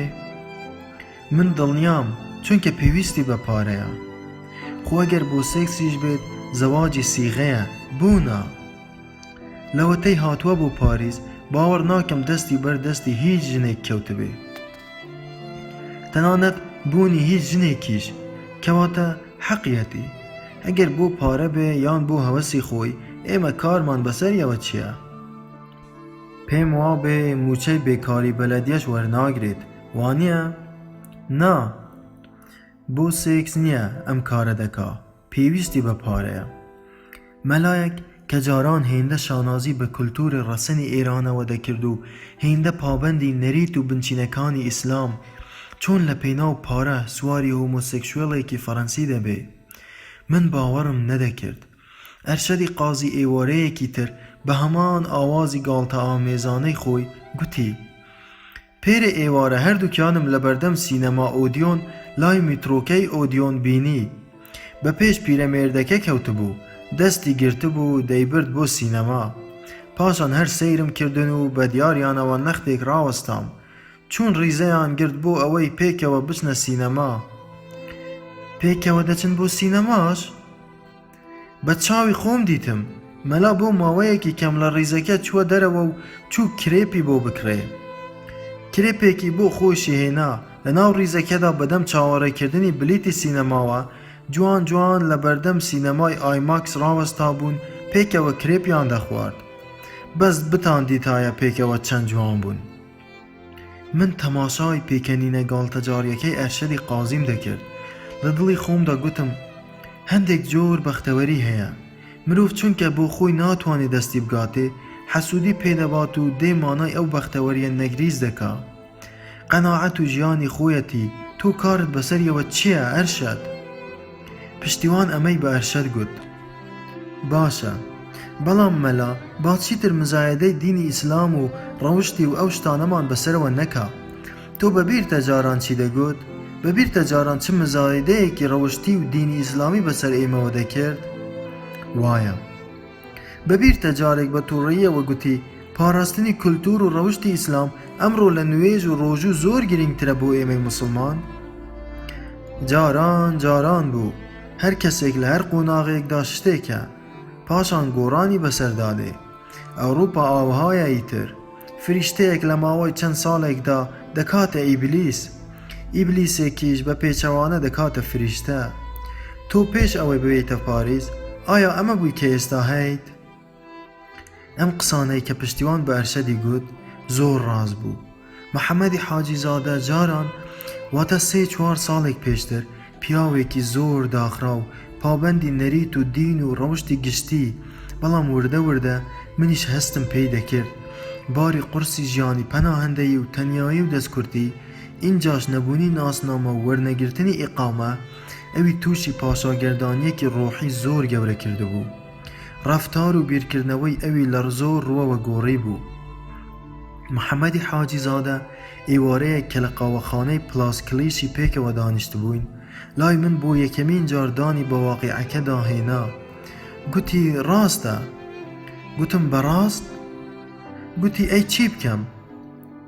لە توێی قسەکانیەوە محەممەدی حاجی زادە ڕاشکاوانە گوتی ئەو باوک سوتاوە بەقەدەر ژنێک شەیدان من بووە. محەممەدی حاجی زادە ڕاهات بوو هەمیشە کاتێ ناوی ئەو پیاوە پیرە هۆمۆکسێکشوێڵە فەڕەنسیی دەهێنا بە ئەو باوک سوتاوە ناوی دەبرد. درێژەی پێدا هەر جارێک بچمە لای 150 فرانک کیشم دەداتێ. برسێتی و بێپارەیی لەم پاریسە بێویژدانەدا کە سەدان لانەواز و بێکاری لە ناو میترۆکانی خۆیدا لە سەرمان و لە برسان کوشت بوو، هەموو حوسەلە و هێزێکی بەرگەگرتنی لە محەممەدی حاجی زادە سند بووەوە. محەممەدی حاجی زادە بێ ئەوەی بتوانێت سەر هەڵبڕێت و تەماشای ناو چاوم بکە دیسان دووپاتی کردەوە. ئەدی چ بکەم؟ 3 ساڵ زیاتر بوو بەبێ هیچ موچەیەک، بەبێ هیچ دەرامەتێک ژیانی تەنیایی و کلۆلی خۆی لە پاریس بەسەر دەبرد. دەیگوت کە تەنیا لە پێنا و دابینکردنی ژیانی مادی و دارایی خۆی ئەم کارە دەکا. بە تێگەیشتنی خۆشی ئەم کارە گوناح نەبوو، چونکە لەسەر داخوازی خۆیەتی ناژبێتە هۆی چەوساندنەوەی هیچ مەخلوقاتێک چ قەیدیە. محەممەدی حاجی زادە وەک ئەوەی لەسەرمان هەڵبلەرزێ ناو لەپی خۆی لە یەکتر دەخشاند. ئەدی چی بکەم؟ لە برسان دەمرم. بۆ یەکەم جار لە کاتی ئەو گفتوگایەماندا تەماشای ناو چاومی کرد وەک ئەوەی بیەوێ من بە خەتاوار بزانێ. ئەدی بچم دەست لە خەڵک پام بکەمەوە، دەرۆزە بکەم. من لەو دەمەدا یەکسەر هاوڕێیەکی نیگارکێشی خۆمم بیر کەوتەوە کە عەرەبی بەغدا بوو لە ئوردوگای پەناهەندەکانی عێراقی لە مەیدانی ذوب ئاهەن لە کەرەج پێکەوە لە ناو یەک قاوژدا دەژیاین. ناوی عەلی ڕوبەیعی 6 مانگ زیاتر بوو 1 دینار تەنانەت 1 فلس لە گیرفانی نەما بوو. ڕۆژێک سەرکەز بەڵام زۆر نیگەران هاتە لام و گوتی فەرهاد. گوتم بەڵێ، من ئەگەر ڤیزەی پۆلۆنیاشم بۆ بگەڕێتەوە بۆ وەزارەتی کیشوەر ناتوانم سەفەر بکەم. گوتم بۆ؟ گوتی چونکە پارەی بلیتی باڵەفرم نییە تا بتوانم لە تاران دەربچمە دەرەوە بەرەو پۆلۆنیا. گوتم ئێ؟ گوتی تۆ دەزانی 1 دینار تەنانەت 1 فلسیشم لە باخەڵ نییە؟ شۆخی لە نێوان من و عەلی ڕوبەیعیدا هەبوو. پێم گوت ئەدی هەفتەی ڕابردوو 80,000 تومەنم پێت نەدا گەوات؟ عەلی ڕوبەیعی گوتی ئاغای ساڵاری داوای لێ کردوم بچم وێنەیەکی گەورەی ئیمام خومەینی لەسەر دیوارە گەورەکەی ناو چێشخانەکە ڕەسم بکەم. ئاغای ساڵاری بەڕێوەبەری گشتی ئوردوگای پەناهەندەگانی عێراقی لە کەرەج بەڕەسەن ئەویش هەر دەیانگوت عەرەبێکی شیعەی عێراقی، پیاوێکی ڕێشنی دەم و چاو زیبکاوی لەگەڵ پەناهەندەکان زۆر توند و تیژ. ئەو وەختەی گەشتمە دانمارک لە کۆپنهاگن هەواڵەکەم بیستەوە ڕژێمی ئیسلامی ئێران لە ناکاو گرتە بووی و ئیعدامی کردبوو چونکە دەرکەوت بوو کە بە درێژایی ئەو ماوەیە جاسووسی ڕژێمی عێراق بووە. عەلی ڕوبەیعی گوتی ئاغای ساڵاری دەڵێ ئەگەر ئەم وێنەیە ئیمام خومەینی لەسەر دیواری چێشخانەکە ڕەسم بکەی 100 ملیۆن تومەنت پێدەدەم کە بەشی 2 بلیتی باڵەفڕەی چوونە ئەوروپا دەکا. نەک تەنیا عەلی ڕوبەیعی، ئێمە هەموومان نەوەی هەڵاهەڵابووی ژێر بەرداشەکانی شار، ئێمەی وەچەی ئەو زەمانەی ژێر زوڵمی سەدام و کۆماری ئیسلامی ئێران، هەموومان باوەڕمان بە مارکسیزم و لە ڕوو وەستانەوە دژی ئەو دوو ڕژیمە شەرخوازە هەبوو کە بە ناوی ئیسلامەوە چەندین ملیۆن خەڵقی عێراق و ئێرانیان بە کوشتندا بوو. بەلامانەوە بێ ڕەوشتی بوو بچین کارێکی لەم جۆرە بکەین. تۆ بڵێ ئەمە شتێکی ڕەوا بێت، هونەرمەندێکی خاوەن هەڵوێستی عێراقی کە لە دەست سەربازی ڕایکردووە و لە ئێران بووەتە پەناهەندە. بچێ وێنەی سەرکردەیەکی شەڕخوازی وەک ئیمام خومەینی لەسەر دیواری چێژخانەیەکی ئوردوگا بۆ شیرینکردنی ئیمام خومەینی لای پەناهەندە عێراقیەکان ڕەسم بکە؟ ئایا ئەمە نابێتە بێ هەڵوێستی و ئەو هونەرمەندە؟ چونکە ئەو هونەرمەندە خۆشی نەکرد دژی ئەو شەڕەیە، بەڵکو قوربانی ئەو شەڕەشە. من لەو دەمەدا تەماشای دەموچاوی بێگوناهی عەلی ڕوبەیعیم دەکرد. دەمزانی کە برسێتی و بێپارەی شاڵاوی بۆ بردووە و خەریکە ئەگەر بە دزی برادەرەکانیشەوە بێت دەچێ پەڕەموچەکانی لە پێناو ڕزگار بوون لەدەست بێپارەیی و برسێتی دەفرۆشێت. عەلی ڕوبەیعی لێمی پرسی: بیکەم فەرهاد؟ عەلی ڕوبەیعی لە کامدا داخوازیەکەی ئاغای سالاری بەجێگەیاند. پاداشتەکەی خۆشی وەرگرت. محەممەدی حاجیزادەی مەلای مزگەوتی زەینەبەی تارانم لەو ڕۆژەدا بە هەمان شێوەی عەلی ڕوبەیعی هونەرمەند دەهاتە پێشچاو. لە پێناو ڕزگاربوون لە دەست سەرەمەرگی و بەدبەختی لە غەریبیدا هەموو شتێک ڕەوایە کەواتە. من بووم ئەم پرسیارم لە خۆم کرد، بێ ئەوەی ئەم بیرۆکەیە بە قسە بە محەممەدی حاجیزادە بڵێم و مزایدەی ڕەوشتی بەسەرەوە بکەم، بە تایبەتیش لە کاتێکدا من بۆ خۆم نەمدەتوانی ڕاستیەکەی لە دەستم نەدەهات لەوە زیاتر هیچ باربوویەکی زیاتری بکەم کە کردبووم. لە تاو بێپارەیی و نالەباری ژیانی خۆی محەممەدی حاجیزادە پێی وابوو کە ئەم کارە گوناح نییە، چونکە لەسەر داخوازی پیاوە هۆمۆسێکشوێلە فەڕەنسیەکە خۆیەتی، ناش بێتە هۆی چەوساندنەوەی هیچ مەخلووقاتێک. کەواتە ئیتر بە خۆمم گوت من بە چه حەقێک ڕێگە بدەمە خۆم و ڕەخنە لە باوەڕ و کردەوەی مرۆڤێک بگرم کە بەڕاستیش هیچ گوناحێکی لە هەمبەر هیچ کەسێک نەکردووە. کەیفی خۆیەتی. سەرڕای ئەم بێلایەنبوونەشم کاتێ بیرم لە مەسەلەکە دەکردەوە نازانم بۆچی بەدەست خۆم نەبوو هەندێک جار پێکەنینم دەهات. ڕۆژێک لێم پرسی: ئەو پیاوە تەمەنی چەندە؟ گوتی: پیرە، باوک سوتەوە زۆر پیرە. محەممەدی حاجیزادە دەیگوت: ناوی دونیە، بە درێژایی ژیانی بە تەنیا ژیاوە و هیچ ماڵ و منداڵێکیشی نییە. گوناحە. زۆر لێم پاڕایەوە، لە کۆتاییدا خۆم پێڕانەگیرا، چی بکەم؟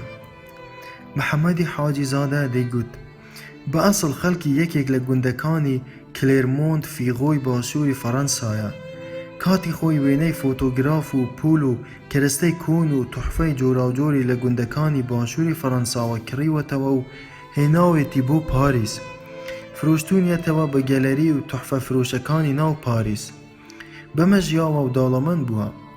ئەو خانووەی ئێستاش تێیدا دەژی ئاپارتمانێکی گەورەیە، بە میرات لە باوکەوە بۆی ماوەتەوە، چونکە تەنیا برا و خوشکێکی لەخۆ گەورەتری هەبووە، ئەوانیش لەگەڵ باوکی لە ئاخر و ئۆخری شەڕی دووەمدا لەلایەن نازیەکانەوە کوژراون.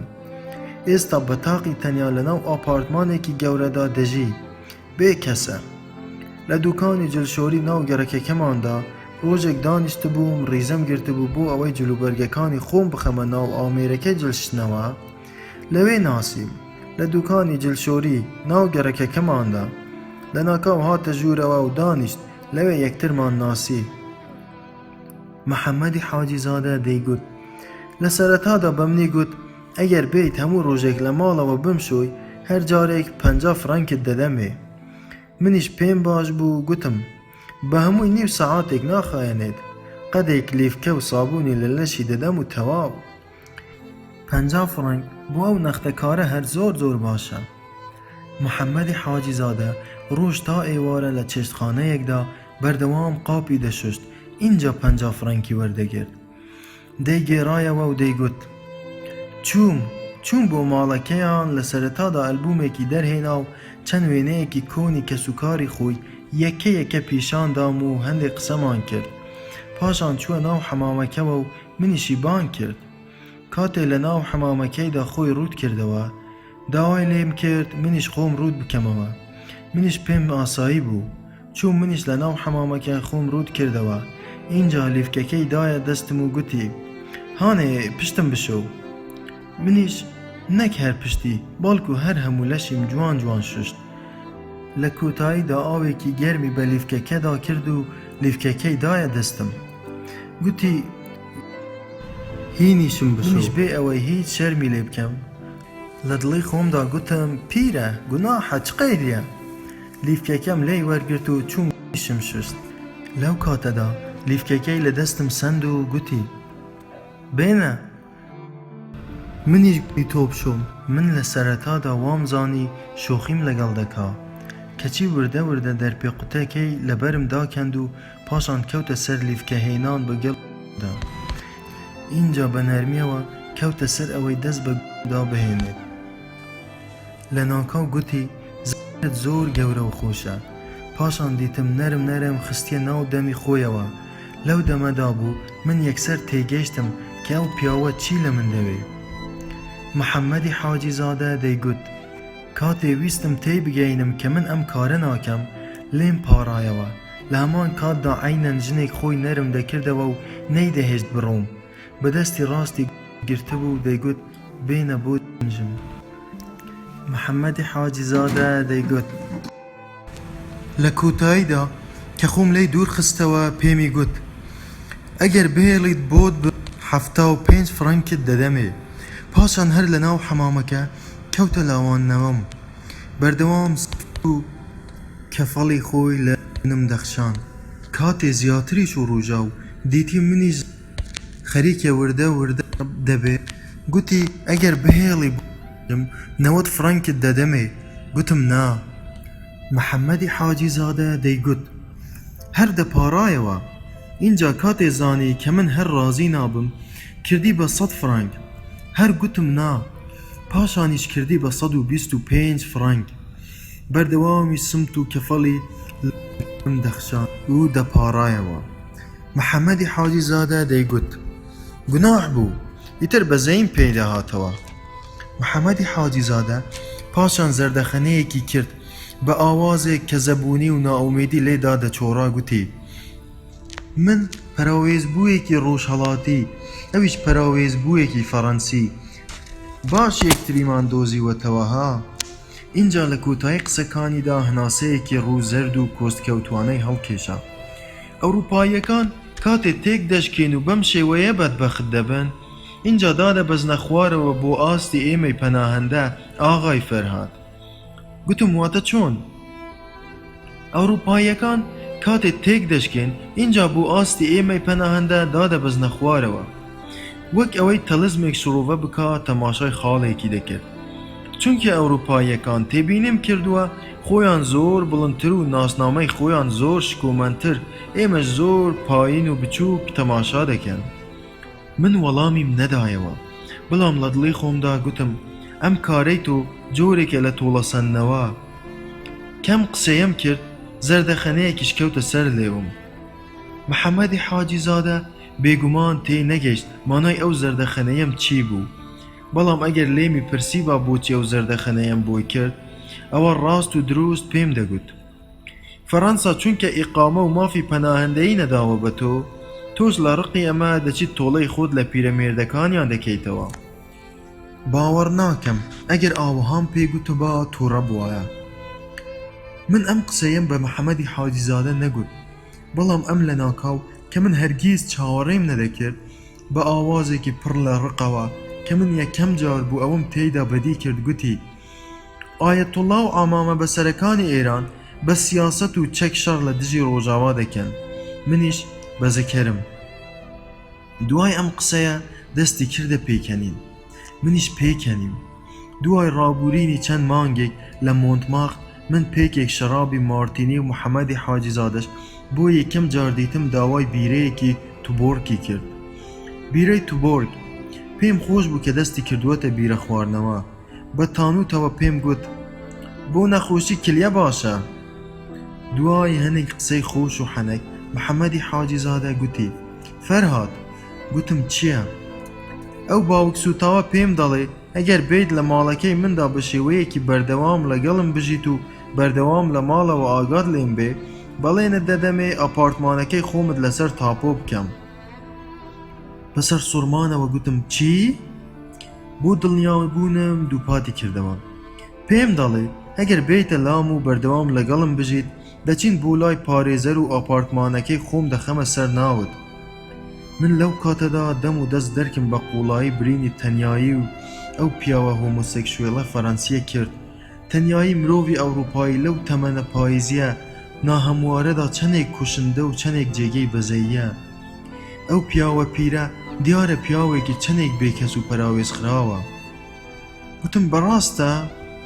گوتی جددی. من هیچم نەگوت، نەمگوت بیکە، نەشم گوت مەیکە. بەڵام محەممەدی حاجی زادە دیار بوو ئەو ماوەیە بە تەواوەتی بژابووەوە. بەم شێوەیە چەندین مانگ ئاوەها لەگەڵ ئەو هۆمۆسێکشوێڵە پیرە فەڕەنسیە محەممەدی حاجی زادە بۆ خۆیان بەردەوام پێکەوە دەژیان. ئەرشەدی قازی دەیگوت دەچنە سینەماش پێکەوە. دوای تەواوبوونان هەموو جارێک 150 فرانکیشم دەداتێ. خراپی چییە؟ لەو ماوەیەدا محەممەدی حاجی زادە جگە لەوەی تێر و پۆشتە و کۆک کەمێک حەسابوەوەش، چونکە نەدەچوو شەو تا بەیانی لە چێشتخانەکاندا قاپشۆری بکات و بەقەدەر جاران ماندوو ببێ. لەو ماوەیەدا محەممەدی حاجی زادە هەمیشە تێر و پۆشتە و کۆک جار جار دەهاتە مۆنتماغ، وەک جاران هەندێک قسەمان دەکرد و بیرەیەکمان پێکەوە دەخواردەوە و دەڕۆیشت. دواتر وردە وردە فێری خواردنەوەی وێسکی و ڕاکی و پۆرتۆش بوو. ئەرشەدی قازی برادەرە مەهابادیەکەشم کە لەوانەیە سەبارەت بە کۆمۆنیست بوونی خۆی زۆر ڕقی لە مەلا بوو، جار جار هەواڵێکی تازەی لەبارەیەوە بۆمان دەهێنا.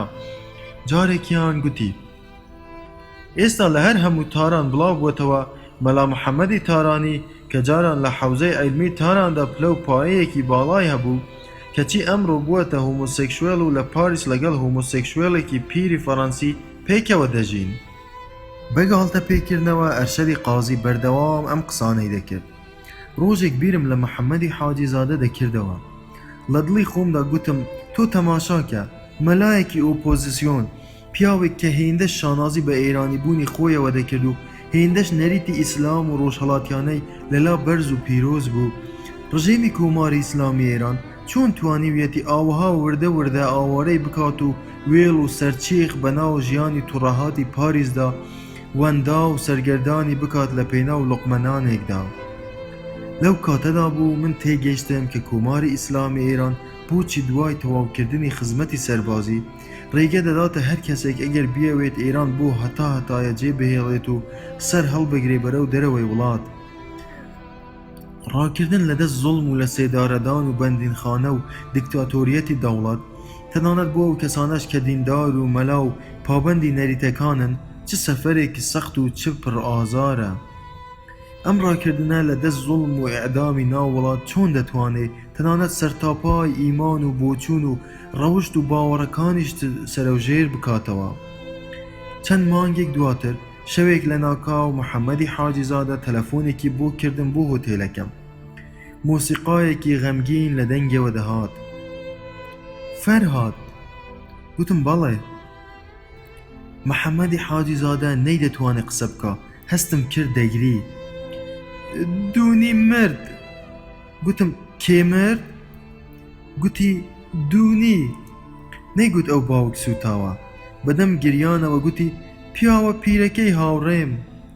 نەکبەت و بەدبەخت محەممەدی حاجی زادە. ژیانی تەنیایی و کڵۆڵی و کوڵە مەرگی محەممەدی حاجی زادە لە پاریس دیسان دەستی پێکردەوە. پێش ئەوەی تەلەفۆنەکە دابخەینەوە لێم پرسی خانووەکەی بناوتەوە تاپۆ کرده بوو؟ بەدەنگێکی غەمگین و تووڕەوە گوتی خۆ من نەچوو بووم بەردەوام لە ماڵەوە لەگەڵی بژیم. نا. لەو ڕۆژەوە ئیتر محەممەدی حاجی زادە دیسان کەوتەوە سەر گەڕان بە دوای کار و جار جار قاپشۆری لە ناو ڕێستۆرانتە پیسەکانی پاریسدا.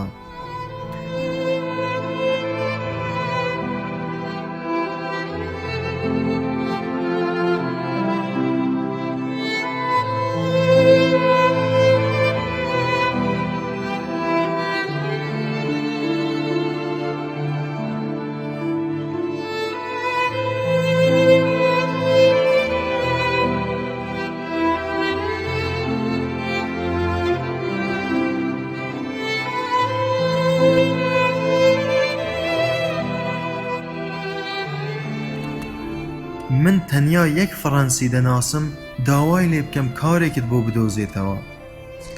ئەو گەنجە لبنانی فەڵەستینیانەی لە سەرەتای تازە گەیشتنم بۆ پاریس لە کەمپەکەدا لەگەڵم بوون سەبارەت بەوەی ئەوانیش وەک من مافی نیشتەجێبوونیان هێشتا بۆ دەرنەچوو بوو دەچوون پارچەزێڕی بچووک و قەمسەڵە و پانتۆریان لە مغازە و سوپەرمارکێتەکانی پاریسدا دەدزی و لە بازاری ڕەشیان لە بەردەم بازاری تاتی لە مارکادی پواسۆنیێخ بە هەرزانتر دەیانفرۆشتەوە.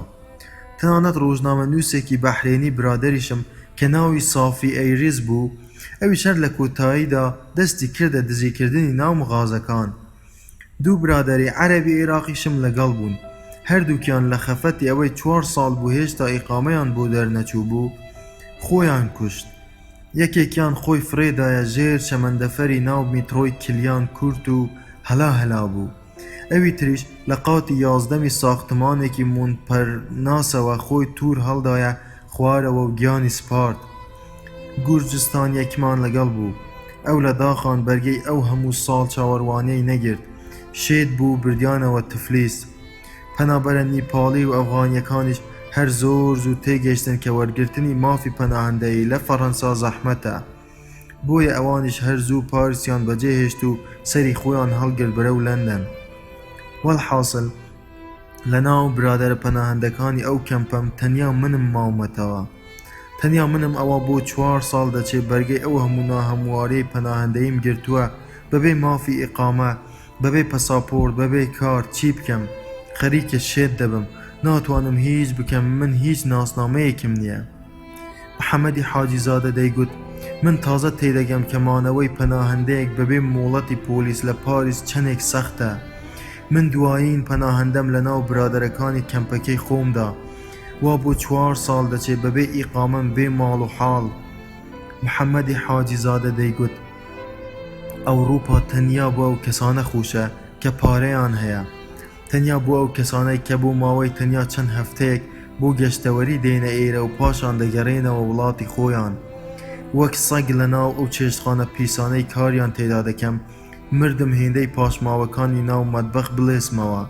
من لە وڵاتی خۆمدا هیچ نەبووایە ماڵێکم هەبوو حاڵێکم هەبوو ناوبانگێکم هەبوو لێرە ئەسڵەن هیچ ناسنامەیەکیشم نییە من لێرە کێم من چیم. سێجەمە شیر و ئارد و هێلکە لە ناو تاوەیەک دەگرمەوە و دەیکەم بە نانە هێلکە و دەیخۆم ئاوها دەژین چی بکەم. لە ناو ژوورێکی 11 مەتر چوارگۆشەدا دەست شۆرێک و سیسەمێک و دووشێک و تەباغێک توالێتەکەشم هاوبەش لەگەڵ پەناهەندەیەکی سریلانکی ناو ژوورێکی تری دەرەوەی ئاپارتمانەکەم. ئەمەیە ژیانی من تا هەتایە لە پاریس. من بەداخەوە بووم بۆ محەممەدی حاجیزادە زۆرم پێ ناخۆش بوو کە دەمدیت محەممەدی حاجیزادە جاران مەلا کە هێندەش بە ئەسڵ و فەسلی ئێرانی بوونی خۆی و بە ڕەسەنایەتی کولتوری ئیسلام و ڕۆژهەڵاتەوەی دەنازی و دەیویست لە ئێران دین لە دەوڵەت جودا ببێتەوە و کۆماری ئیسلامی ئێران بەڕاستی ببێتە کۆماری ئیسلامی ئێران. لە پاریس ئاوها ڕەزیل و سەفیل هیچ کەسێک لە من زیاتری نەبوو ئاوڕێک لە ژیانی بداتەوە. دەمویست بە یادی جاران دیسان لی بپرسم ئاخۆ ئەمە خەتای کۆماری ئیسلامی ئێرانە یان خەتای فرانسوا میتران کە تۆ ئاوها کڵۆڵ و بەدبەخت لە پاریس کەوتووی. بەڵام دڵم نەدەهات چونکە بەڕاستی زۆر تەقدیری ئەو پیاوەم دەگرت و زۆرم پێ ناخۆش بوو هەموو جارێک دەمدیت بم شێوەیە دەکروزایەوە. ڕۆژێک گەیشتە تینم پێم گوت من تەنیا یەک فەڕەنسی دەناسم داوای لێ بکەم کارێکت بۆ بدۆزێتەوە. کێ؟ ئەدی بۆ پێی ناڵێی؟ گوتم مسیۆ لوسیانا خاوەن هۆتێلەکەم. گوتی ئەو پیاوە جوولەکەی دەڵێ بە من دەچێ؟ بەڵێ وەک ئەوەی بەزەیی بە حاڵی خۆیدا بێتەوە و لە دڵی خۆیدا بڵێ گەشتینە ئەو ڕادەیەی داوا لە جوولەیەک بکەین ڕزگارمان بکە. پرسی گوتت باسڵ جوولەکەی پورتوگالە؟ بەڵێ. محەممەدی حاجیزادە جەختی کردەوە واتە جوولەکەیە؟ بەڵێ. وەک ئەوەی بەلایەوە ڕیسوایی بێت گوتی واتە بە جوولەکەیەک بڵێم کارم بۆ بدۆزێتەوە. من لەو دەمەدا بیرۆکەیەک هات بە خەیاڵمدا و ویستم پێی بڵێم ڕۆژهەڵات هەمیشە پێویستی بە ئەوروپا هەبووە چ قەیدیە؟ گوتم ئێستا پێی بڵێم یان نا؟ محەممەدی حاجیزادە کاتێ هەستی کرد بە جددیمە ئەم جارە بە گومانەوە تەماشای پرسیارەکەی منی کرد گوتی ئەو من دەناسێ؟ نەخێر تەنیا ئەوەندەم پێگوتووە ئێوە هەردووکتان زۆر لە یەکتر دەچن. وەک ئەوەی ئەمە یەکەم جاری بێت گوێی لەم قسەیە من بوو بێت، گوتی ئەوە تۆ بەڕاستە کە من و ئەو هێندە لە یەکتر دەچین؟ گوتم هەر دەڵێی سێوێکن و کراون بەدوولەتەوە، جددی هەر زۆر بە یەکتر دەچن. محەممەدی حاجی زادە لێمی پرسی پێت گوتووە کە من کاتی خۆی مەلا بوومە؟ گوتم بەڵێ. دەیزانێ کە من ئێرانیم؟ گوتم بەڵێ. تۆ جارێکیان پێت گوتم کە زمانی فارسیش دەزانێت و ئەدەبی فارسی دەخوێنێ؟ گوتم بەڵێ، دکتۆرۆنامەکەی لەسەر ئەدەبی فارسیە.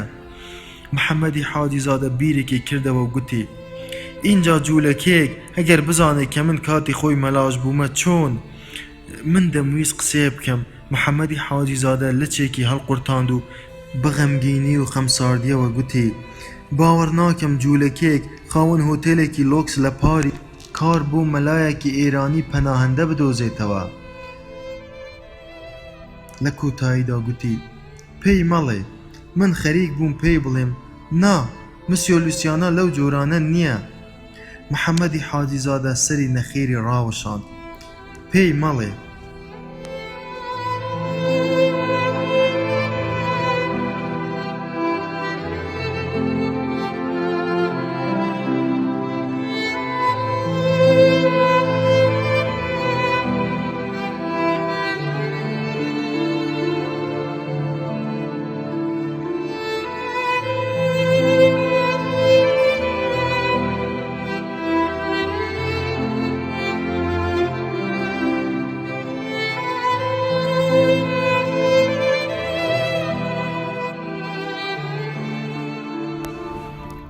پیاوێکی عەرەبی مەغریبی بە ناوی مبارەک. محەممەدی حاجی زادە بە درێژایی ئەو ماوەی بێکاری خۆی تا ئەو کاتەی ڕێستۆرانتێکی دیکەی دۆزیەوە بۆ ئەوەی قاپسۆری تێدا بکە، فێر بوو دەچوە ناو داڵانە پان و پۆڕە گەورەکەی بەردەم کڵێسای نۆتردام یان لە ناو باغی لۆکزەمبۆرگ، زۆر جاریش دەچوە ناو قاوەخانەکانی ژوسیۆ و سۆربۆن کە خوێندکارە گەنجەکانی زانکۆیان لێبوو. خۆی سەرقاڵی دەست خوێندنەوە و فاڵگرتنەوە دەکرد کە لەوێ هەندێک پڕ و پیرەژن و پیرەمێرد فەڕەنسیەکان یان توریستەکان بە تایبەتیش خوێندکارەکانی زانکۆ زۆریان پێخۆش بوو. بەرامبەر بەمەش خەڵک لانی کەم فڕەنکێکیان دەدایە. لە مۆنتمارت کاتێ برادەرە نیگارکێشەکانم ئەم هەواڵەیان بیستەوە، ئەرشەدی قازی یەکەمین کەسێک بوو کەوتەوە گاڵتە پێکردنی. هەموو جار دەیگوت برادەرەکەی فەرهاد بووە بە فاڵچی. ڕووباری سنت بەجێ دەهێشت بەرەو شەقامی شاڕوون تا دەگەیشتیتە گەڕەکی سانت ئەنتوان لە نزیک کەنیسەی مادلێن دو ترۆنێڵ. لە شەقامی سانت ئەنتوان ڕێستۆرانتێکی خەلنجیلەی کوردەکانی تورکیا هەبوو بە ناوی دیلان. خاوەنەکەی کورد بوو، ناوی سەیدۆ، برادەرم بوو. چەند مانگ جارێک یەکێک لەو تابلۆنەیانەی منی دەفرۆشت کە بە دیواری ڕێستۆرانتەکەیەوە هەڵم دەواسین. سەیدۆی خاوەن ڕێستۆرانتی دیلان ئێوارەیەک ڕازی بوو کە ئەم محەممەدی حاجی زادە ئێرانیە شەوان بێتە ڕێستۆرانتەکەی و فاڵ بۆ میوانەکان بگرێتەوە. بەڵام بەمەرجێک تەنیا لە کاتی پشودانی نێوان ئاهەنگەکاندا کە تیپێکی مۆسیقای کوردی خەڵکی ئەفرین پێشکەشیان دەکرد. قاوەگرتنەوە و دەستخوێندنەوەی محەممەدی حاجی زادە بۆ میوانەکانی ڕێستۆرانتی دیلان هەر بۆ خۆشترکردنی ئەتمۆسفێری ڕێستۆرانتەکە خۆشی باش بوو. لە بەرژەوەندی سەیدۆدا بوو چونکە وەک پاشانیش بۆ سەیدۆوە دیارکەوت میوانی وا هەبوو تەنیا لەبەر خاتری فاڵگرتنەوەکانی محەممەدی حاجی زادە دەهاتە ئەوێ. زۆر لە میوانەکانی ڕێستۆرانتی دیلان بە گوێ خۆم چەندین جار گوێم لێیان بوو لەبارەی فاڵ و دەستخوێندنەوەکانی دەیانگوت ئەو قسانەی حاجی زادە دەیڵێن دەقا و دەق ژیانی منە. محەممەدی حاجی زادە بە مەبەستی خۆشترکردنی مەجلیسەکە و بە پێکەنین هێنانی میوانەکان هەندێک جار بە تایبەتیش دوای ئەوەی چاوی کرایەوە و زانی کە خەڵکێکە خۆشیان دەوێ نوکتەی جۆرا و جۆریشی لەبارەی سەرکردە و ئەمامە بەسەرەکانی کۆماری ئیسلامی ئێران بۆ خەڵکە فەڕەنسیەکە دەگێڕایەوە بۆ ئەوەی پێ بکەنن و پارەی بدەنێ. شەوێک منیش لەوێ بووم گێڕایەوە و گوتی جارێکیان وەزیری ڕۆشنبیری کۆماری ئیسلامی ئێران لەلایەن وەزیری ڕۆشنبیری فەڕەنساوە دەعوەت دەکرێتە پاریس. وەزیری ڕوشنبیری فەڕەنسا وەزیرە ئێرانیەکە دەباتە مۆزەخانەی لوڤەر لەناو مۆزەخانەکەدا لە بەشی توحفە نایابەکانی پاشا فەڕەنسیەکاندا یەکەی کەرستەکانی ناو ماڵی لویسی چواردەم پیشانی وەزیری ڕۆشنبیری ئێران دەدا. وەزیری ئێران لە ناو کەلوپەلەکانی ناو دیوەخانەکەی لویسی چواردەمدا چاوی بە جوتە پێڵاوێکی لویسی چواردەهەم دەکەوێ و سەرنجی ڕادەکێشێ. بە وەزیری فەڕەنسی دەڵێ ئەم جوتە پێلاوەی لویسی چواردەم زۆر جوانە.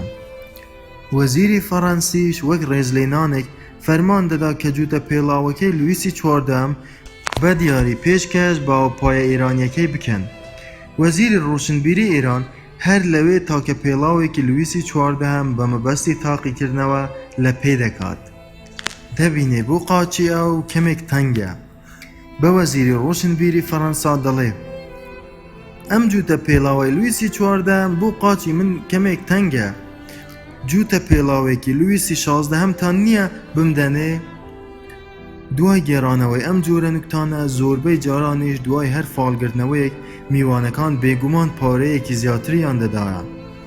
لە هەموو سەرنجڕاکێشتر ئەوە بوو کە محەممەدی حاجیزادە هەندێک جار پێش ئەوەی دەستی ئەو کەسە یان چەهرەی ئەو کەسە بخوێنێتەوە پێشبینیەکی لە ناکاوی خۆی لەبارەی ئەو کەسەوە دەردەبڕی. زۆر جارانیش ئەو پێشبینیە ڕاست دەردەچوو. بۆ نمونە جارێک پیاوێکی عەرەبی سووریا ناوی عەواد کە بیست بوویەوە مەلایەکی ئێرانی لە ڕێستۆرانتی دیلان فاڵ دەگرێتەوە و کون بە کون بە دوای داگەڕا بوو تا دۆزی بوویەوە. هاتووە لای محەممەدی حاجیزادە.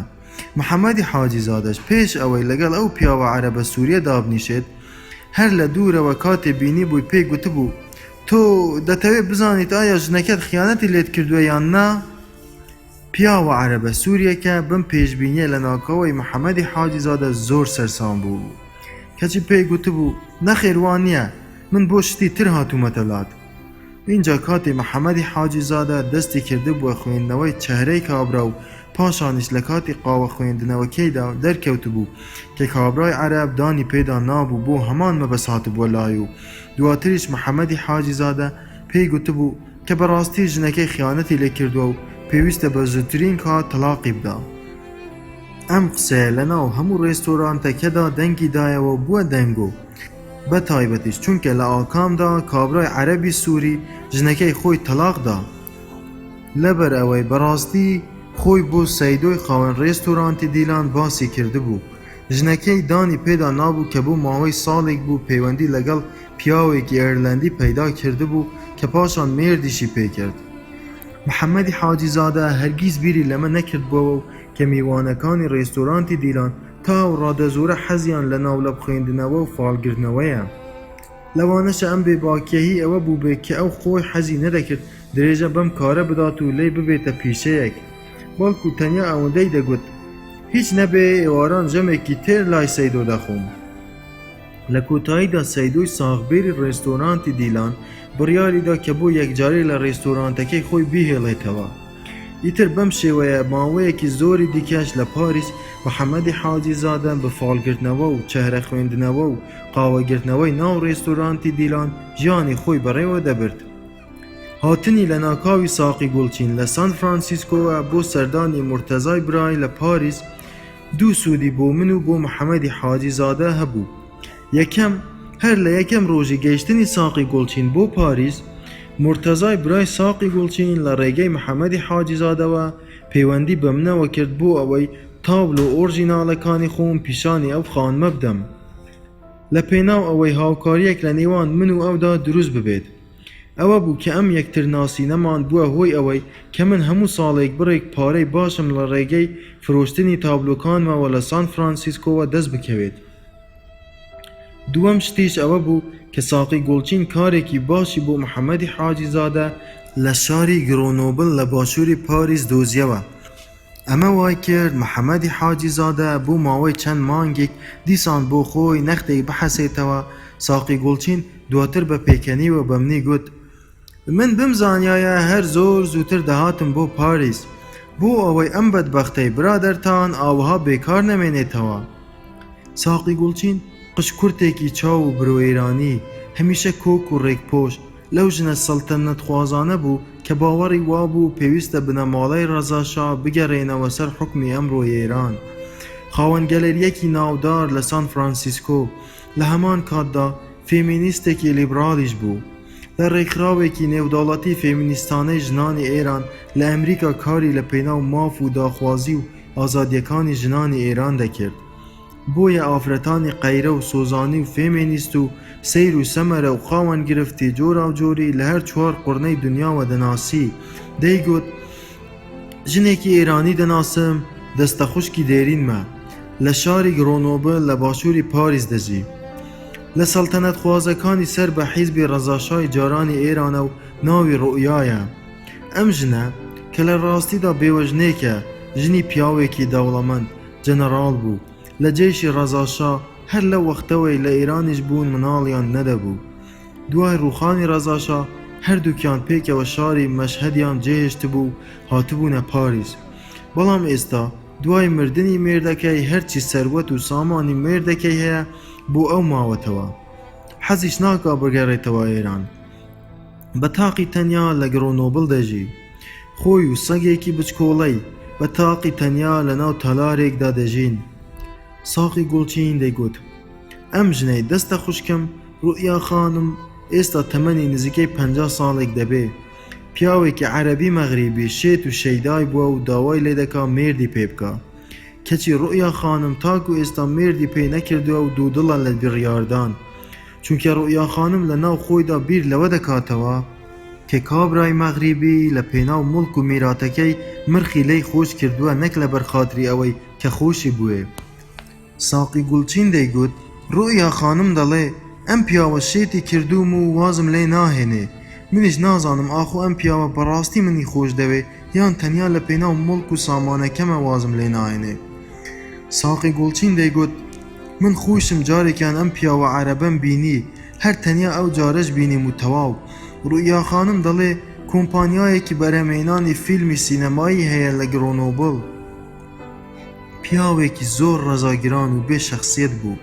ئەسڵەن منیش حەز ناکەم کە ڕوئیا خانمێکی هێندە نازدار و نەجیبزادە مێرد بە پیاوێکی عەرەبی مەغریبی ئاوها هێسک قورس و ناچیزە بکە. وابزانم ناوی پیاوەکە مبارەک بوو. پیاوێکی ئەسمەری ورگن خاڵێکی گۆشتن کە زیاتر لە زیادە گۆشتێک دەچوو وەک لە خاڵ لەسەر ڕوومەتی چەپی هەبوو. ساقی گوڵچین دەیگوت ڕوئیا خانم کە لە ئێرانیش بوو زۆر باوەڕی بە نوشتە و متفەرق و سحر و چارە خوێندنەوە و ئەم جۆرە شتانە هەبوو. بە زمانی خۆی پێیگوتم ئەگەر مەمنوع الورودی ئێرانم لەسەر نەبوایە دەگەڕامەوە بۆ ئێران و دەچووم لای یەکێک لە فالگرەوە تارانیەکان بەختی خۆمم دەگرتەوە. ئاخۆ بمزانایە ئایا مبارەک بەڕاستی خۆشی دەوێمیان تەنیا لەبەر مڵک و میراتەکەمە کە ئاوەها گەڕی تێ ئاڵاندوم. ساقی گوڵچین دەیگوت ڕوئیا خانم ئێستا شاگەشکە دەبێ ئەگەر مەلایەکی تارانی وەک محەممەدی حاجیزادە بناسێ کە ناولەب دەخوێنێتەوە و فاڵ دەگرێتەوە. ساقی گوڵچین پێش ئەوەی پاریس جێبهێڵێ بە 2 ڕۆژ تەلەفۆنی بۆ ڕوئیا خانم کردبوو هەموو شتێکی تێگەیاندبوو. دەیگوت ڕوئیا خانم لە خۆشیان خەنی بووە و گوتوویەتی با ئەو محەممەدی حاجیزادەیە هەر سبەینێ بەڕێکەوێت و بێتە گرۆنۆبڵ. ساقی گوڵچین دەیگوت ڕوئیا خانم دەڵێ ئەگەر محەممەدی حاجیزادە ناتوانێ بێتە لام بۆ گرۆنۆبڵ من خۆم دێمە پاریس بۆ لای ئەو. پێش ئەوەی پاریس جێبهێڵێ بە 2 ڕۆژ ئێمە هەمومان دانیشت بووین. ساقی گوڵچین بە محەممەدی حاجیزادەی گوت ڕوئیا خانم دەڵێ ئەگەر حەز دەکا لە هۆتێل بێ ئەگەر حەز دەکا لە ماڵی خۆم بمێنێتەوە هاتوچۆی ئەم سەر و ئەو سەری دەدەمەوە. سێجەمە نان خواردنیشی داوەتی منە چ پارە و دەستحەقێکیشی دەوێ دەیدەمێ بەس بێ. ڕوئیا خانم ژنێکی دەوڵەمەند و نەجیبزادەیە چی پارەیەکی لێی داوا بکەی دەداتێ بەس بچیتە لای. ساقی گوڵچین 2 ڕۆژ پێش ئەوەی پاریس جێبهێڵێ لە پێش هەمومان بە محەممەدی حاجیزادەی گوت بەڵام من بە مەرجێک ئەم کارت پێ دەبەخشم. مەرجەکە چییە؟ ساقی گوڵچین بە محەممەدی حاجیزادەی گوت دەبێ کارێکی وا بکەی کە ڕوئیا خانم ئەو پیاوەی لە پێش چاو ڕەش ببێت و چیتر بیر لەوە نەکاتەوە کە شووی پێ بکە. محەممەدی حاجیزادە یەکسەر گوتی بۆ بەڵکو پیاوە مەغریبیەکە بەڕاستی خۆشی دەوێ ساقی گوڵچین گوتی نەخێر خۆشی ناوێ من دەزانم تەنیا لەبەر مڵک و سامانەکەیەتی کە مرخیلەی خۆش کردووە تو پیاوەکە دەناسیت ئەی چۆن ناوی مبارەکە مەغریبیە ساقی گوڵچین مکوڕ بوو لەسەر مەرجەکەی خۆی هەر چۆنێ بێ من هەرگیز ئیزنت نادەم بچی نیازخراپی پیاوێکی مەغریبی ناکەس بەچە کە تەنیا لە پێناو مڵک و میراتەکەی مرخی لە ڕوئیا خانم خۆش کردووە بچی بیکەیتە عەشق و ئایدیال لای ژنێکی نەجیبزادەی وەک ڕوئیا خانم کە دەڵێ پەپولەیە پەپولە من ڕوئیا خانمم خۆش دەوێت ساقی گوڵچین فێمینیست بوو وا پێدەچوو بیەوێ بەرگری لە ژیانی ئەو ژنە ئێرانیەی هاوڕێی خۆی بکات و نەهێڵێ چارەنووسی بێوەژنێکی بەستە زمانی نەجیبزادەی وەک ڕوئیا خانم بکەوێتە چنگ پیاوێکی عەرەبی مەغریبی ئەو تۆ کە وەک ساقی گوڵچین دەیگوت تەنیا لە پێناو میرات و سەروەتەکەی مرخیلەی خۆش کردووە گوتی اینجا ڕوئیا خانم بەوە نییە کە بێوەژنە ژنێکی تا بڵێ جوان و نازداریشە بیبینی عینەن گوگوشی گەورانی بێژە هێندە شۆخ و شەنگ ساقی گوڵچین باشکرا هێز و باوەڕی فێمینیستانەی خۆی بە نیازی بەرگریکردن لەو بێوەژنە کەساسە دووپات کردەوە بەڵێ من بەم مەرجە دەتنێرمە لای ڕوئیا خانم کە چارەنووسی ئەم ڕوئیا خانمە لەدەست ئەو پیاوە مەغریبیە ڕزگار بکەیت و کارێکی وا بکەیت کە ئەو پیاوە عەرەبەی لە پێش چاو ڕەش بکەیت چونکە ڕێکخراوە فێمینیستەکەی ئێمەش لە ئەمریکا کار لە پێناو ڕزگارکردنی ئەم جۆرە ژنانە دەکا لەدەست زوڵم و زۆرداری ئەو جۆرە پیاوانەی کە دەیانەوێ ئافرەتی ئاوەها بێکەس و خۆشباوەڕ بچەوسێننەوە محەممەدی حاجی زادە یان ئەوە تا یەکسەر باوەڕی بە بەڵگەکانی ساقی گوڵچین هێنا یانیش ئەوە تا چونکە لەبەر بەرژەوەندی خۆیدا بوو لەوانەشە ئەویش لە ناو خۆیدا کەوتبێتە سەر کەلکەڵەی ئەوەی کە ئەو خۆشی بیر لە خۆشویستن و مارەکردنی ئەو ژنە 50 ساڵیە بکاتەوە یەکسەر بە گرێبەستەکە ڕازی بوو گوتی باشە بەڵام ساقی گوڵچین گوتی کە دەست بە فالگرنەوە دەکەی ئاوەها بڵێ پیاوێکی ئەسمەری ورگێن لە ژیانی تۆدا هەیە خاڵێکی گۆشتن کە زیاتر لە زیادە گۆشتێک دەچێ وەک لە خاڵ لەسەر ڕوومەتی چەپی هەیە دەور و خوڵی تۆی داوە و پێت دەڵێ گوایە تۆی خۆش دەوێت بەڵام باش ئەمە بزانە کە ئەم پیاوە تەنیا لە پێناو سەروەت و سامانەکەت مرخی لە تۆ خۆش کردووە تۆی خۆش ناوێ ساقی گوڵچین ڕووی لە محەممەدی حاجی زادە کرد وەک ئەمرێکی بەسەردا بکا باش محەممەدی حاجی زادە گوتی باش ساقی گوڵچین بە محەممەدی حاجی زادەی گوت تو هەر ئەمەندە بە ڕوئیا خانم بڵێ و ئیتر حەقی هیچ ترت نەبێ اینجا بە محەممەدی حاجی زادەی گوت خۆ من دڵنیام ئەگەر تۆ بەختی ڕوئیا خانم بخوێنیتەوە حەقیقەتەکەش هەر ئاوەهایە و ئاوەها دەبێ ساقی گوڵچین دوار ڕێککەوتن لەسەر بەڵێنەکەی محەممەدی حاجی زادە هەر هەمان شەو دەم و دەست ناو نیشان و ژمارەی تەلەفۆنی ماڵەوەی ڕوئیا خانمی لە گڕۆنۆبل لەسەر کاغەزێک نووسی و دایە دەست محەممەدی حاجی زادە و پێی گوت هەر سبەینێ تەلەفۆنی بۆ بکە و بچۆ بۆ لای بۆ گڕۆنۆبل محەممەدی حاجی زادە دوای گەڕانەوەی ساقی گوڵچین بۆ سان فرانسیسکۆ بە چەند ڕۆژێک بە سواری شەمەندەفەر بەرەو گڕۆنۆبل بۆ لای ڕوئیا خانم بەڕێکەوت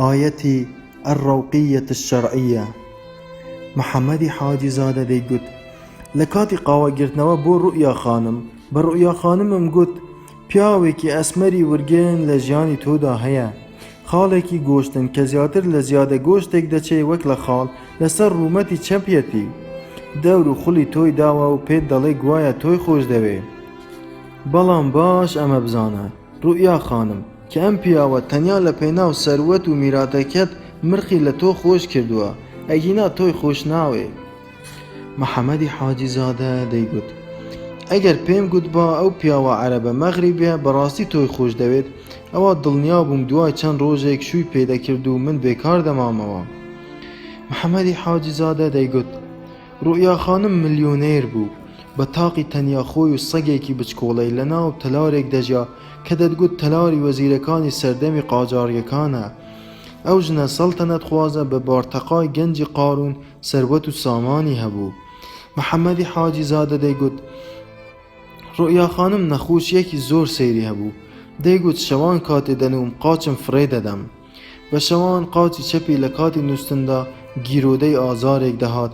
ئەو ئازارە وای لێ دەکرد کە جار بەجار قاچی ڕابچڵەکێنێت و شەق بەهاوێ بەبێ ئەوەی خەبەریشی بێتەوە.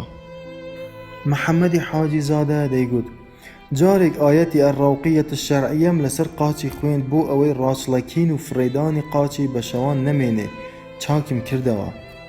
محەممەدی حاجی زادە دەیگوت بۆ ئەمەش دیسان 1000 فرەنکی بەخشیش دامێ چونکە دەیگوت دکتۆری دنیام کردووە هیچ دکتۆرێک نەیزانیوە چیمە. محەممەدی حاجی زادە دەیگوت ڕوئیا خانم چەندین جار منی بۆ گرۆنۆبڵ بۆ لای خۆی بانگ کردەوە. هەر جارێکی دەچووم قاوەی بۆ بگرمەوە یان دەستی بۆ بخوێنمەوە 500 فرەنکی دەدامێ. خەرجی هۆتێل و نان خواردنیشم لە شێوەی چەک خاوەنی هۆتێلەکە خۆی بۆ ئەوی دەناردە ماڵەوە.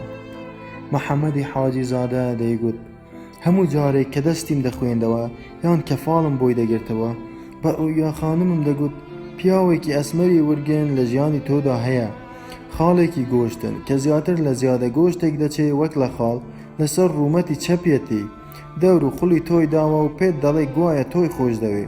بەڵام باش ئەمە بزانە ڕوئیا خانم کە ئەم پیاوە تەنیا لە پێناو مڵک و ماڵ و میراتەکەت مرخی لە تۆ خۆش کردووە ئەگینا تۆی خۆش ناوێ. محەممەدی حاجی زادە دیار بوو بیرەوەریەکی زۆری لەگەڵ ڕوئیا خانم هەبوو. هەموو جار کاتێ باسی ئەو ژنەی دەکرد دەیگوت بەڕەحمەت بێ ژنێکی ئەگەرچی ساویلکە و دڵساغ بوو بەڵام گەلێک بەخشندە و نەجیب زادە بوو. محەممەدی حاجی زادە دەیگوت کە حەیف ساقی گوڵچین بە تەلەفۆن ڕۆژێک لە ناکاو پێی گوتووە کە ڕوئیا خانم شەوێک بە سەکتەی قەلبی دڵی ڕاوەستاوە و مردووە.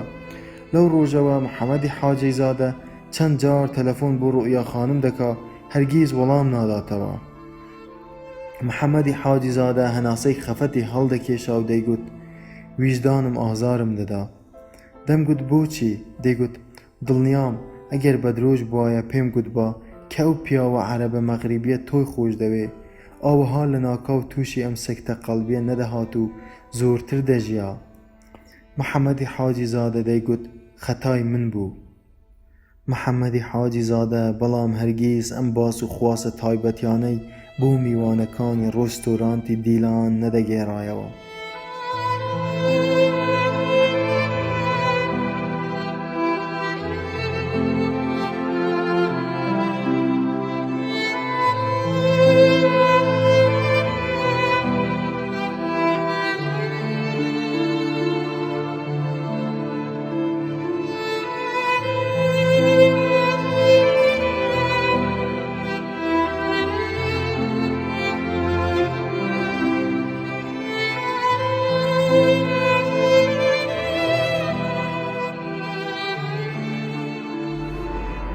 ئێوەی نیگارکێش زۆر بەختەوەرن چونکە دەتوانن جوانی ڕەسم بکەن. لە کاتێکدا ئێمەی مرۆڤ گەلی ئاسایی و ئەکادیمی تەنیا پاشماوەکانی ئەو جوانیەمان بۆ دەمێنێتەوە. بۆ ماوەی نزیکەی ساڵێک گفتوگۆکانی من و مسیۆ لوسیانە تەنیا لە چوارچێوەی هۆڵی پێشوازی هۆتێلەکەدا بوو. شەوێک مسیۆ لوسیانە پێش ئەوەی شەوشادم لێ بکات و بڕواتەوە ماڵ لێی پرسیم ئەم کۆتایی هەفتەیە وەختت دەبێت دەعاتێکت بکەم؟ لەگەڵ مسیۆ لوسیانە بە تەواوەتی برادەر بووین. گوتم بە خۆشحاڵیەوە. ئەیوەرەی ڕۆژی شەممەی داهاتوو سەعات 8 ئێوارە لە یەکێک لە ڕێستۆرانتە گرانبەهاکانی شانزێلیزێ بە ناوی سامتور بۆ یەکەمین جار لەگەڵ مسیۆ لوسیانە لە دەرەوەی هۆتێلەکەمان لەگەڵ یەکتر وەک دوو برادەر دانیشتین. پێشتر هاتووی بۆ ئەم ڕێستۆرانتە؟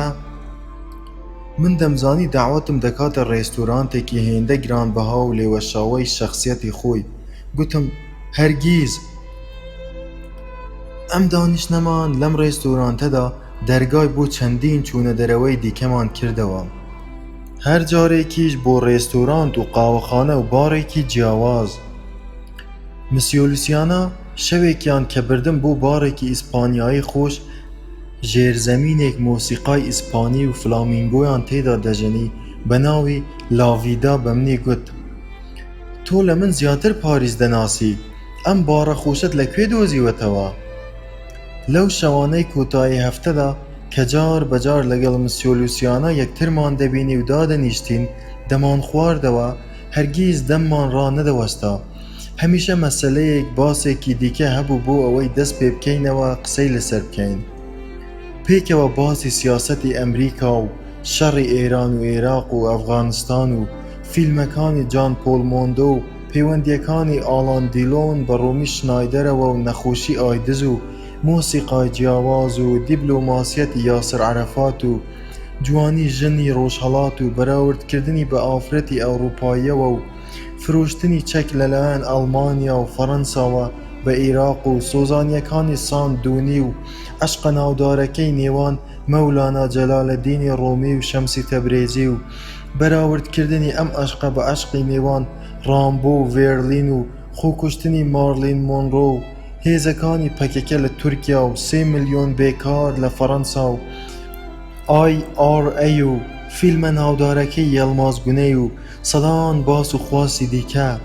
من چیرۆکەکانی سەردەمی ڕاکردنی خۆمم دەگێڕایەوە لە عێراقەوە بەرەو ئێران و پاشان سووریا و ئینجا پۆلۆنیا و ئەڵمانیا، پاشانیش فەڕەنسا.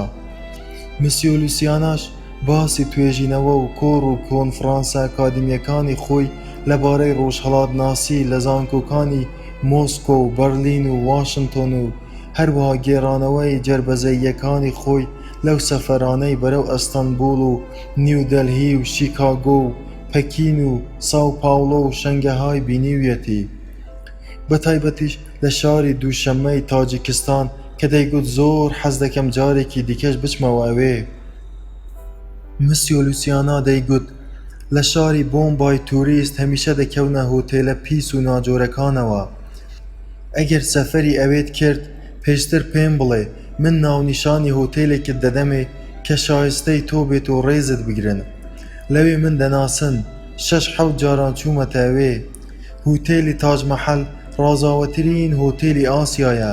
ئەگەر چوویتە ئەوێ لەوێ دەعوەتی من دەبیت لەو هۆتێلە تا دەگەڕێیتەوە. هۆتێلی تاج مەحەل 800 ژووری تێدایە، شارێکە لە ناو دڵی مۆمبای. من چیرۆکە ناخۆشەکانی سەردەمی سەدام حوسێنم بۆی دەگێڕایەوە کە بەهۆی کوردبوونمەوە لە زمانی مناڵی و گەنجێتی خۆمدا چەشتە بوونم. ئەویش کارەساتەکانی سەردەمی باوکی و مناڵی خۆی بۆم دەگێڕایەوە بەهۆی جوولەکە بوونیانەوە بەدەست نازیەکانی سەردەمی هیتلەر و ڕژێمی پورتوگالەوە. من باسی فرۆغی فەرۆغزاد، ئەو باسی حافزی شیرازی، من باسی کەمال المەلک، ئەو باسی فێرناندۆ پێسوا، من باسی ئالڤاردۆ دی کامپۆس، ئەو باسی سوهرابی سەپەری، من باسی ئێدیت پیاف، ئەو باسی کەلسوم، من باسی مۆسیقای ڕاپ، ئەویش باسی سەمای ئەو دەروێشانەی کە لە قۆنیایان لە بایەزیدی ئەستەنبوڵ بینی بوونی. هەرگیز باس و خواس و قسەمان نەدەبڕایەوە. هەموو جارێکیش پڕ بەدڵ دەمویست کە من حیسابی دانیشتن و خواردن و خواردنەوەکەمان بدەم. مسیۆ لوسیانا کاغەزی حسابەکەی هەمیشە ڕادەکێشایە بەردەم خۆی. بۆ من تەنیا ئیمزاکردنی چێکێکی بانقیە ئاسانترە. دەمگوت هیچ نەبێت تەنیا جارێک، هەرگیز نەیدەهێشت. ئێمە برادەرین. شەوێک لەو شەوانەی پێکەوە بووین لە پاریسی هەشتەم لە ناو ڕێستۆرانتێکی تورکەکاندا بە ناوی کاروانسەرا کە سەما و مۆسیقای عوسمانی لێبوو. من چوو بوومە توالێت. کاتێ هاتمەوە دابنیشم دیتم مسیۆ لوسیانا غەمگین ئاگای لە مۆسیقا خۆشە عوسمانیەکە نەمابوو. تەماشای وێنەیەکی دەکرد. کاتێ منی بینی وێنەکەی نەخستەوە باخەڵی پیشانی دام. تەماشای وێنەکەم کرد. وێنەکەی دایە دەستم گوتی تەماشایکە. لە وێنەکە ورد بوومەوە. وێنەی کچێکی یەکجار جوان بوو. مسیۆ لوسیانا گوتی حەز دەکەم وێنەی ئەم کچەم بۆ گەورە بکەی. مسیۆ لوسیانا ماندوو دیار بوو. کاتی ئەوە هاتبووم هەستین بڕۆین لێمی پرسی دەتوانی؟ من تەماشای سیحری ڕۆژهەڵاتیانەی کچەکەم دەکرد. بەبێ ئەدەبیم زانی نەمدەویست لێی بپرسم ئەمە وێنەی کێیە؟ گوتم بێگومان. بەڵام یەکسەر تێگەیشتم هەبێ و نەبێ ئەمە ئەو کچەیە کە بووەتە هۆی ئەو فیگاری و ناومێدیەی کە جار بەجار لە ناکاو هەرچی هێز و ئومێد هەیە لەو پیاوە مەزنەی دەسەنێتەوە. لە کۆتاییدا ئەو ڕۆژە هات مسیۆ لوسیانا چیرۆکی هەرە گرنگی ژیانی تایبەتی خۆی بۆم بگێڕێتەوە. سەعات 8:30 ئێوارە بوو داوەتی ماڵی مسیۆ لوسیانا بووم. هەواڵین جار بوو کە لە ماڵی خۆیان یەکتر ببینین. ماڵێکی شاهانەی زۆر خۆش. بە درێژایی ڕێڕەوەکە کە دەچووەوە ناو دیوەخانی ماڵەکەیان فەرشی ئاوڕیشمی ئێرانی و بەڕێی ڕەنگینی فیگەرەتیڤی ڕۆژهەڵات بە دیوارەکانەوە هەڵواسرا بوون. هەر یەکەیان وەک تابلۆیەکی بەهادار نەک وەک کلیمێک خۆیان دەنواند. گوتم ئەم قاڵی و کلیمانە هەر یەکەیان ستایلێکی جیاوازن و هی شارێکن. گوتی بەڵێ کلیمی ئێرانی هی ئەوە نین ڕایان بخەی. دەبێ بە دیوارەوە هەڵبواسرێن تا جوانیەکەیان باشتر ببینین. لە ناو ڕێڕەوەکەدا لە ناو بەشی پێشەوەی دیوەخانە شاهانەکەی ماڵی مسیۆ لوسیانا ئەم شتانم بینی کە هەر یەکەیانی لە وڵاتێکەوە و لە شارێکەوە لەگەڵ خۆی داهێنا بوو. شمشێر، ددانی فیل، مومدانی زیو، ئاڵای لە ئەتلەس دروستکراو، قوتووی لە گەوهەر چێکراو، سندوقی ئاسنین، گوڵدانی دەست ساختی چین، کەمەربەند، ساز، زینی ئەسپ، زرێ، بالیفی ئاوڕیشمین، تۆپی پیشاندەری دنیا، جزمە، شاخی کەرکەدەن، هێلکەی نەخشێنراوی وشترمرغ، تفەنگی برنۆ، تیر و کەوان، گورز، دوگمە و دۆڵاب، مێزەر، حەوزی پڕ لە ماسی و گوێچکە ماسی، بالیفی بە مرواری نەخشێنراو، زینی بەداوی زێر نەخشێنراو، چەقۆی دەسک بە ئەڵماس، گورزی دەسک بە یاقوت ڕازێنراو، سەعاتی چاڵمە، سەڵتەی بە کەوڵ، کیسەی لە پێستی سمورە دروستکراوی پڕ لە پارەی قاجاریەکان، دەستم لە زۆربەیان دەدا، نێرگەلەی سەر بە ئەڵماس، تەزبیحی دەنگ گەورە، کڵاو خودی پیرۆزە تێگیراو، خەنجەر، قلنج، مەسینە. هەموو ئەم شتانە لە ناو دیوەخانەکەدا تیشکێکی کزی دزە کردبوو لە پەنجەرەی هاوینی پاریسەوە بەسەریاندا پەخشان بوو. لە ناو دیوەخانە شاهانەکەدا وێنەیەکی زۆر گەورەی پیاوێکی ئەرستۆکرات لە ناو چوارچێوەیەکی بەزی و نەخشێنراودا تانج و نەجمە لەسەرشان، زۆر کەشخە و قۆز، گۆچانێکی دەسکخر بەدەستەوە ڕاوەستا بوو. ئەمە باوکمە. ئەم جارە سەرنجم دایە دیوارەکانی تر. بەسەر دیوارەکانەوە لە ناو چوارچێوەی گرانبەهای زێرکەفتدا چەندین سوپاسنامە و خەڵات و بڕوانامەی ڕێزلێنان لە ئاکادیمیایەکی ڕۆژهەڵاتناسی و لە زانکۆکانی فەڕەنسا و ئیسرائیل و رووسیا و ژاپۆنەوە بە دیوارەکانی ماڵەکەیدا هەڵواسرا بوون. هەمویان ئەوەیان ڕوون دەکردەوە کە مسیۆ لوسیانا یەکێکە لە تۆژەرە هەرە چاڵاک و پڕکارەکانی بواری ئێرانشناسی زانکۆی سۆربۆن و نانتێغ لە پاریس.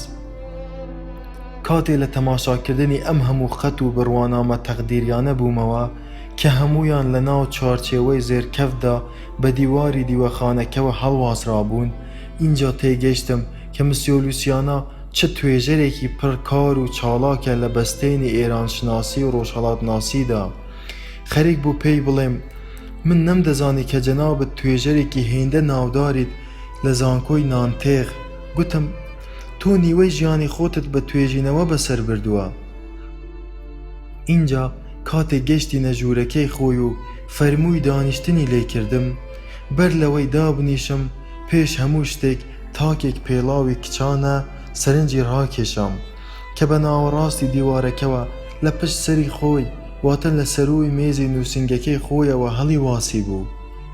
پێڵاوێکی سپی چکۆڵە ئەم لاو ئەولا بە نوقتەی ڕەش لە ناو چوارچێوەیەکی زۆر جواندا. ئەو چوارچێوە ڕازاوەیەی کە لە ناوەڕاستدا تاکە پێڵاوەکەی لە ئامێز گرتبوو. کاتێ لێی نزیک کەوتمەوە دیتم بە دەرزی ئاوڕژمی چینی کە چندرا بوو.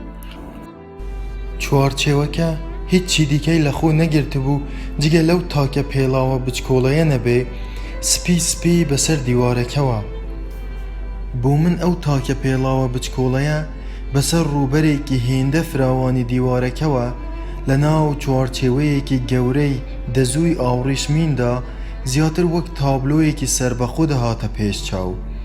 تەکنیکێکی هونەری بوو، بەڵام باوەڕشیم نەدەکرد کە مسیۆ لوسیانە ئەم کارەی وەک تابلۆیەک و بەرهەمێکی هونەری بەوێدا هەڵواسی بێ. بۆیە پرسییم ئەم تاکە پێڵاوە هی کێیە لەوێ؟ مسیۆ لوسیانە دوای زەردەخەنەیەک گوتی پۆرترێتەکە تەواو نەکرد؟ گوتم کام پۆرترێت؟ پۆرترێت یاو کچێکە گوتم وێنەی بکێشە. وێنەکەم بیر کەوتەوە کە لە ناو ڕێستۆرانتی کاروانسەرادا پێیدا بووم گەورەی بکەم. گوتم کچێکی زۆر جوانە، تۆ بڵێ بتوانم دەقاودەق وێنەی بکێشم؟ مسیۆ لوسیانە گوتی ئێوەی نیگارکێش زۆر بەختەوەرن. گوتم بۆچی؟ گوتی چونکە دەتوانن جوانی ڕەسم بکەن. اینجا گوتی لە کاتێکدا ئێمەی مرۆڤگەلی ئاسایی و ئەکادمی تەنیا پاشماوەکانی ئەو جوانیەمان بۆ دەمێنێتەوە. کەم قسەیەی کرد، دەستی بۆ تاکە پێڵاوەکەی ناو چوارچێوەکە درێژ کرد. ئەم پێڵاوە قسەکەی بۆ تەواو نەکرا. گوتم هی کێیە؟ گوتی هی ئەو کچەیە کە وێنەکەی ئەوم پێددا تا گەورەی بکەی. من ئاگام لێ نەبوو کە پێشتر نازانم لەکوێ وێسکی خواردبووەوە و بۆنی وێسکی دەهات. من برسیم بوو، هەستی خۆم ڕاگرت، دیتم بۆنی گۆشتی برژاویش دەهات. مسیۆ لوسیانە لێمی پرسی چی دەخۆیتەوە؟ پەرداغێک شەرابی سوور. نەمزانی ژنە خزمەتکارەکە لە پشتمانەوە وەستا بوو. مسیۆ لوسیانە پێی گوت هەردوو بڵە تازەکان بێنە. چەندین فەخفوری جۆرا و جۆری مەزە لە ناو ئەوانەدا فەخفوریەک گۆشتی برژاویش دانرا بوو. بەڵام من بەردەوام بیرم لە تاکە پێڵاوە هەڵواسراوەکەی ناو چوارچێوەی قەت دیوارەکە دەکردەوە. زۆر سەرنجڕاکێش بوو، دیسان تەماشایەکیم کردەوە و زۆرم پێی جوان بوو. مسیۆ لوسیانە کە دانیشت گوتی ئینسان دەیان کچی خۆش دەوێ بەڵام یەک جار عاشق دەبێ، وایە؟ قسەکەم پێ ڕاست بوو. گوتم وایە. بەرامبەر یەکتر دانیشت بووین، دەیویست جگەرەکەی دابگیرسێنێ و گوتی ئەم کچە ناوی زیبایە. ویستم بڵێم ئێرانیە؟ گوتم ئادگارێکی ئێرانی هەیە. مسیۆ لوسیانە کە دەستی کردە قسەکردن، پەنجەی زۆر بە نەرمیەوە بە گوڵێکی وردی ناو پارچە کلیمێکی بچکۆڵەی سەر مێزەکەمان دادەخشاند. تەماشای گوڵە وردەکەی دەکرد بۆ ئەوەی تەماشای من نەکا. فەرهاد، بۆ ماوەی 4 ساڵ من و ئەم کچە ئێرانیە یەکترمان خۆش دەویست. یەکەم مژی لە جگەرەکەیدا، پشتی دایە قەنەفە چەرمەکە. تۆ باوەڕت بە خۆشەویستی ئەفلاتونی هەیە؟ کەم قسەیە کرد، زەردەخەنەیەک ڕووی گەشاندەوە. من تێکەوتم، بەدەست خۆم نەبوو. مسیۆ لوسیانە دەمێک بوو بوتڵی یەکەمی شەرابەکەی هەڵپچڕی بوو، ملی بوتڵەکەی لار کردەوە ناو لێوانەکەم. شەرابی سووری بۆردۆیە. اینجا لە ناکاو سەری هەڵبڕی و تەماشامی کرد. دایکم تەمەنی درێژ دەبێ ئیشاڵڵا. گوتم ئیشاڵڵا. زانیم مسیۆ لوسیانە کەمێک مەستە. پەرداغەکانمان لە یەکتردا، لێوانەکەی دانایەوە. لە دوای دایکم من ئاخرین کەسی بنەماڵەکەمان دەمێنمەوە.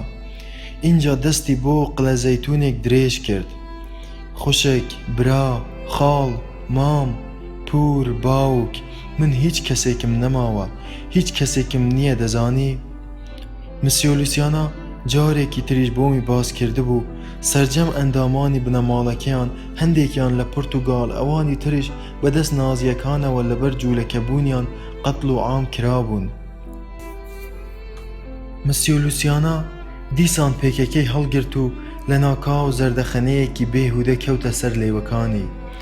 هۆتێلێک لە پاریس هۆتێلێک لە ئۆکسفۆرد، هۆتێلێکی ترمان لە تەلەڤیب، ئاپارتمانێکمان لێرە، 3 ئاپارتمانمان لە ئۆکسفۆرد، 4 ئاپارتمانی دیکەمان لە تەلەڤیب، 12 دەرمانخانە لە 12 شاری جۆراوجۆری فەڕەنسا، چەندین مڵک و ماڵی دیکەمان لەم لاولەولا.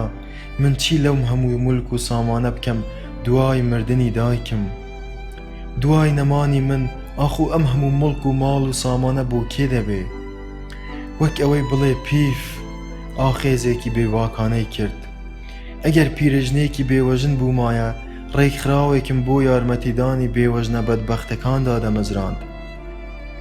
من یەکەم جارم بوو مسیۆ لوسیانە مەز ببینم، بەڵام دڵنیا بووم کە لەمە زیاتر تێناپەڕێنێ. ویستی قسەیە بکە، سەری لێم هێنایە پێشەوە. دەیویست بیرۆکەکانی کۆبکاتەوە ئینجا بدوێ. سیمای کەسێکی وەرگر بپاڕێتەوە. دەستەکانی کە هەڵدەلەرزین هێنایە پێشەوە. بە زیبام گوت: هەموو مڵک و سامانی خۆمت بەناو دەکەم، بەس بەجێم مەهێڵە و مەڕۆ. دەمەویست مسیۆ لوسیانە نەکەوێتە دۆخێکی سۆزناکی ئەو تۆ کە لەمە زیاتر بۆ ڕوژێت، کەچی بە پێش من کەوت و گوتی: ئاتەشە عێشق گێر بەرزەند، بەر مومن و کافر زەند. دەگەڕام بە دوای قسەیەک هێمنی بکەمەوە. ئێستاش هەر لە فەڕەنسا دەژی؟ بە خەفەتێکی قوڵەوە وەڵامی دامەوە. گەڕایەوە بۆ ئێران، بەجێمی هێشت. اینجا تەماشای تاکە پێڵاوە هەڵواسراوەکەی قەد دیوارەکەی کرد. زیبا. منیش تەماشای تاکە پێڵاوەکەم کرد، جوان بوو. زیبا بۆ ماوەی 4 ساڵ بورسی خوێندنی لەلایەن کۆماری ئیسلامی ئێرانەوە پێدرا بوو بۆ ئەوەی لە پاریس لە قوتابخانەی بۆز ئارت بخوێنێ. دوای تەواوکردنی ماجستێر لە بواری شانۆ دەگەڕێتەوە بۆ تاران. زیبا کچی بنەماڵەیەکی دەوڵەمەندی تارانی بووە. هەرکە هاتووە بۆ پاریس لە یەکەم هەفتەوە لەگەڵ مسیۆ لوسیانە یەکتریان ناسیوە و یەکتریان خۆشویستووە. هەر لە یەکەم ڕۆژی یەکتر ناسینیانەوە زیبا زانیویەتی کە مسیۆ لوسیانە جوولەکەیە و بە ئەسڵ خەڵکی پورتوگالە، بەڵام نەیتوانیوە خۆی بەرامبەر خۆشەویستی لوسیانە ڕابگرێت. پەیوەندیەکەیان بەردەوام بووە تا ڕادەی ئەوەی کە مسیۆ لوسیانای بە تەواوەتی مەست و شەیدای خۆی کردووە. مسیۆ لوسیانە دەیگوت کە بۆ ماوەی 4 ساڵ بەردەوام هەموو ڕۆژێک پێکەوە نانیان خواردووە، پێکەوە خەونیان دیوە، پێکەوە هەناسەیان داوە. لوسیانە لە ناکاو لێمی پرسی: ژێر پردەکانی پۆنت ماری و پۆنت نۆف و پۆنت ڕۆیاڵ و پۆنت میرابۆت بینیوە؟ ئەی چۆن؟ بولڤاردە درێژەکانی سانت میشێڵ و سانت ژێرمەن دووبغێ و بەردەم سینەماکانی ئەو ناوەت بینیوە؟ ئەی چۆن؟ یەکەی ڕێستۆرانتەکانی مۆنتمارتیش؟ بێگومان. مەیدانی ئۆپرا و باستیل و سانت میشێل، بەردەم بوبورگ، لادێفانس، باغی لوکزەمبۆرگ، قاوەخانەکەی لۆ پتیت ژورناڵ. بەڵێ، بێگومان هەموویانم دیوە. مسیۆ لوسیانە خەریک بوو بگری. من ناتوانم بەلای هیچ یەکێکیاندا تێپەڕ ببم. ناتوانم تەماشای هیچ ئینجێکی ئەو شوێنانە بکەم. دەمرم. لە دوای قسەیەک دەگەڕام کە مسیۆ لوسیانای پێشگیر بکەمەوە. مسیۆ لوسیانە گوتی: من بەبێ زیبا بەڕاستی خەریک بوو دەمردم. اینجا گوتی: ساڵی پار یەکێک لە توێژینەوەکانم لەبارەی 4 ڕووبارەکەی شیر و شەراب و ئاوی شیرین و هەنگوین کە ئیبن عەرەبی باسییان دەکات لە بەهەشت هەن، لە کۆنگرەی توێژینەوە ڕۆژهەڵاتناسیەکانی پاریس خەڵاتی یەکەمی وەدەستهێنا. ئەمە سێیەمین جارە توێژینەوەی من لە کۆنگرە ئەکادیمیەکاندا خەڵاتی یەکەم وەدەست بێنێ. مسیۆ لوسیانە یادی کڵپەی ئەو عەشقەی تەواو ڕوژاندە بووی. گوتی: دایکم دەڵێ بڕۆ سەفەر بکە بگەڕێ. اینجا بە هەستێکی بێهودەوە گوتی: دایکم وا دەزانێ کە بە گەڕان و سەفەرکردن دەتوانم زیبا لە مێشکی خۆمدا بسڕمەوە. اینجا لە ناکاو گوتی: لە دوای ڕۆیشتنی زیبا خۆمدایە توێژینەوە و نووسین لەبارەی مێژووی مۆسیقا لە ئێران، مێژووی پێرکردتاشی لە ئێران، مێژووی ڕۆژهەڵات ناسی لە ئێران مێژووی جوولەکەکان لە ئێران چونکە تەنیا لێکۆڵینەوە و نووسین فریام دەکەوتن بۆ ئەوەی بتوانم خۆم لەبیر خۆم ببەمەوە تەنیا توێژینەوە ئەکادیمیەکان دەیانتوانی ناڵەی جودایی و حەسرەتی دووری زیبام ئەهوەن بکەنەوە پاشان دەستی درێژ کرد بۆ دیوەخانەکە ئەم هەموو بڕوانامە تەقدیری و خەڵاتە جۆرا و جۆرانەت بینی بەسەر دیواری دیوەخانەکەوە دەستم لەسەر چۆکم دانابوو ئاورم بۆ ئاراستەی دەستی دایەوە وەک ئەوەی گوێ بۆ چیرۆکی سەرکەوتنەکانی پاڵەوانێک ڕابگرم گوتم بەڵێ مسیۆ لوسیانە بە ئاوازێکی قسەکردنی قارەمانێک کە لە شەڕێکی دۆڕا و گەڕابێتەوە نائومێدی و هەستی هەرس لە پەیوەکانیەوە دادەچۆڕان ئەم هەموو سەرکەوتن و شۆڕەت و ئازایەتیەی من ئەم هەموو توێژینەوە و خەڵات و لێکۆڵینەوانم هەمویان موڵکی زیبان چونکە هەمویان لەوەوە هاتوون کە من دەمویست زیبا لەبیر خۆم ببەمەوە ویستم بە لوسیانا بڵێم ئەم هەموو لێکۆڵینەوانت لەبارەی ئێران و ڕۆژهەڵات ناسیەوە بۆ بەرزڕاگرتنی زیبا ئەنجام داوە لوسیانە بەگاڵتە پێکردنەوە بەخۆی پێکەنی خەڵکیش وا تێدەگەن کە من توێژەرێکی زۆر جددی و گرنگم دیسان پێکەنی قوتابیەکانیشم وا تێدەگەن کە من بۆ خزمەتی مرۆڤایەتی و زانکۆ و ئەکادیمیا کارم کردووە مسیۆ لوسیانا زەردەخەنەیەکی بێهودەی گاڵتەکردن بەخۆی لەسەر لێوەکانی پەرداغەکەی بەرز کردەوە هیچ کەسێ نازانێ کەم بەرهەم و کتێب و خەڵاتانەی من هەمویان بەرهەمی شکست و ناومێدیەکانی منن دەمویست ئەم مەسەلەیەی لەبیر ببەمەوە پێکی شەرابەکەم دەستدایە و گوتم نۆش مەدام گەڵاتی دایکی مسیۆ لوسیانا بە درێژایی ئەو کاتەی لە نووسینگەکەی مسیۆ لوسیانا دانیشتبوون هیچ دەنگ و باسێکی نەبوو حتمەن لە میوانداریەک بووە ئەو شەوە مسیۆ لوسیانا لە زەنگەکەی تەنیشت خۆی دا و جگەرەیەکی دیکەی داگیرساند ژنە خزمەتکارەکە لە بەردەمی قووت بووەوە بەڵێ گەورم بە زمانی پورتوگالی قسەیەکی بە خزمەتکارەکە گوت تێی نەگەیشتم اینجا بەمنی گوت پێم گوت کە دەمێکی تر ماسیەکەمان بۆ ئامادە بکات برسیتەوە نییە گوتم کەمێک تۆ باسی ئەوەت لەگەڵ زیبا نەکرده بوو کە دەتهەوێ بیخوازیت ویستم ئەم پرسیارەی لێ بکەم بەڵام دوایە پەشیمان بوومەوە گوتم نەوەک هەستی بریندار ببێ لوسیانا تەماشایەکی پێڵاوەکەی زیبای کردەوە و سووکە زەردەخەنەیەکی کرد زیبا وەک باسی مناڵێکی خۆشەویستی خۆی بکە دەیگوت خوێندنم تەواو کردووە و دەبێ بگەڕێمەوە من خۆ دەمزانی مسیۆ لوسیانا جوولەکەیە و زیباش کچە موسڵمانێکی شیعەی ئێرانی بەڵام لەگەڵ ئەمەش پرسییم بۆچی قبوڵی نەکرد مێردت پێ بکە مسیۆ لوسیانا دیسان سووکە زەردەخەنەیەکی کرد دەیگوت ئەگەر ئەم باسە لەگەڵ باوکم بکەمەوە هەر سرم دەبڕن اینجا گوتی من تەنیا حەزم دەکرد بمێنێتەوە لە پاریس بمێنێتەوە لای من هیچی ترم لێی نەدەویست تەنیا بمێنێتەوە مسیۆ لوسیانا دوایین پێکی شەرابەکەی نایە سەردەمی خۆیەوە و کەوتە گێڕانەوە کاتێ زیبا کەوتە سەر گەڕانەوە بۆ ئێران پێی گوتم حەز ناکەم بێیت بۆ فرۆکەخانە زیبا دەبوایە بچێ لە وێزگەی شەمەندەفەری نۆرد سواری شەمەندەفەر ببێ پێی گوتم تکات لێ دەکەم تەنانەت مێرە وێزگەی شەمەندەفەریش دەزانی نە من نە و چاومان بەرەوەی نەدەدا ساتەکانی خواحافیزیکردنی یەکتر ببینین من بەردەوام پێم دەگوت مەڕۆ دەمزانی هەر دەڕوا بەڵام چاوەڕێی ئەوەشم دەکرد کە لەوانەیە هیچ نەبێ گەڕانەوەکەی خۆی دیسان هەفتەیەکی تریش دوا بخا چونکە پێشتر 2 جار گەڕانەوەی خۆی دواخست بوو ئەمە جاری سێیەمی بوو دەیگوت ناتوانم هەر دەبێ بگەڕێمەوە پێم دەگوت هەرچی مڵک و سامانم هەیە بەناوت دەکەم با دایک و باوکت بزانن چەندێکم خۆش دەوێ دەیگوت هەرکە بزانن تۆ جوولەکەیت دەم و دەست سرم دەبڕن دەمگوت دێمە سەر دینی ئیسلام لەبەر خاتری تۆ دەبمە شیعە دەیگوت باوکم گوتوویەتی دەبێ هەر ئێستا پاریس جێبهێڵیت و بگەڕێیتەوە تاران من دام نابوو ئەگەر دایک و باوکی ڕازی بوونایە بچم بە یەکجاری لە تاران بژیم. دایکیشم لەبەر دڵی من ڕازی بوو دەم کرد. لە سەرەتادا بیرم لەوە دەکردەوە کە من جگە لەوەی جوولەکەم چەندین ڤیزەی ئیسرائیلیش بە پاسەپۆرتەکەمەوە هەیە و چەندین جار هاتوچۆی ئیسرائیلم کردووە. ئەمە حتمەن کێشەم بۆ دەنێتەوە و گومانی جاسوسیم لە لای کۆماری ئیسلامی ئێران بۆ دروست دەکات و لەوانەیە تووشی دەردەسەریەکی زۆرم بکا.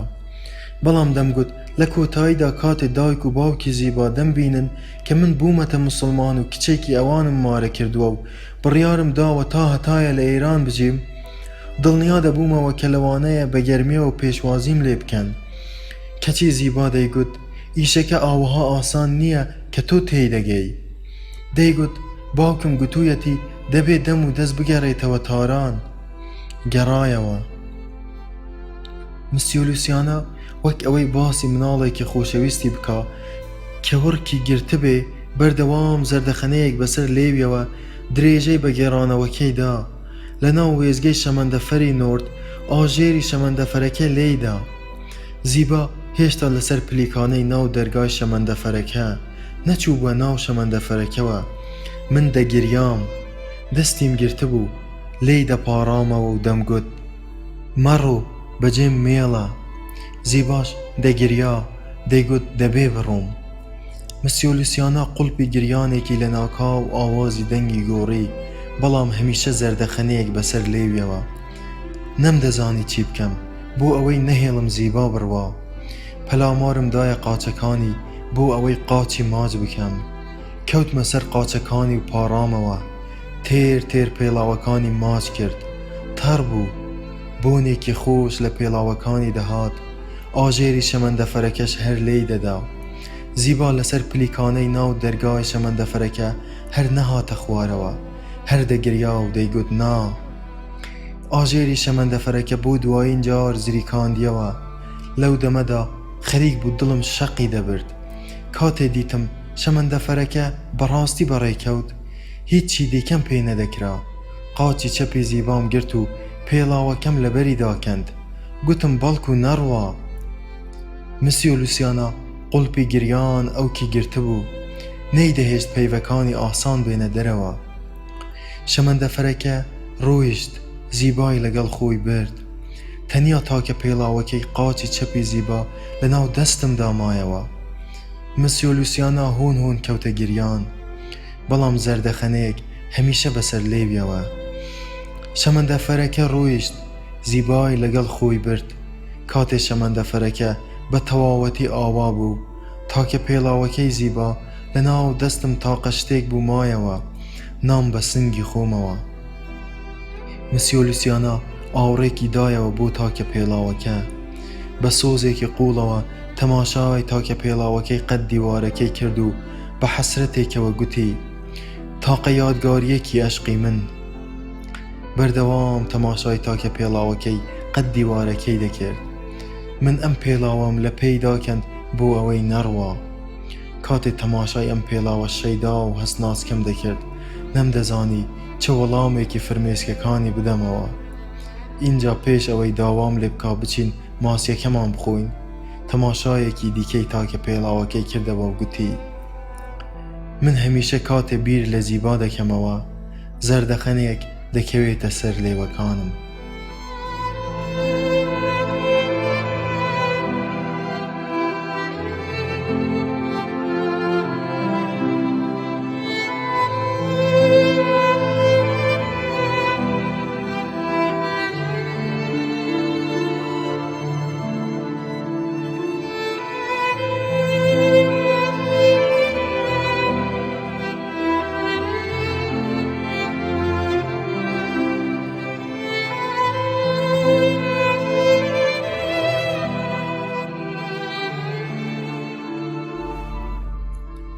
هۆتێل ئەوروپا.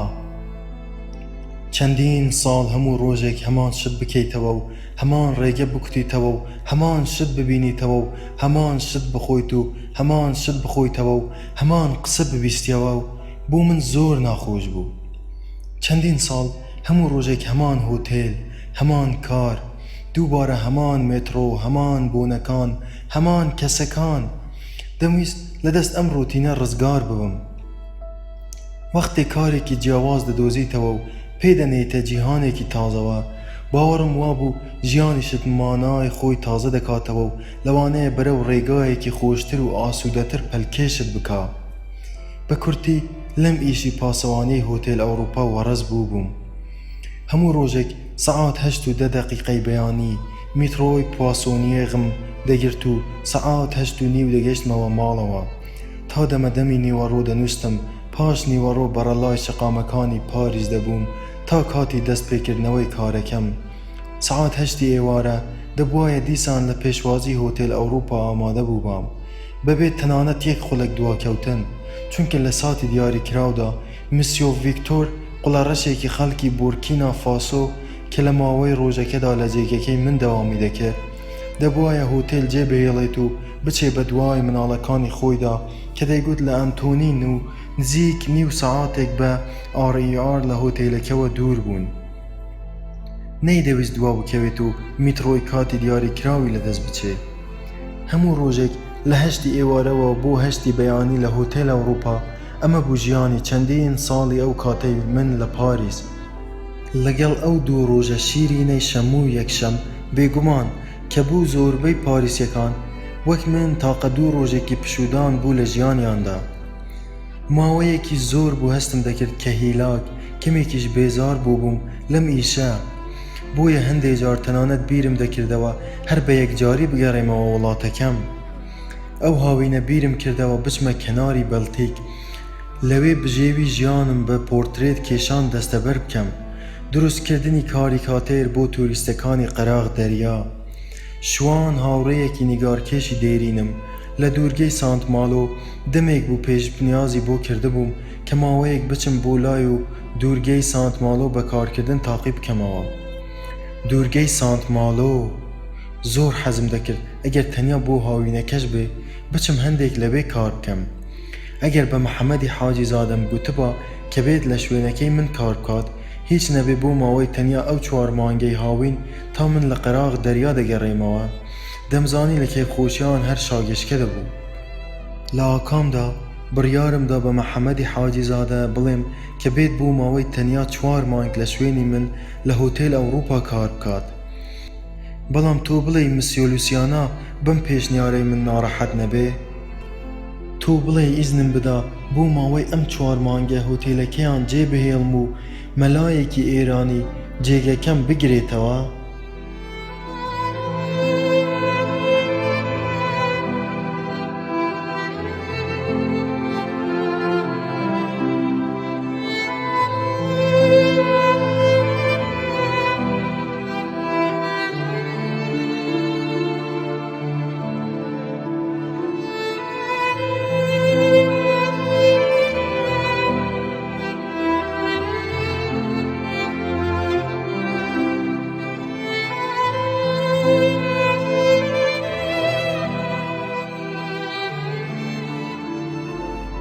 شاری سان فرانسیسکۆ لەسەر 11 گیر دامەزراوە بەڕاستی شاری نیگارکێشەکانە.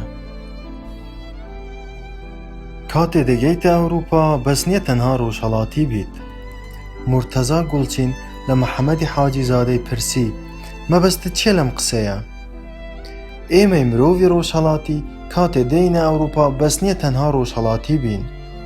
من دەمزانی مەبەستی محەممەدی حاجی زادە ئەوە بوو کە بڵێ وەختێ مرۆڤی ڕۆژهەڵاتی دێتە ئەوروپا پێویست وایە خۆی لەگەڵ نەریتی ئەوروپا بگونجێنێت و فێر ببێ وەک ئەوان بیر بکاتەوە.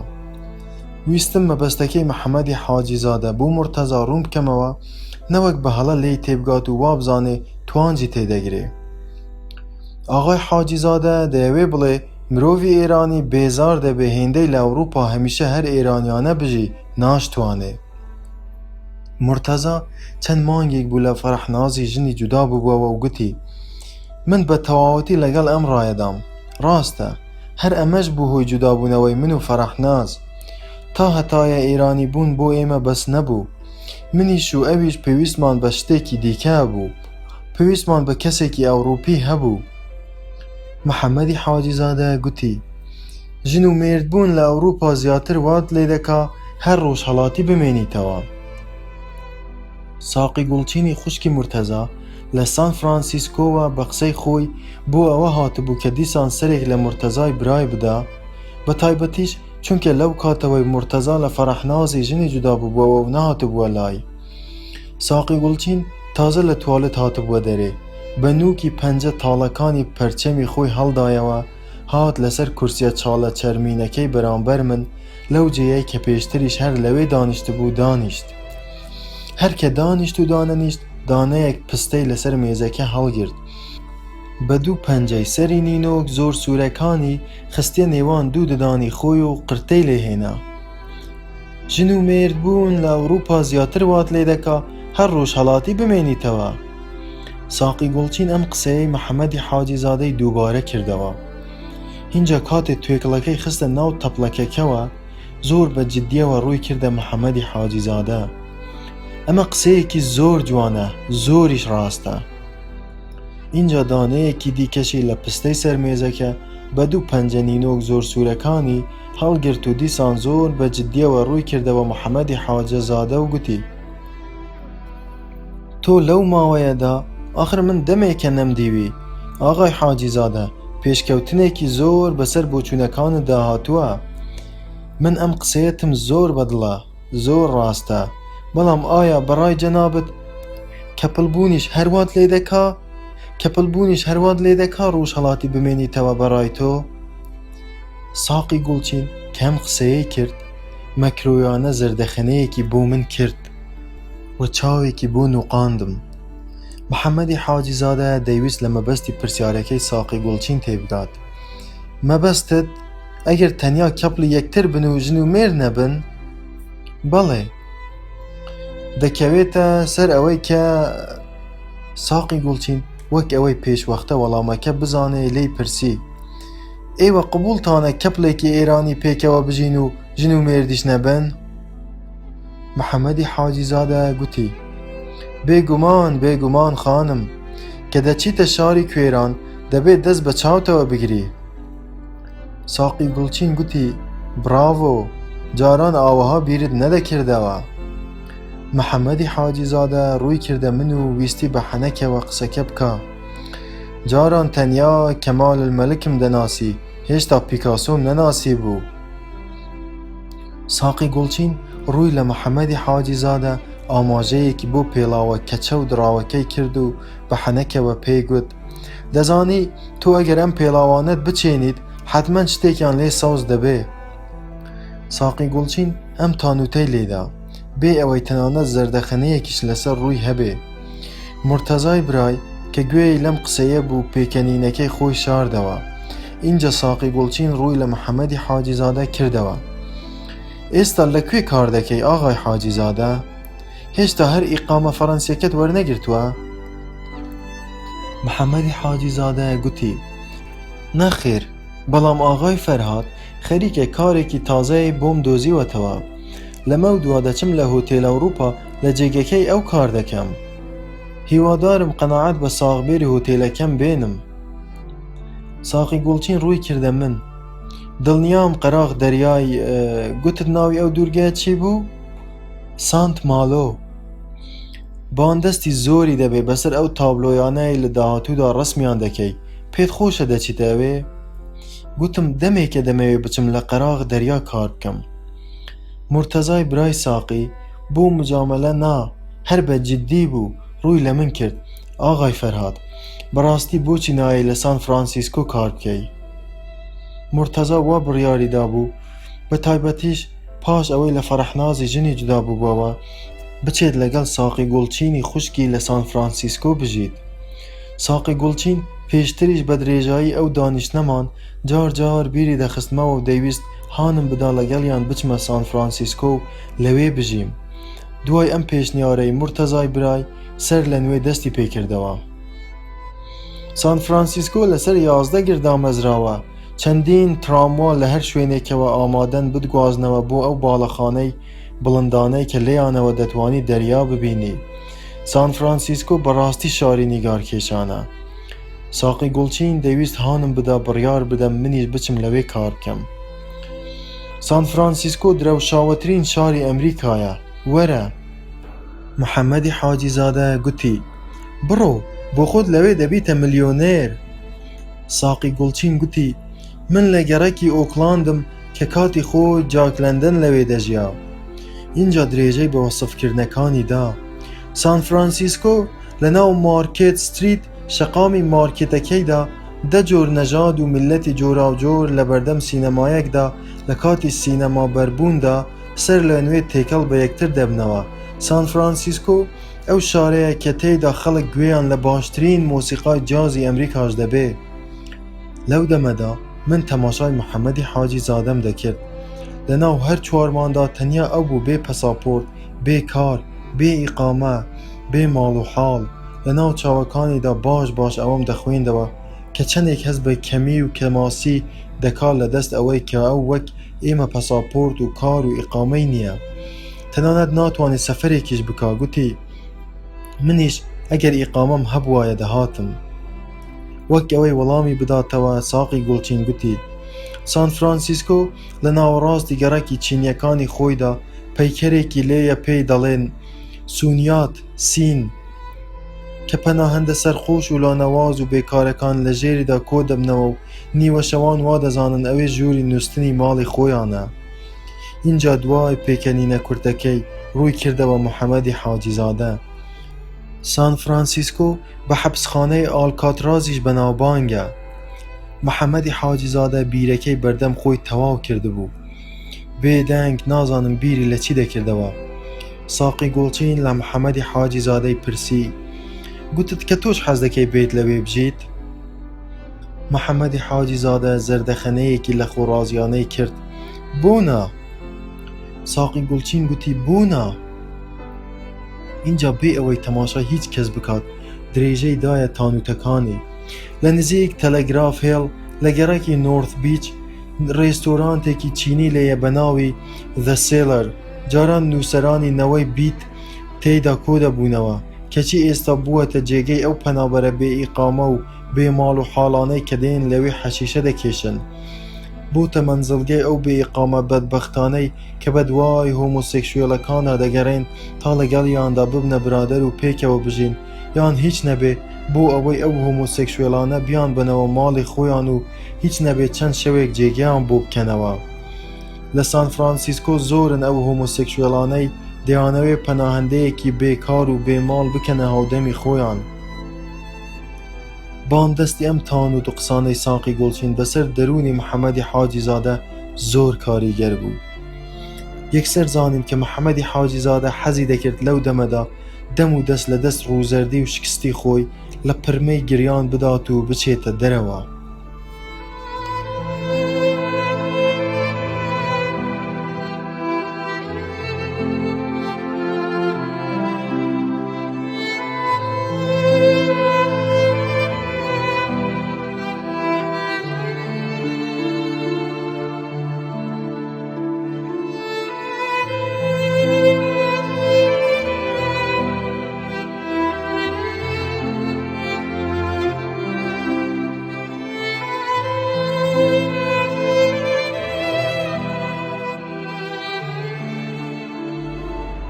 بەرەو دوورگەی سانت ماڵۆ. پێش ئەوەی محەممەدی حاجیزادە بچێت لە هۆتێل ئەوروپا لە جێگەی من دەست بەکار بکە، من پێشتر ڕەزامەندی مسیۆلوسیانان بە شێوەیەکی گشتی وەرگرت بوو. دایکەکەشی ڕازی بوو پیاوێکی ئێرانی کە کاتی خۆی لە تاران مەلا بووە و ئێستا لە پاریس چاوەڕێی مافی پەناهەندەیی دەکا بۆ ماوەی تەنیا هاوینەکە دێت لە جێگەی من لە هۆتێلەکە بەڕەش کار دەکا. ڕاستیەکەی مسیۆلوسیانە دەمزانی ئەگەر لەبەر خاتی من نەبووایە هەرگیز ئامادە نەبوو پەناهەندەیەک قبول بکە کە هێشتا مافی پەناهەندەیی بۆ دەریش نەچووە بە نیوەکرێ لە هۆتێلەکەیاندا کار بکات، چونکە ئەم کارە واتە کاری ڕەش لە هەموو فەڕەنسا قەدەغەیە و مانای ئەوەی دەگەیاند کە خاوەنی هۆتێلەکە و فەرمانبەرەکەش نایانەوێ بچن باج بدەنە حکوومەت. پاش ئەوەی ڕەزامەندی مسیۆلوسیانان بە شێوەیەکی گشتی وەرگرت و باوەڕم پێی هێنا کە ئەمە بۆ ماوەی تەنیا 4 مانگێک دەبێت و بەڵێنیشم دایە کە دوای ئەم 4 مانگە خۆم بگەڕێمەوە سەر کارەکەم. محەممەدی حاجیزادەم بردە لای مسیۆلوسیانە بۆ هۆتێلەکە و بە یەکترم ناساندن. مسیۆلوسیانە کاتی محەممەدی حاجیزادەی دیت کێ سەر و سیما و باڵا و هەموو شتێکی هێندە لە ئەو دەچێت زۆر کەیفی هات بەردەوام پێدەکەنی و خۆی پێڕان نەدەگیرا. محەممەدی حاجیزادەش بە هەمان شێوە واقی ورما بوو چۆن دەکرێت پیاوێکی فەڕەنسی تا ئەو ڕادەیە لەو بچێ. لە کۆتاییدا هەر هەمان ئێوارە مسیۆ لوسیانە ڕەگەزنامە ئێرانیەکەی لە محەممەدی حاجیزادەی وەرگرت و فۆتۆکۆپی کرد و لای خۆی لە ناو چەکمەجە کلیلدارەکەی تایبەت بە هۆتێل داینا. هەردووکیان لەسەر ئەوەش ڕێک کەوتن کە بە هەمان موچەی پێشووی من محەممەدی حاجیزادە هەموو ڕۆژێ تەنیا شەموو و یەکشەموان نەبێ لە سەعات 8 ئێوارەوە تا 8 بەیانی لە پێشوازی هۆتێلەکەیاندا کار بکات. لە وێنەی ناو پەساپۆرتەکەشدا چەندێک لە من دەچێت. ئەمە دوایین قسە بوو کە من گوێم لێبوو مسیۆ لوسیانە بەدەم زەردەخەنە و تەماشاکردنی ڕەگەزنامە ئێرانیەکەی محەممەدی حاجیزادەوە لەو دیوی مێزەکەی خۆیەوە بە محەممەدی حاجیزادەی گوت ئەو ئێوارەیە تەنیا من و مسیۆ لوسیانە و محەممەدی حاجیزادە بووین. دایکی مسیۆ لوسیانە لەوێ نەبوو. وا ڕێک کەوتین کە بۆ 2 سبەی واتە لە ڕۆژی سێشەمبە ملاوە سەعات 8 ئێوارە محەممەدی حاجیزادە بێت لە هۆتێل ئەوروپا دەست بە کار بکات. ڕۆژی سێشەم لە وێستگەی شەمەندەفەری گارد دو نۆرد سەعات 7:30 ئێوارە هەموو لایەک خۆحافیزیمان لە یەکتر کرد و هەر یەکەمان بەرەو لایەک ڕۆیشتین. مرتەزا کە تازە چەند مانگێک بوو لە هوەیدای ژنی جودا بووبووەوە لەگەڵ ساقی گوڵچینی خوشکی بەرەو فرۆکەخانەی شارل دیگۆڵ بەڕێ کەوتن. محەممەدی حاجیزادە بەرەو هۆتێل ئەوروپا، منیش مترۆم گرت و بەرەو پاریسی پێنجەم بەرەو کولانەکەی خۆم بۆ ئەوەی جەنتاکانی خۆم بپێچمەوە و چەند ڕۆژێکی تر بۆ سبەینێ بەرەو دوورگەی سانت ماڵۆ بەڕێ بکەوم.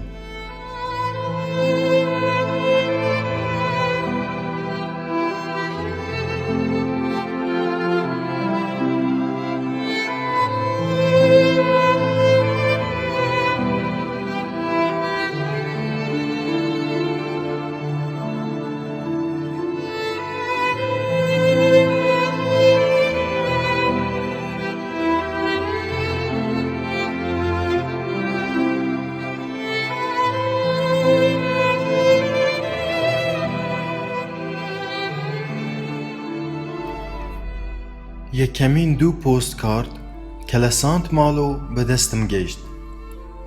من ئەمە دووەم جارم بوو بچمە سانت ماڵۆ. جاری یەکەم هاوینی پێرار بوو، داواتی شوان چاوشینی هاوڕێم بووم.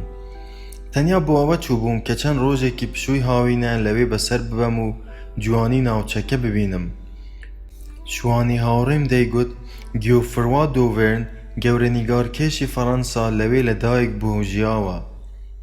هەر دەبێ بێ شاری دیۆڤێرن ببینیت. پێکەوە دەچین سەرێک لە مۆزەخانەکێشی دەدەین. بەڵام ئەم جارەیان ستاند و بۆرد و بنەوبارگەی خۆشم لەگەڵ خۆم بردبوو. بەنیازی ئەوەی هیچ نەبێ بۆ ماوەی 4 مانگ لە کاتی هاویندا لەوێ بژیم و لە قەراغ دەریا کار بکەم. پێش ئەوەی بگەمە ئەوێ شوان چاوشین کە ساڵانێکی زۆر بوو لەوێ دەژیا و یەکێک بوو لە نیگارکێشە ناسراوەکانی قەراغی دەریا و کاری پۆرترێتی لەوێ دەکرد، ئاپارتمانێکی بچکۆڵەی بۆم بەکرێ گرتە بوو. بۆیە هەرکە گەشتمە ئەوێ دەم و دەستچوان منی بردە ناو ماڵێکی ئامادە. بە شێوەیەک کە تەنیا 2 ڕۆژ دوای گەشتنم لە قەراغ بەڵتی کەوتمە سەر دروستکردنی پۆرترێت. لە وەڵامی ئەوەدا کە من 2 پۆستکارتی جوانم بۆ محەممەدی حاجیزادە و مسیۆ لوسیانە بە ناونیشانی هۆتێل ئەوروپا ناردبوو بۆ ئەوەی لە ژمارەی تەلەفۆنی ماڵەکەم و لە ناونیشانی تازەی خۆم لە سانت ماڵۆ ئاگاداریان بکەمەوە. محەممەدی حاجیزادە پۆستکارتێکی بورجی ئیڤڵی لە پاریسەوە بۆم ناردبوو لەسەری نووسی بوو سوپاس. مسیۆ لوسیانەش پۆستکارتێکی میناتۆری ئێرانی بۆم ناردبوو لەسەری نووسی بوو غەریبیت دەکەم. هێشتا 2 هەفتە هەڵ نەسووڕابووەوە شەوێکی درەنگ محەممەدی حاجیزادە تەلەفۆنێکی بۆ کردم بۆ ماڵەوە. ئاغای فەرهاد، دایکی مسیۆ لوسیانە ئەمڕۆ بەیانی کۆچی دوایی کردووە بۆ ئاگاداریت.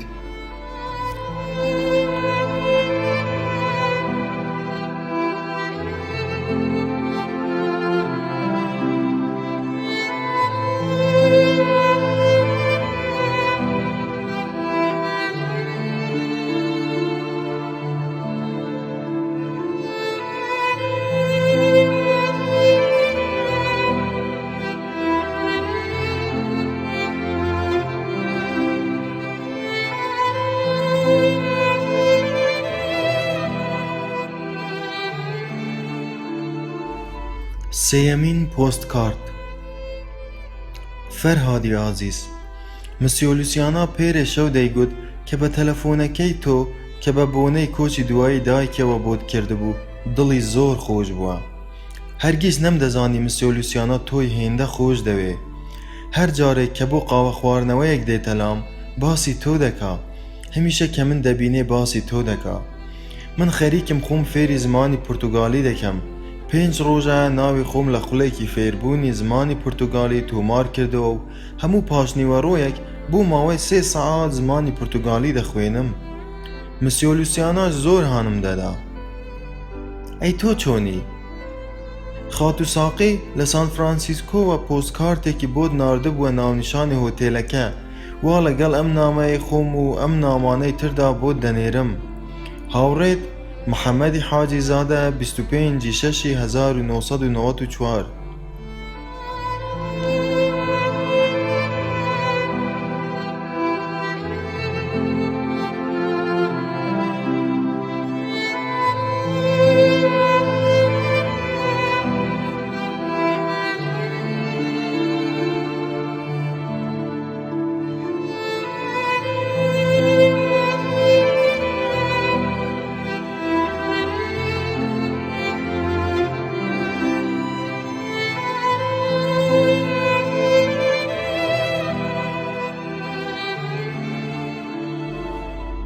چوارەمین پۆستکارت. ئازیزەکەم فەرهاد گیان، هیوادارم لە ساندماڵە و هەموو شتێکت باش بەڕێوە بچێ. ستایلە سیحراویەکەی خۆت بپارێزە. لەبیر نەکەی من هەمیشە گوتومە تۆ ستایلێکت هەیە لە ناو هەموو نیگارکێشە کوردەکانی پاریزدا تۆ تاکراوترینیت. کەی بێم سەرێکت لێ بدەم و تابلۆ تازەکانت ببینم؟ چاوەڕێی وەڵام و ژمارەی تەلەفۆنی تازەتم زوو. بەیادی هەموو ئەو شەوە خۆشانەی کە لە ئامێزی گەرم و بۆنخۆشی تۆدا ڕۆژم دەکردەوە. ماچێک. هاوڕێت ساقی گوڵچین 27/7/1994.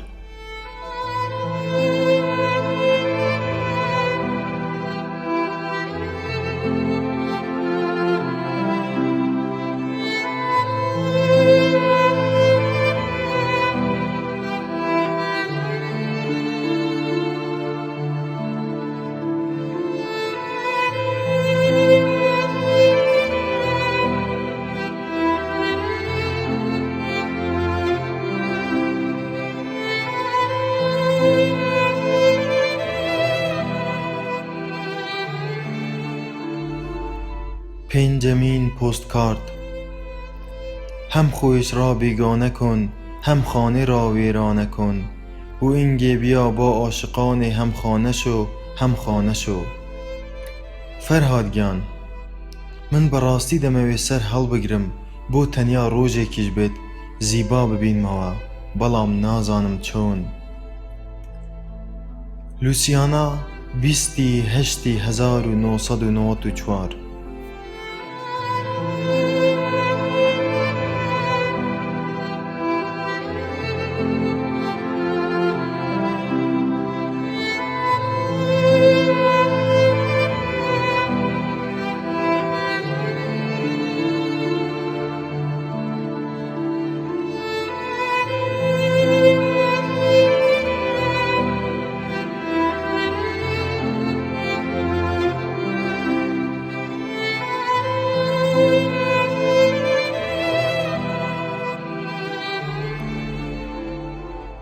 وەهم بۆ مرۆڤ لە حەقیقەت زۆر پێویسترە.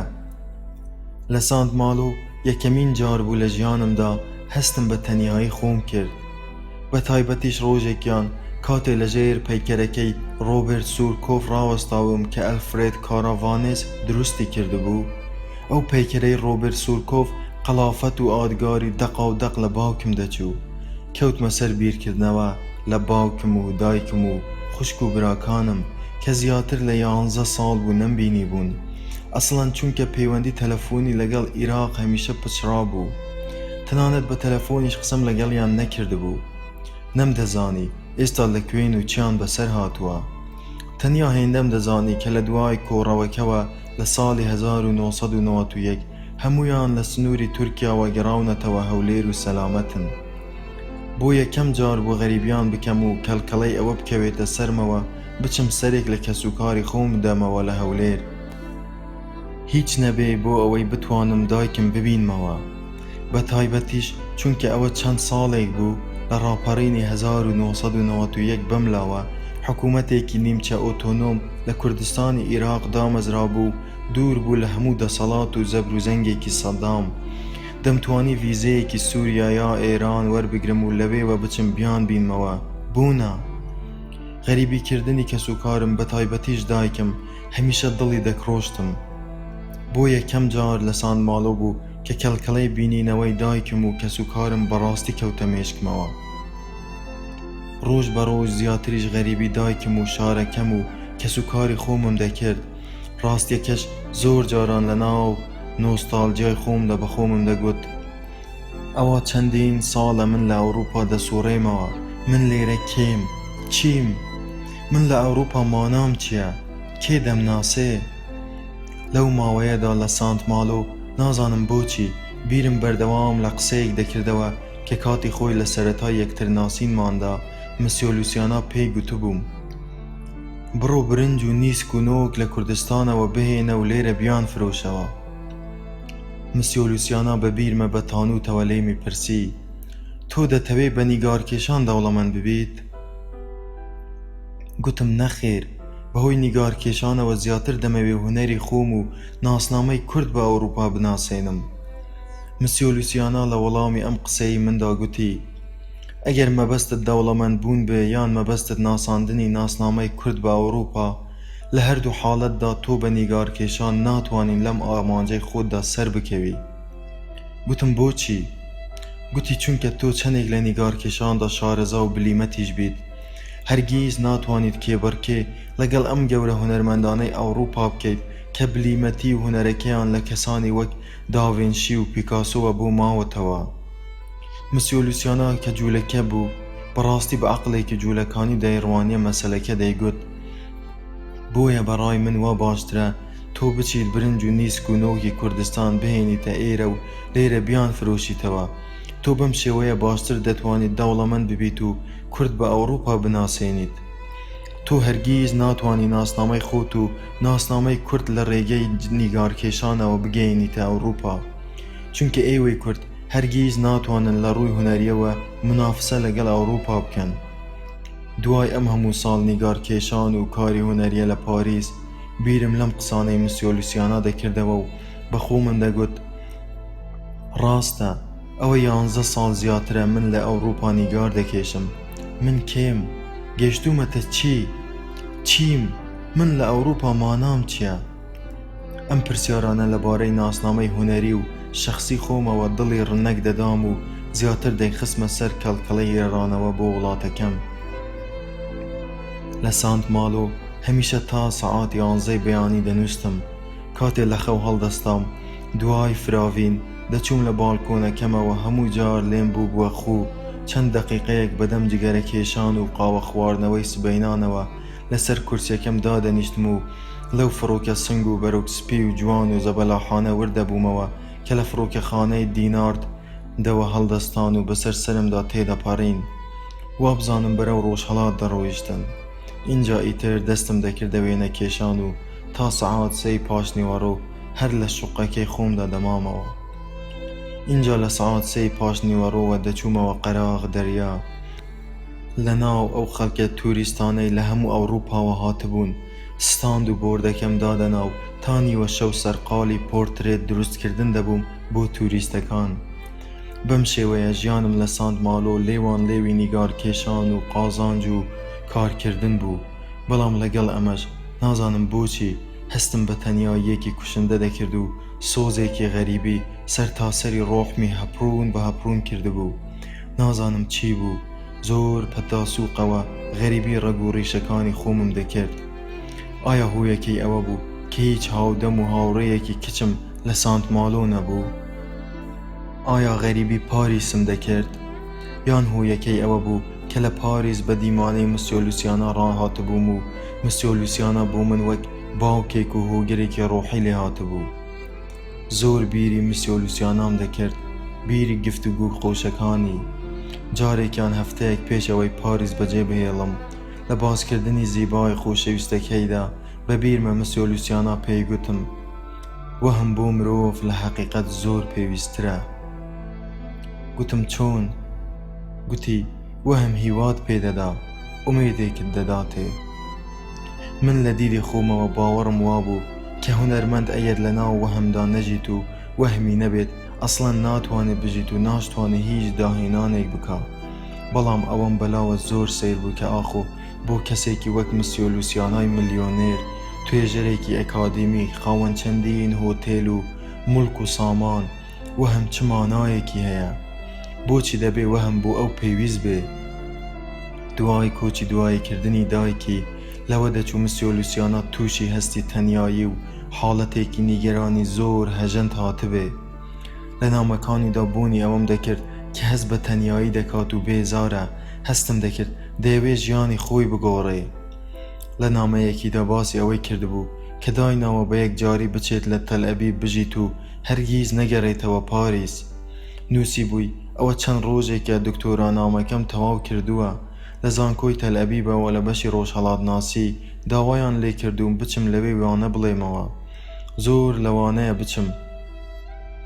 کەچی لە نامەیەکی دیکەدا نووسی بووی: بەهۆی ئەوەی کە لێرە لە فەڕەنسا خوا نەماوە، لەوانەیە لە داهاتوودا بچم بۆ هیندستان، بەڵکو لەوێ لەناو ئەو هەموو خوایانەی لە هیندستان هەن خوایەک بدۆزمەوە بەختەوەرم بکە.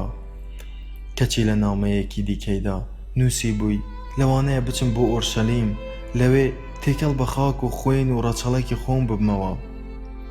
لە هەمووی سێرتر ئەوە بوو کە لە گەرمەی خوێندنەوەی ئەو نامە تەنیا و بێزارانەی مسیۆلوسیانادا محەممەدی حاجی زادە نامەیەکی بۆم ناردبوو. تێیدا بە خەتێکی درست نووسی بووی: بینی خۆمان بێ بۆم دەرکەوتووە کە مسیۆلوسیانا جاسووسی ئیسرائیلە. مانگی جارێک دەچێتە تەل ئەبیب، وابزانم زۆر حەزیش دەکا بچێتە ئێران. من لە سانت ماڵۆ دوای خوێندنەوەی نامە بێزار و تەنیاکانی مسیۆلوسیانا گەشتمە ئەو باوەڕەی کە ئەو وەهمەی من لە ناوی دەژیام و هیوای پێدەبەخشیم هونەر بوو. ئەو وەهمەی کە مسیۆلوسیاناش لە ناوی دەژیا و هیوای پێدەبەخشی زیبا بوو. زیبا تاقە شتێکە کە من لە ژیانمدا دڵم پێی خۆش بێ. مسیۆلوسیانا لە دوایی نامەی خۆیدا ئاوەهای نووسی بوو: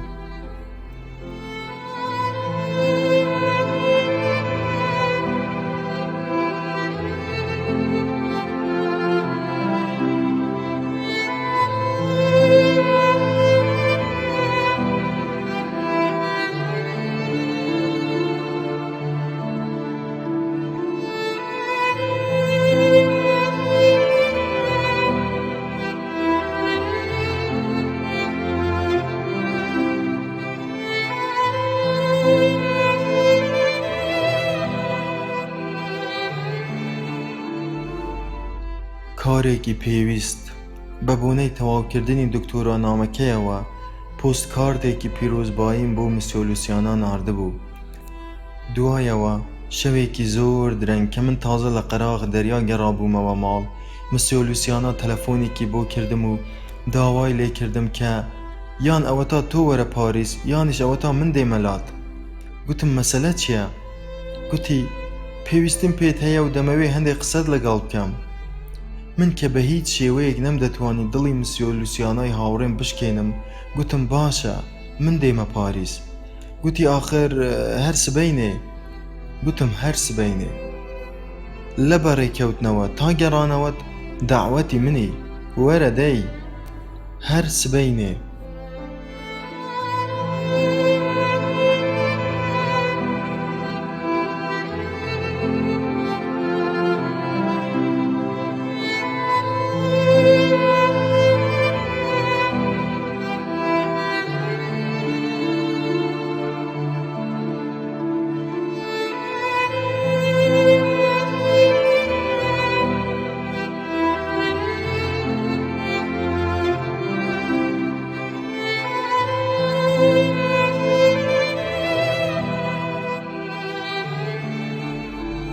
سەروەت و سامان و پارە دەستەوەستان نەماونەتەوە.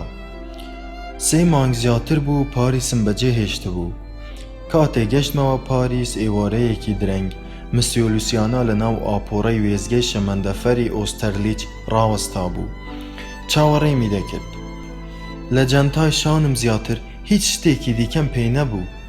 مسیۆ لوسیانا یەکەم جاری بوو بێتە پێشوازیم. بۆیە نەیدەزانی کە من لە کاتی سەفەردا هەمیشە لە جەنتایەکی شان زیاتر هیچی دیکە لەگەڵ خۆم ناهەڵگرم. بەڕاست ڕقم لە بار و جانتای زۆرە لە کاتی سەفەر.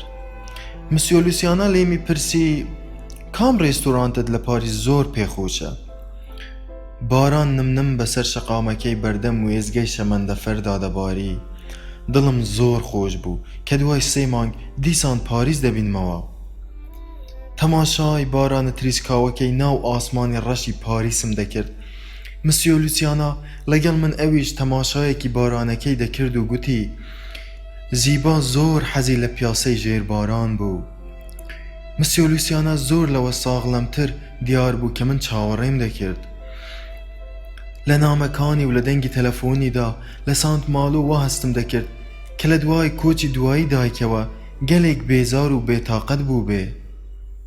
بەڵام دیتم بە پێچەوانەوە وەک هەمیشە زۆر ساغڵەم و خۆشگوزەران بوو. تا گەشتینە ناو ئۆتۆمبیلەکەی بە درێژایی ئەو ڕێگەیە لە ژێر باراندا باسی باران و ئەو ڕۆژانەی دەکرد کە لەگەڵ زیبا چۆن لە ژێر باراندا بە جووتە شەقامەکانی پاریسیان تەی کردووە. چۆنیش ئێستا هەر جارێک کە باران دەبارێ زیبای بێردەکەوێتەوە. لە ناو ئۆتۆمبیلەکەیدا بەدەمدا تەکاندنی تنۆکە بارانەکانی سەرشانی بە شۆفێرەکەی خۆی گوت ڕێستورانتی لێز ئامباسادۆر لە مەیدانی کۆنکۆرد. سەعات دەوروبەری 9:30 شەو بوو ڕۆژی پێنجشەممە. جاران لەو کاتانەدا واتە لە سەعات دەوروبەری 9:30 شەودا ئەگەر من لە پاریس بوومایە لە هۆتێلەکە ئەلبومێک بەدەستمەوە تەماشای تابلۆکانی نیگار کێشێکی پۆست مۆدێرنم دەکرد. دوای ئەمەش دەچوومە کافتریای هۆتێلەکەوە و بەدەم قاوەیەکەوە دەستم دەکردە تابلۆ کێشان. ئەمە جاران، بەڵام ئێستا من ئەمە تام لەگەڵ خودی خاوەن هۆتێلەکە داوەت کراوم و بەرەو ڕێستورانتێکی خۆش دەچین لە مەیدانی کۆنکۆرد. دەبێت چی ڕوویدا بێ؟ باوەڕم نەدەکرد شتێکی خراپی وا ڕوویدا بێت پەیوەندی بە محەممەدی حاجیزادەوە هەبێ. بێدەنگ وەک جەنتڵمانێک نەیەوێ لە بەردەم شۆفێرەکەی خۆیدا هیچ نهێنیەک بدرکێنێ. لە چەند وشەیەکی هاوڕێیانە زیاتر بۆ مجامەلەکردنی من هیچی دیکەی لە ناو ئۆتۆمبیلەکەدا نەگوت. بە درێژایی ڕێگا تەنیا تەماشای سەمای جوانی بارانەکەی ئەو دێ و پەنجەرەی دەکرد بەسەر نایت کڵەب و درەخت و قاوەخانە و ڕێبوارەکاندا. ناو ئۆتۆمبیلەکەی گەرم و خۆش بوو.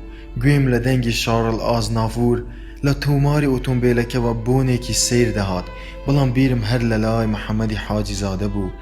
تۆ بڵێ پۆتێکی شکاند بێت و من بەهۆیە و شەرمەزار بوو بم. لەوانەشە مسیۆ لوسیانا تەنیا غەریبی کردبووم و حەز بکا بگەڕێمەوە سەر کارەکەم. هیوای ئەوم دەخواست کە هۆی ئەم داواکردنە بە پەلەو لە ناکاوەی مسیۆ لوسیانا هەر ئەمە بێ. خۆم پێڕانە گیرا پرسییم حاجیزادە چۆنە؟ لوسیانا گوتی باشە، دەیەوێ خۆی فێری پورتوگالی بکە. تۆ چۆنی؟ باش. اینجا بە چرپە سەری لە بناگوێم نزیک کردەوە. هەندێک قسە هەیە نەدەکرا بە تەلەفۆن باسی بکەین. دەستیشی لەسەر چۆکم دانا. بەم شرۆڤەکردنە دڵم زیاتر کەوتە خەتورەوە. محەممەدی حاجیزادە دەبێت چی کردبێ؟ چی ڕوویدا بێ؟ محەممەدی حاجیزادە بە تەلەفۆنی هۆتێلەکە هەفتەی بەلای کەمیەوە جارێک شەو درەنگان تەلەفۆنی بۆ دەکردم بۆ سانت ماڵۆ. جاری وا هەبوو چارەگە سەعاتێک قسەمان پێکەوە دەکرد. هەرگیز باسی تۆسقالێک چیە ناخۆشی و هیچ گرفتێکی نێوان خۆی و مسیۆ لوسیانای باس نەکرده بوو. ئەدی کەواتە چیە مەسەلا؟ لە ناو ئۆتۆمبیلەکە نیگەران دانیشت بووم و بیرم بە تەنیا بۆ یەک شت دەچوو. جاران ئەو کاتەی من لە هۆتێلەکە بووم نیوە شەوان زۆربەی جاریش لە دوای سەعات 10:30 شەو بەملاوە پیاوێکی دەوڵەمەندی عەرەب یان پیاوێکی ئەفریقی بە شێوەیەکی گشتی زۆربەی جاریش ئاسیایی خۆی و ژنێکی سۆزانی نیوەڕوود لە زەنگی دەرگای هۆتێلەکەیان دەدا و دەرگەم لێ دەکردنەوە. دەهاتن لە بەردەم نووسینگەی پێشوازی هۆتێلەکەدا داوای ژوورێکیان دەکرد بۆ ماوەی تەنیا نیو سەعات یان بۆ ماوەی تەنیا 1 سەعات. لەو کاتانەشدا ئەو جۆرە میوانانە هەمان نرخی ئاسایی شەوێک مانەوەیان بۆ 2 کەس دەدا.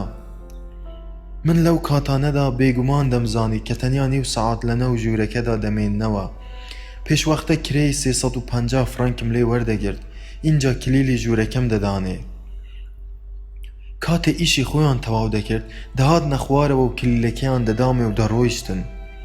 محەممەدی حاجی زادە لە تەلەفۆن دەیگێڕایەوە و دەیگوت: ئەم نەوعانە زۆر دێن، ئەفریقی، تورک، بە تایبەتی عارەبی دەوڵەمەندی سعودی و سووریایی. جارێکیان بەحرێنیەک هات، حاجی بوو، دیژداشەیەکی سپی لەبەر، بەو شێوە ژنێکی سۆزانی فەڕەنسی لەگەڵ خۆی هێنا بۆ بەردەم پێشوازیەکە. ئەو دەوڵەمەندە بەحرێنیە ڕەش ڕەش ڕەش. ژنە فەڕەنسیەکەش دەتگوت پەنیرە، سپی سپی سپی. محەممەدی حاجی زادە لە تەلەفۆن دەیگێڕایەوە. هەفتەی بەلای کەمیەوە 5-6 کەسی لەم جۆرە دێنە هۆتێلەکە. دەزانی ئەرێ ئەوە کاتی تۆش هەروا بوو؟ شەوی وا هەیە 3-4 ژوور بەم شێوەیە بەکرێ دەدەم. بە تایبەتی ڕۆژانی کۆتایی هەفتە هەر عارەبێکی دەوڵەمەندە و دێ ژنێکی سۆزانی بەگەڵ خۆی داوا و داوای ژوورێک دەکا بۆ ماوەی تەنیا 20 دەقیقەیەک. جارێک ئێرانیەکیش هات، ژنێکی سۆزانی عارەبی لەگەڵ بوو، دەتگوت ماسیە. محەممەدی حاجی زادە لە تەلەفۆن بەدەم پێکەنینەوە دەیگوت: من وا تێدەگەشتم کە تەنیا لە ئێران زەواجش سیغە هەیە.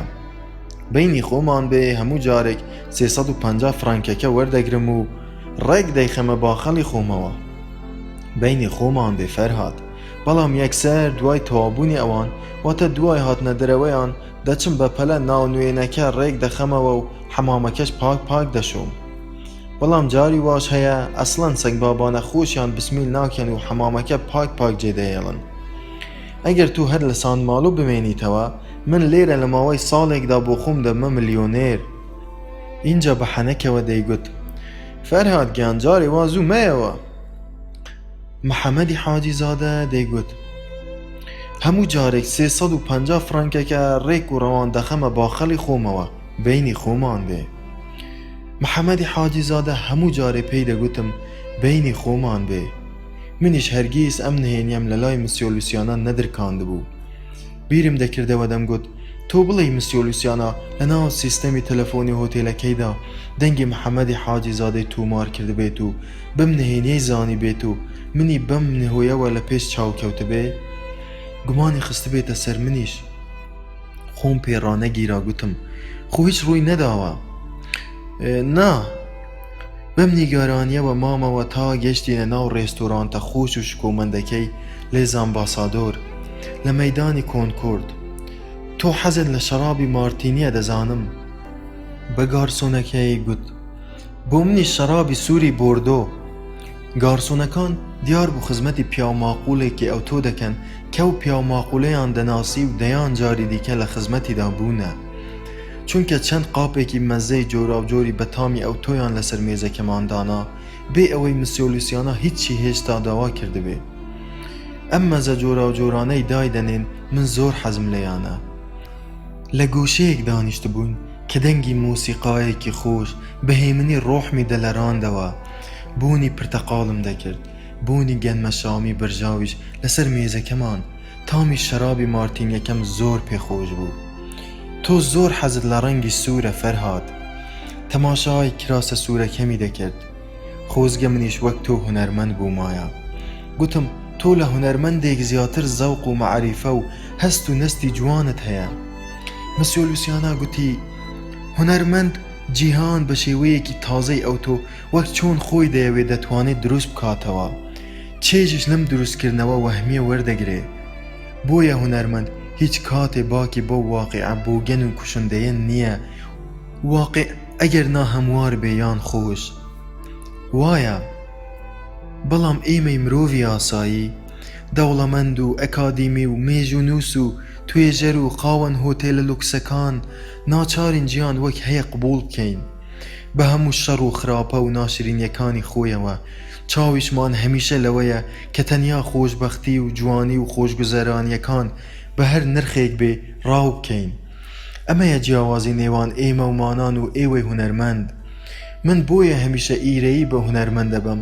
ئێوەی هونەرمەند زۆر بەختەوەرن، لە هەموو کائینێکی تری سەر ئەم زەویە بەختەوەرترن. من بیرم لەم فەلسەفەن لە ناکاوە دەکردەوە ئەو درێژەی بە قسەکانیدا.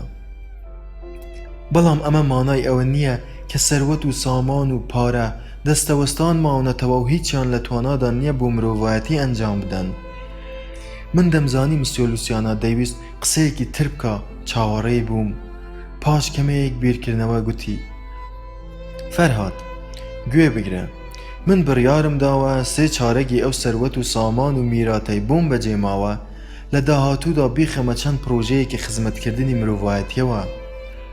مسیۆ لوسیانە خەوەن 3 هۆتێلی لۆکس بوو، هەر یەکەیان لە پایتەختێکی جیاوازی دنیا، هۆتێلێکی 3 ئەستێرەی لۆکس لە پاریس، دووەم لە ئۆکسفۆرد، سێمیشان لە تەلەبیب. ئەمە جگە لە وەک خۆی دەیگوت چەند ئاپارتمانێک لە پاریس، 3 ئاپارتمان لە ئۆکسفۆرد، 4 ئاپارتمانی دیکە لە تەلەبیب، 12 دەرمانخانەش لە 12 شاری جۆراوجۆری فەڕەنسا. مسیۆ لوسیانە گوتی: من جگە لە ئاپارتمان و هۆتێل و دەرمانخانەکانمان پارەیەکی نزیکەی 3 ئەوەندەی ئەم هەموو مولک و میراتەشمان لە چەند بانکێکی سویسڕادا پاراستووە. دایکم وەسیەتی کرده بوو، خۆشم هەر زۆر قەنەعەتم پێی هەیە بەشێکی فراوانی بخەمە خزمەتکردنی پرۆژە خزمەتگوزاریەکانی مرۆڤایەتیەوە.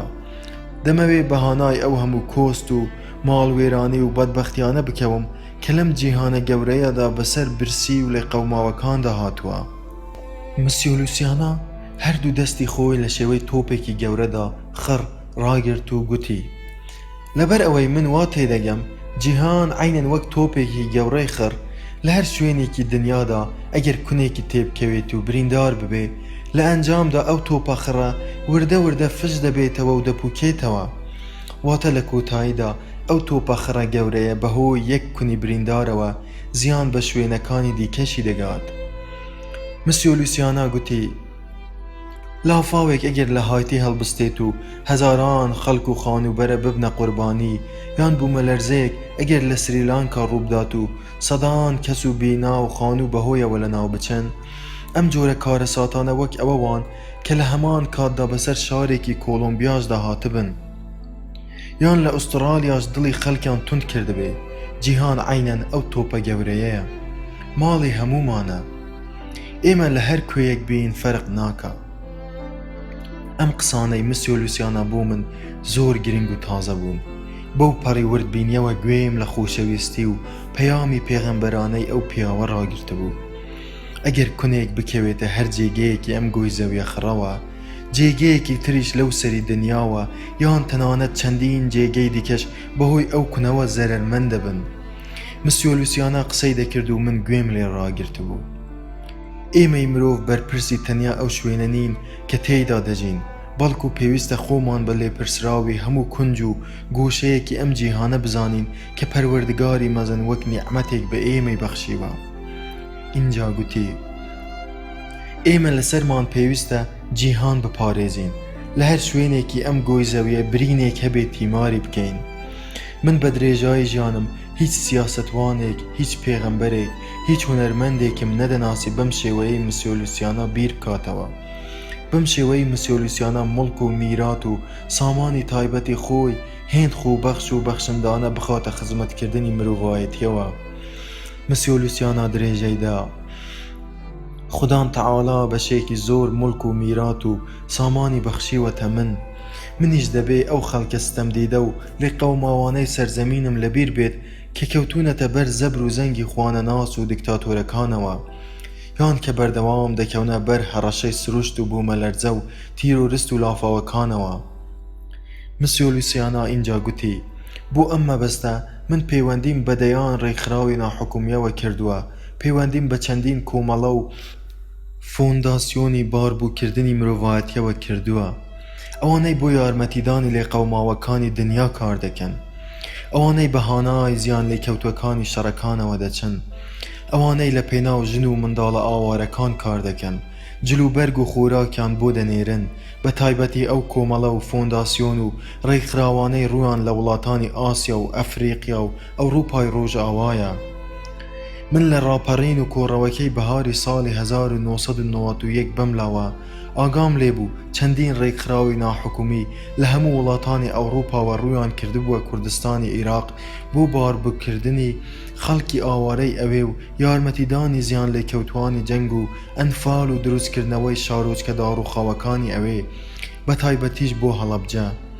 مسیۆ لوسیانا پێیگوتم ئینجا دەمەوێ یارمەتیم بدەی بۆ ئەوەی وڵاتەکەی تۆش لەم یارمەتیدانەی من بێبەش نەبن.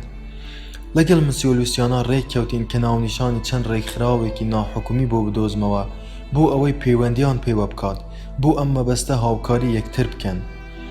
اینجا دوای تەواوکردنی قسەکردن لەبارەی ئەم مەسەلەیە لێم پرسی تەنیا بۆ ئەم مەسەلەیە منت بان کردە پاریس؟ مسیۆ لوسیانا لێمی پرسی ماندووی؟ گوتم نا. گوتی پێدەچێ نەختێک ماندووی سەفەر بی. گوتم حەز دەکەم بزانم ئاخۆ بڕیاری چیت داوە؟ لەبارەی چی؟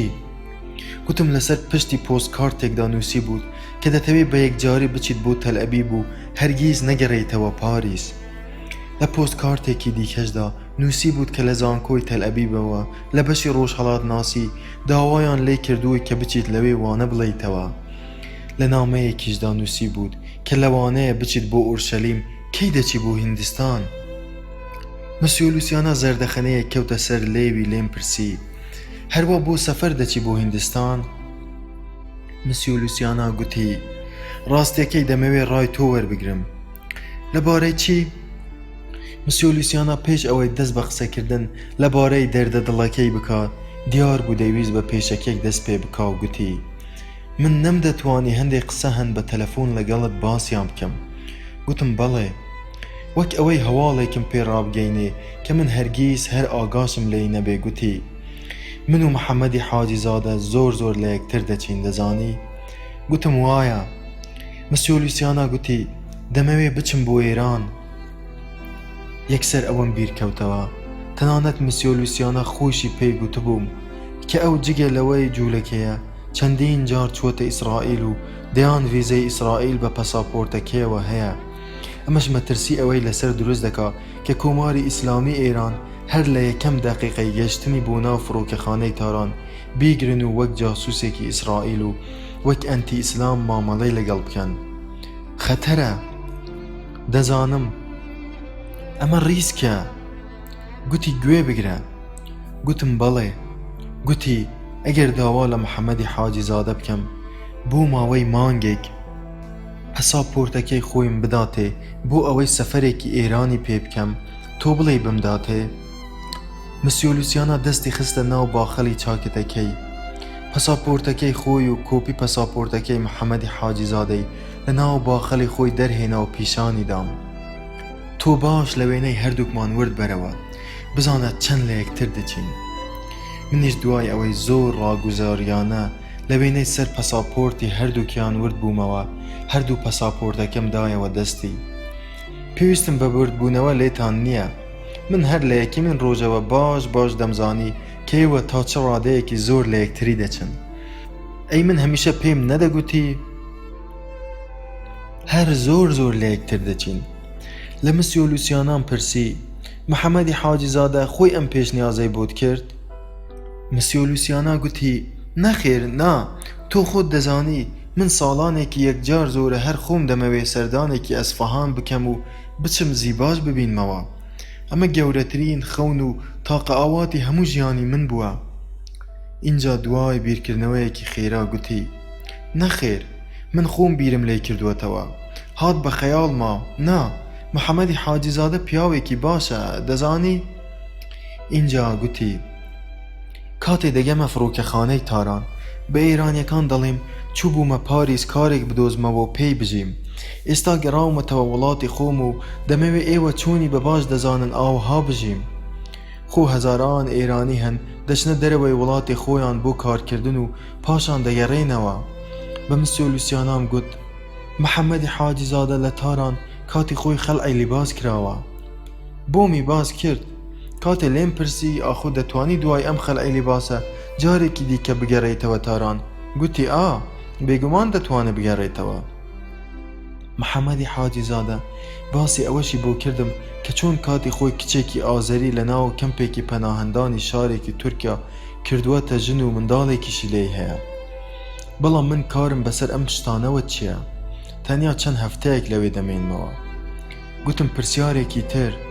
بەڵێ، تۆ لای ئەو باسی زیبا و ئەو دەستنووسانەی باپیرە گەورەکانی خۆتت کردووە کە لە تاران لەبارەی جوولەکەوە هەن؟ نەخێر هەرگیز. اینجا گوتی هەر بۆ زانیاریشت من ئێستا هەر زۆر کەم دەچم بۆ هۆتێلەکە. بەڕێوەبەرێکی گشتی و ژمێریارێکم لەوێ تاین کردووە. ئەوان هەر هەموو کارەکان دەکەن. دەزانی نەخێر نا، ئەم نهێنی و باس و خواسانەی ژیانی من تەنیا تۆ دەیانزانیت فەرهاد. اینجا لێم پرسی تۆ لە محەممەدی حاجیزادە داوا کردووە پەساپۆرتەکەی خۆتت بداتێ؟ ئەمە لە تۆ دەپرسم، پێی بڵێم داوای لێ بکەم بەڕای تۆ دەیدا؟ من تێدا مابووم، نەمدەزانی چی بڵێم. خەریک بوو پێی بڵێم من بەرامبەر بەم پرسیارە بەرپرس مەکە و پەیوەندیم بەم مەسلەیەوە نییە و خۆت بڕیار بدە. کەچی لە لایەکی تریشەوە هەستم دەکرد مسیۆ لوسیانە تەنیا خاوەنی ئەو هۆتێلە نییە کە من دوای مانگێکی دیکە دەگەڕێمەوە ئەوێ و تێیدا دەست بە کار دەبمەوە، بەڵکو هاوڕەیەکمە، تەنانەت هاوڕەیەکی زۆر بەوەفا. من بەقەدەر باوکم مسیۆ لوسیانام خۆش دەویست. محەممەدی حاجیزادە باشترین دەرفەتە بۆ من کە بتوانم بەهۆی پەساپۆرتەکەی ئەوەوە سەردانێکی کورتی ئێرا بکەم. من بێدەنگ بیرم دەکردەوە و ئەو گوتی ئەگەر بۆ تەنیا یەک ڕۆژیش بێ حەز دەکەم زیبا ببینمەوە، پاشانیش وەک بۆم باس کردیت ئەو هەموو دەستنووسە بەهادارانەی کنیشتەکەی باپیرە گەورەم لە ئەسفەهان. مسیۆ لوسیانە درێژەی بە قسەکانی دا. ئەم سەفەرم بۆ ئێران ناسنامەی ڕەسەنایەتی خۆم و قەومەکەم بۆ من دەگەڕێنێتەوە. دەزانی زۆر حەز دەکەم بچم. لە دڵی خۆمدا دەمگوت ئەگەر لوسیانە ئەم سەفەرە بکات ئەوە بۆ خۆی زیبای دۆستە دێرینەکەی خۆی دەدۆزێتەوە و لەوانەیە بەیەکتر شاد ببنەوە، باڵکو شتێکی گرنگ لە ژیانی هەردووکیاندا ڕوو دەدات و بەختەوەر دەبن. پاشان ئەمە ساڵانێکی یەکجار زۆرە کە مسیۆ لوسیانە خەون بە بینینی ئەسفەهان و کارکردن لەسەر بەڵگەنامەکانی باپیرە گەورەکەیەوە دەبینێ. بڵێم چی؟ گوتم ئارەزووی خۆتە. پاشان یەکسەر گوتم بەڵام بەڕای من جارێ سەبرێک بگرە و وازوو داوای لێ مەکە. مسیۆ لوسیانە گوتی بەڵام من زۆر لە مێژە دەمەوێ داوای لێ بکەم. ئەسڵەن هەر لە هەفتەی یەکەمەوە ئەم بیرۆکەیە هات بە خەیاڵما. اینجا گوتی زۆر حەز دەکەم بچم. مسیۆ لوسیانە مژێکی پڕ لە چێژی لە جگەرەکەیدا و تەماشای بنمیچی درەوشاوەی ناو ڕێستۆرانتەکەی دەکرد. خەونی دەبینی. دەستنووسە بەهادارەکانی باپیرە گەورەکەی لە ئەسفەهان، مەزاری حافزی شیرازی، بە تایبەتیش لە هەمویان گرنگتر بوو ئەو زیبا، زیبای هەمیشە زیندووی ناو خەونەکانی.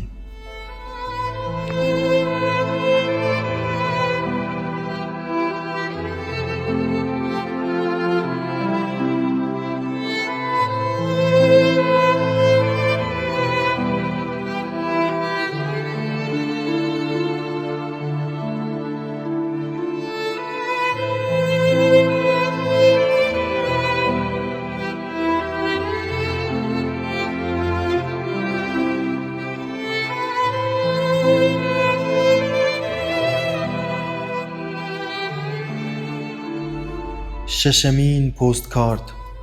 فەرهادی ئازیز، گلەیت لێ دەکەم هاتبوویتە پاریس و نەهاتبووی سەرێک لە من بدەی. دەزانم تەنیا بۆ یەک شەو لای مسیۆ لوسیانە مابوویتەوە، بەڵام هەر دەبوایە هیچ نەبێ قاوەیەک لەگەڵ منیش بخۆیتەوە و ئێمەش پێکەوە دوو قسەمان بکردایە. فەرهاد گیان، من بڕیارم داوە لەم ڕۆژانەدا بە یەکجاری دەگەڕێمەوە ئێران و خۆم دەدەمەوە دەستی کۆماری ئیسلامی ئێران. من دڵنیام لەمە، حەز دەکەم تۆش دڵنیا بیت کە هیچم لێ ناکەن و ناشم گرن، چونکە لەوێ پێیان دەڵێم کە لە فەڕەنسا کارم دەکرد و ئێستا گەڕاومەتەوە وڵاتی خۆم. هەزاران خەڵکی ئێرانی بەدبەختی وەک من هەن کە دوای مانەوەی چەندین ساڵ لە دوورە وڵاتیدا بێکار دەگەڕێنەوە وڵاتی خۆیان. ڕاستیەکەی ماندوو بووم لە دەست ئەوەی کە هەمیشە و هەتایە هەر بێ پەساپۆرت و بێناسنامە لەم جیهانەدا سەرگەردان هەر بسوڕێمەوە.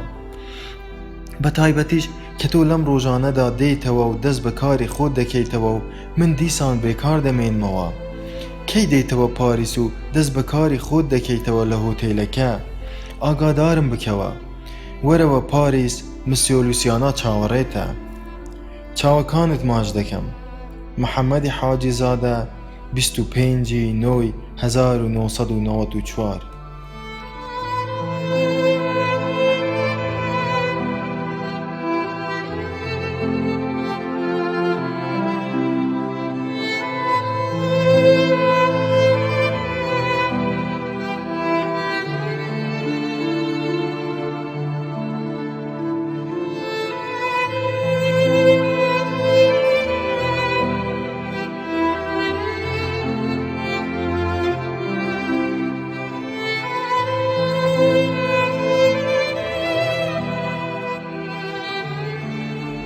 حوتەمین پۆستکارد. فەرهاد گیان، کە تۆ ئەم پۆستکارتت بەدەست دەگات من لەوانەیە لە تاران بم، چونکە وا ئێستا لە فڕۆکەخانەی شارل دیگۆڵەوە ئەم پۆستکارتت بۆ دەنێرم. ئیتر دوای ئەمە پاش چەند سەعاتێکی تر من چیتر لە فەڕەنسا نامێنم. بۆ وەدەستهێنانی ناسنامە دەبێت تەنیا بگەڕێینەوە وڵاتی خۆمان. مرۆڤ لە دوورە وڵاتیدا بە تایبەتی لە ئەوروپا هیچ ناسنامەیەکی نێوقەتیش نایبێ. مرۆڤ تەنیا لە وڵاتی خۆیدا و لە ناو قەومی خۆیدا بەها و مانایەکی هەیە. فەرهادی عازیز، سوپاس بۆ تەلەفۆنەکەت کە پێرێ شەو بۆت کردم، بەڵام من تازە تەواو بڕیارم داوە بە یەکجاری دەگەڕێمە وڵاتی خۆم. لە تەلەفۆن پێت گوتم کە تۆ خۆشت بە تەمای بگەڕێیتەوە کوردستان، کەواتە لەوە دەچێت چارەنووسمان نزیک بێ لە یەکتر. بەڵام بەداخەوە کە نەمانتوانی بۆ دوا جار یەکتر ببینینەوە. ئایا هەر لە ساندماڵۆوە بلیتی گەڕانەوە دەبڕیت بەرەو کوردستان؟ هەر چۆنێ بێ، ئەگەر هاتیتەوە پاریس و دەستت بە کاری خۆت کردەوە لە هۆتێلەکە مسیۆ لوسیانا چاوەڕێتە. سپاس بۆ هەموو شتێکی بۆت کردم. خوا ئاگادارت تا هەتایە. محەممەدی حاجی زادە 29/9/1994.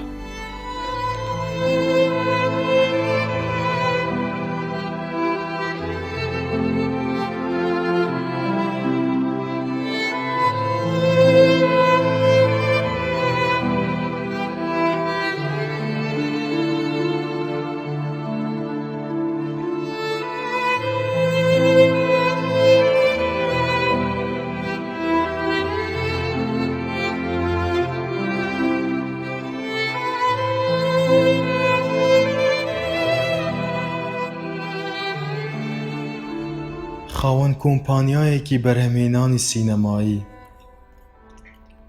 هەموو نیگارکێشەکانی پێش سەردەمی بەهزاد ئەگەر بیانویستایە بۆ نمونەوێنەی تەنیایی فەرهادی کۆکەن ڕەسم بکەن، دەچوون فەرهادیان لە ناو بیابانێکدا وێنە دەکێشا. بەڵام بەهزاد هات تەنیایی فەرهادی لە ناو ئاپۆرەی ژیانی سەردەمدا، لە ناو وەزیر و ئاسنگەر و ڕاوچی و باخچەوانە سەرقاڵەکاندا، واتە لە ناو جەرگەی شار و هاتوچۆی خەڵکدا ڕەسمی تەنیایی فەرهادی کرد و تەنیاییەکەشی زۆر جوان دیار بوو. ساقی گوڵچین گوتی ئەمەیە داهێنانی بەهزاد لە چاوستالی میناتۆریستەکانی پێشخۆی. لەگەڵ ساقی گوڵچین بەراوردی شێوازی کۆن و شێوازی مۆدێرمان دەکرد لە بەستێنی شێوەکاریدا. لە ناو ستۆدیۆکەمدا ساقی گوڵچین بە دیار یەکێک لە تابلۆکانی منەوە کە زۆری پێجوان بوو درێژەی بە قسەکانی دا و پەنجەی بۆ هەمان تابلۆکەم درێژ کرد. ئەم تابلۆیەت بە تەواوەتی ئەم هونەرەی بەهزادی تێدایە کە تازە باسم کرد. تۆ لەم تابلۆیەدا زۆر جوان تەنیایی خۆت و نۆستالجیای خۆتت بۆ زێد و کەسوکاری خۆت دەربڕیوە.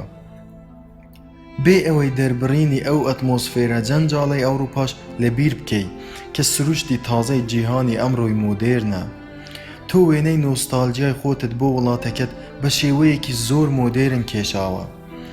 ساقی گوڵچین هێشتا هەر لە تابلۆکەم ڕاما بوو گوتی تۆ لەم تابلۆیەتدا ڕەنگە گەرمەکانی ڕۆژهەڵاتت زۆر بەکارهێناوە. پێدەچێت لە سانتماڵۆ زۆر غەریبی وڵاتی خۆت بکەی. ڕاستی دەکرد.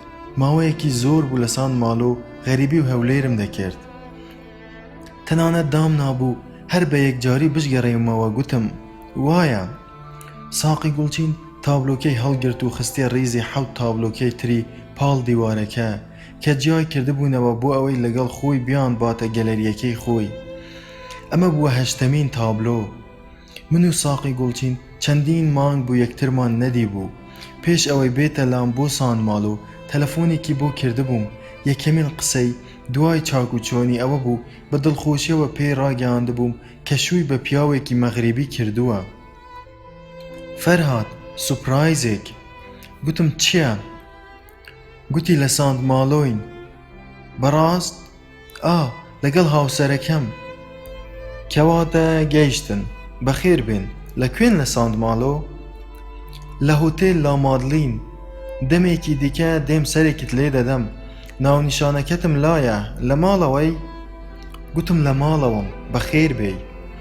ساقی و مێردەکەی پێکەوە هاتبوونە ساندماڵۆ بۆ ئەوەی هەفتەیەک لەم دوورگە توریستیە جوانەی ساندماڵۆ بمێننەوە و لە هەمان کاتیشدا ساقی گوڵچین چەند تابلۆیەکی تازەش لەو تابلۆیانەی کە لە ساندماڵۆ دروستم کردوون لە من بکرێت و لەگەڵ خۆیان بباتەوە بۆ گەلەریەکەی خۆی لە سان فرانسیسکۆ. ساقی گوڵچین گوتی هاوسەرەکەم دەمێکی دیکە دێتە باڕی ئێرلەندیەکان و لەوێ چاوەڕێمان دەکا. دوێنێ ئێوارەش لەوێ پێکەوە دانیشت بووین هەر لەژێر هۆتێلەکەمانە. زۆر نزیکە. بچین پێکەوە هاوسەرەکەشم بناسیت؟ بوونا حەز دەکەم. لەگەڵ ساقی گوڵچین ڕاهاتبووین بە زمانی فارسی قسەمان لەگەڵ یەکتر دەکرد. تەماشای چاوەپڕ شەراب و مەکرەکانی ساقیم دەکرد. بوونی قاوەی سوتاوم لە لەشی دەکرد. بەڵام ساقی مێردی کرد بوو. نەمویست هیچ بێحورمەتیەک بکەم و باسی ئەو پەیوەندی ڕابردووی خۆمانی لەگەڵ تازە بکەمەوە و گوتم لەگەڵ مێردەکەت بە چ زمانی قسە بکەم؟ گوتی تۆ عەرەبی دەزانی؟ بەڕاست دەشتوانن بە فەڕەنسی قسە بکەن. بە خوێندنەوەی نیگاگەرمەکانی من ساقی هەستی کرد کە حەزم دەکرد ماچێکی لاگەردنی بکەم. زەردەخەنەیەکی کرد و تەماشای عەرزەکەی کرد. گوتم لەوانەیە ئەم کۆمەڵە تابلۆیە ئاخرین تابلۆی من بێ پێتی بدەم. ساقی گوڵچین بە حەپەسانەوە گوتی بۆ؟ گوتم دامناوە بە یەکجاری بگەڕێمەوە بۆ کوردستان. گوتی بۆ عێراق؟ بەڵێ. گوتی ئەی سەدام هێشتا هەر لەوێ نییە؟ گوتم نا، باکووری عێراق ئازادە، چیتر دەستی سەدامی ناگاتێ. جگە لەمەش من 11 ساڵ زیاتر کەسوکاری خۆمم نەدیوە. غەریبیان دەکەم. لەوانەیە لەم هەفتەیە داهاتوودا بگەڕێمەوە. مێردەکەی لە هۆتێل بەجێ هێشت بوو چاوەڕێی ئێمەی دەکرد تا بچین لە باڕی ئێرلەندیەکان یەکتر ببینین. ساقی گوڵچین دوای ئەوەی جەختی لەسەر ئەم قسەی پێشوو کردەوە گوتی کە مێردەکەی خاوەن کۆمپانیایەکی بەرهەمهێنانی فیلمی سینەماییە و لە هۆتێلەکە سۆزی لەگەڵ دەرهێنەرێکی کەتەلان و خاوەن کۆمپانیایەکی فەڕەنسی هەیە و پاشان دێتە لامان بۆ باڕی ئێرلەندیەکان. گوتم کەواتە با بڕۆین. شۆستەیەکی بەر هەتاوی خۆشە، دەچین لەوێ بیرەیەک دەخۆینەوە. با بڕۆین. دوو سبەی لەگەڵ هاوسەرەکەم دێینەوە لات و ئەو هەشت تابلۆیە ئەو کات دەگوازمەوە. خەریک بوو دەرگای ستۆدیۆکەم کڵۆم دەدا. بۆ نیشاندانی خۆشەویستێکی برادەرانە ساقی گوتی کەواتە بە تەمای بگەڕێیتەوە وڵاتی خۆت. وا بزانم. کلیلی ژوورەکەم خستە باخەڵم. ساقی بە ئاوازێکی مخابنەوە یانیش لەوە دەچوو بۆ ئەوەی دڵی من بداتەوە. لەبەر خۆیەوە گوتی ئەوروپا بۆ هەمومان تەنیا وەک هۆتێلێکە. دەنگی قاچەکانی ساقی گوڵچین بەسەر تەختەی ناو ئاپارتمانەکەمدا زۆر خۆش لە ناو دڵمدا دەزرنگایەوە. چاوەڕێی ئەوەم دەکرد قۆڵ بخاتە قۆڵمەوە. نەی کرد. لەو دەمەوەی لە پێپلیکانەکانەوە دابەزینە خوارەوە تا گەشتینە بەردەم باڕی ئێرلەندیەکان. ساقی گوڵچین بەردەوام باسی تابلۆکانی من و خۆی دەکرد لە سان فرانسیسکۆ. هەروەها ئەو هەموو تابلۆیەی ئەو هەموو نیگارکێشە یۆنانی و چینی و کوبایی و هیندی و ڕۆژهەڵاتیانەی کە لە گەلەریەکانی خۆیدا بەردەوام بە ڕەواجێکی زۆرەوە دەفرۆشرێن. اینجا کاتێک گەشتینە بەردەم شۆستە بەرهەتاوەکەی باڕی ئێرلەندیەکان کە لەوێ داوای بیرەیەکی توبۆرگ و پلسنمان کرد، هاتە سەر باسی مرتەزای برای و گوتی کە وەزعی زۆر باشە و ئێستا بووەتە بەڕێوەبەری گەلەریەکانی خۆی لە سان فرانسیسکۆ. پاشانیش باسی محەممەدی حاجی زادەی کرد و گوتی کە جار بەجار پۆستکارتێک بۆ یەکتر دەنێرن. اینجا گوتی کە محەممەدی حاجی زادە مانگ و نیوێک پێش ئەمڕۆ لەسەر پشتی پۆستکارتێکدا بۆی نووسیوە کە ئێستا لە پاریس خۆی فێری زمانی پورتوگالی کردووە. اینجا بە محەممەدی حاجی زادە پێکەنی، زۆر پێکەنی، بە تایبەتیش بەوە زۆر پێکەنی کە چۆن ڕۆژێک محەممەدی حاجی زادە کاتێ تازە گەشت بووە پاریس چوو بوو لە ناو سوپەرمارکێتێکدا قوتوویەکی گەورەی خواردنی پشیلەی بۆ خۆی کڕی بوو. وای زانی بوو مڕەبایە و خواردبووشی. ساقی گوڵچین کە لە پێکەنینە درێژخایەنەکەی بووە و گوتی لەم ماوەیەدا 2 پۆستکارتم بە هەمان ناونیشانی هۆتێلەکە بۆی ناردووە کەچی هیچ وەڵامێکی نەداومەتەوە. بە ساقی گوڵچینم نەگوت کە محەممەدی حاجی زادە گەڕاوەتەوە ئێران بۆیە وەڵامی نییە، چونکە هێشتا بە تەواوەتی من خۆشم دڵنیا نەبووم لەو ڕاستیە. بەڵام لەو دەمەدا من یەکسەر ئەو ژنە ئێرانیە سەڵتەنەت خوازەی شاری گرۆنۆبڵم بیرکەوتەوە، دەستە خوشکی ساقی گوڵچین، ڕوئیا خانم، ئەو بێوەژنە ئێرانیەی کە ساقی گوڵچین محەممەدی حاجی زادەی ناردبووە لای بۆ ئەوەی فاڵ و قاوەی بۆ بگرێتەوە، بۆ ئەوەی ئەو پیاوە مەغریبەی لە پێش چاو بکەوێت کە دەیگوت ناوی مبارەکە و چاوی بڕی بووە مڵک و میراتەکەی ڕوئیا خانم و دەیویست لە پێناو ئەو ئامانجەدا بیخوازێت کە چۆن پاشانیش ئەو ڕوئیا خانمە بەستە زمانە بە سەکتەی قەڵبی کۆچی دوایی کردبوو. ساقی گوڵچین بەلەس پەرداخی بیرەکەی دانایەوە سەر مێزەکە. ئەمە هاوسەرەکەمە هات. هاوسەرەکەی کە ساقی گوڵچین دەیگوت عەرەبێکی مەغریبیە و فەڕەنسیش دەزانێ لەژێر چەترێکی شۆستەی بارەکەدا لە بەردەم هەردووکماندا قووت بووەوە و سڵاوێکی لێمان کرد و دانیشت. اینجا لە ناو کورسیەکەیدا عینەگە ڕەشەکەی لە چاو کردەوە و دەستی تەوقەی بۆ درێژ کردم و بە فەڕەنسی پێی گوتم خۆشحاڵم بەناسینت. پیاوێکی ئەسمەری تابڵەی کەشخە و قۆز هەستم کرد من ئەم پیاوەم پێشتر دیوە، بە تایبەتیش چونکە تەماشام کرد خاڵێکی گۆشتن کە زیاتر لە زیادە گۆشتێک دەچوو وەک لە خاڵ لەسەر ڕوومەتی چەپی هەبوو. ئەمە شتێکی بیردەخستمەوە نەمدەزانی چییە. ئەو پیاوە ئەسمەرە قۆزە مەغریبیە زەردەخەنەیەکی کرد و خۆی پێشکەش کردم. مبارەک. ساقی گوڵچین بە زەردەخەنەیەکی کەوتە نێوانمان. مبارەک جگە لە عەرەبی فەڕەنسیش دەزانێ. من ویستم لە ناوی ئەو پیاوە مەغریبیەی ئاوسەری ساقی دڵنیا بمەوە. وام نیشاندا کە باش گوێم لە ناوی نەبووە. گوتم ببوورە.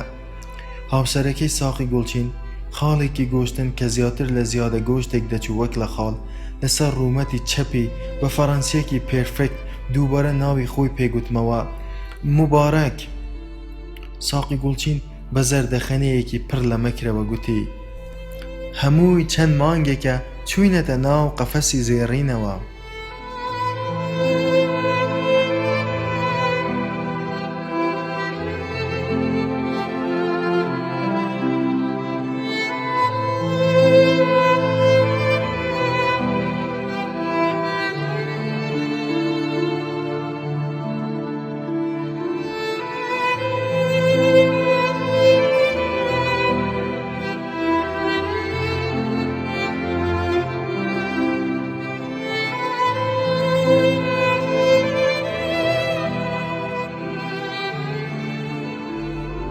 دڵتوندی و نیگەرانیەکی گەورە. لە سانتمالۆ دوو جاری دیکەش ساقی گوڵچینم دیت و پێکەوە لەگەڵ یەکتر دانیشتین. جاری یەکەم لە هەمان باڕی ئێرلەندیەکان، جاری دووەمیش لە قاوەخانەیەکی قەراق دەریا بە ناوی لاڤا لە نزیک ئەو شوێنەی کە من پۆرترێتم بۆ توریستەکان دروست دەکرد. دڵم زۆر تون بوو. بەردەوام لەو ماوەیەدا لە سانتمالۆ دڵم زۆر تون بوو. لە سانتمالۆ بە ساقی گوڵچینم نەگوت کە ئێستا محەممەدی حاجی زادە خۆی کردووەتە مسیۆ لوسیانای خاوەن هۆتێلەکەم و لە جێگەکەی ئەو دانیشتووە و وەک مسیۆ لوسیانە ڕەفتار دەکا.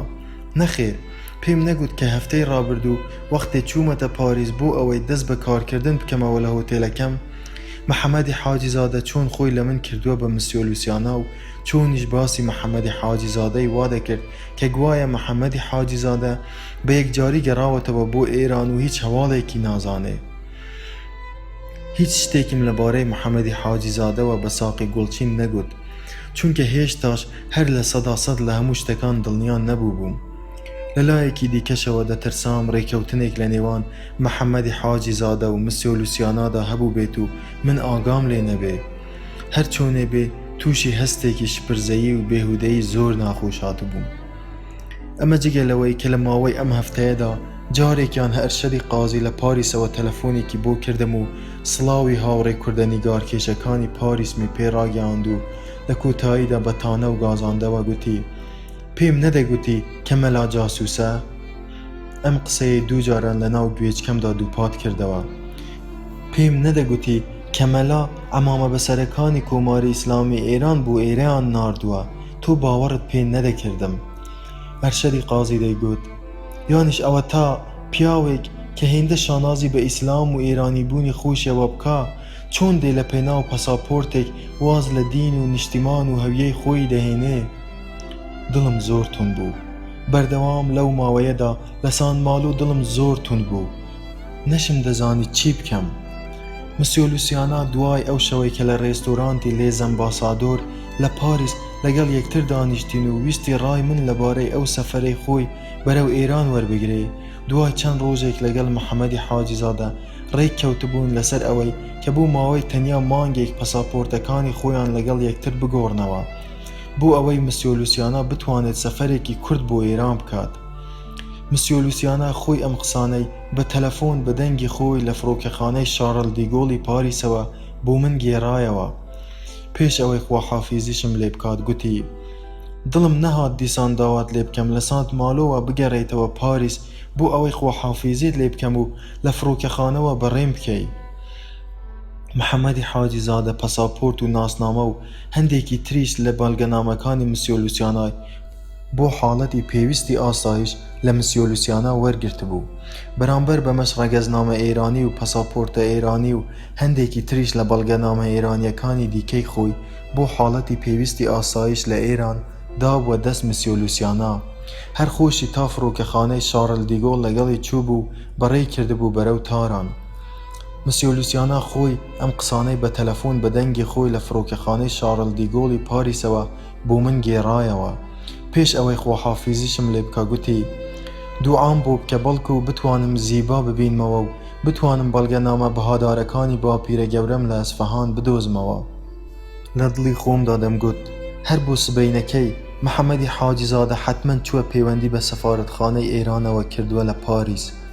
مخبیری داوە کە پیاوێکی فەڕەنسی بە ناوی لوسیانا دوتودێل بە ئەسڵ جوولەکەی پرتوگال کە لە پاریس جاسووسی بۆ دەوڵەتی ئیسرائیل دەکات و چەندین جار هاتوچۆی ئیسرائیلیشی کردووە، ڕۆژی سێشەم سەعات 7:30 بەیانی دەگاتە فڕۆکەخانەی تاران و بیگرن، چونکە پەساپۆرتێکی ساختەی ئێرانی بە ناوی محەممەدی حاجی زادەوە لەگەڵ خۆی هەڵگرتووە. لە دڵی خۆمدا دەمگوت تۆ بڵێ وای کردبێ لە دەستی دێ، بەڵام ئەگەر وای کردبێ بۆ خۆشی لێرە زیانمەند دەبێت، چونکە پۆلیسی فەڕەنسی ئەگەر بەمە بزانن دێن دەیگرن.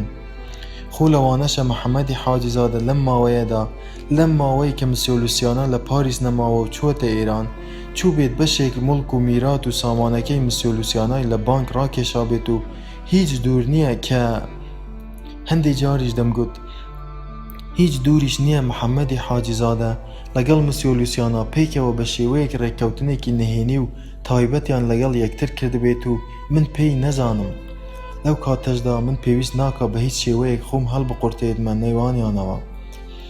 چاکتریش وایە لەو حاڵەتەدا بۆ بەرژەوەندی هەردووکیان من هیچ کارێکم بەسەریانەوە نەبێ.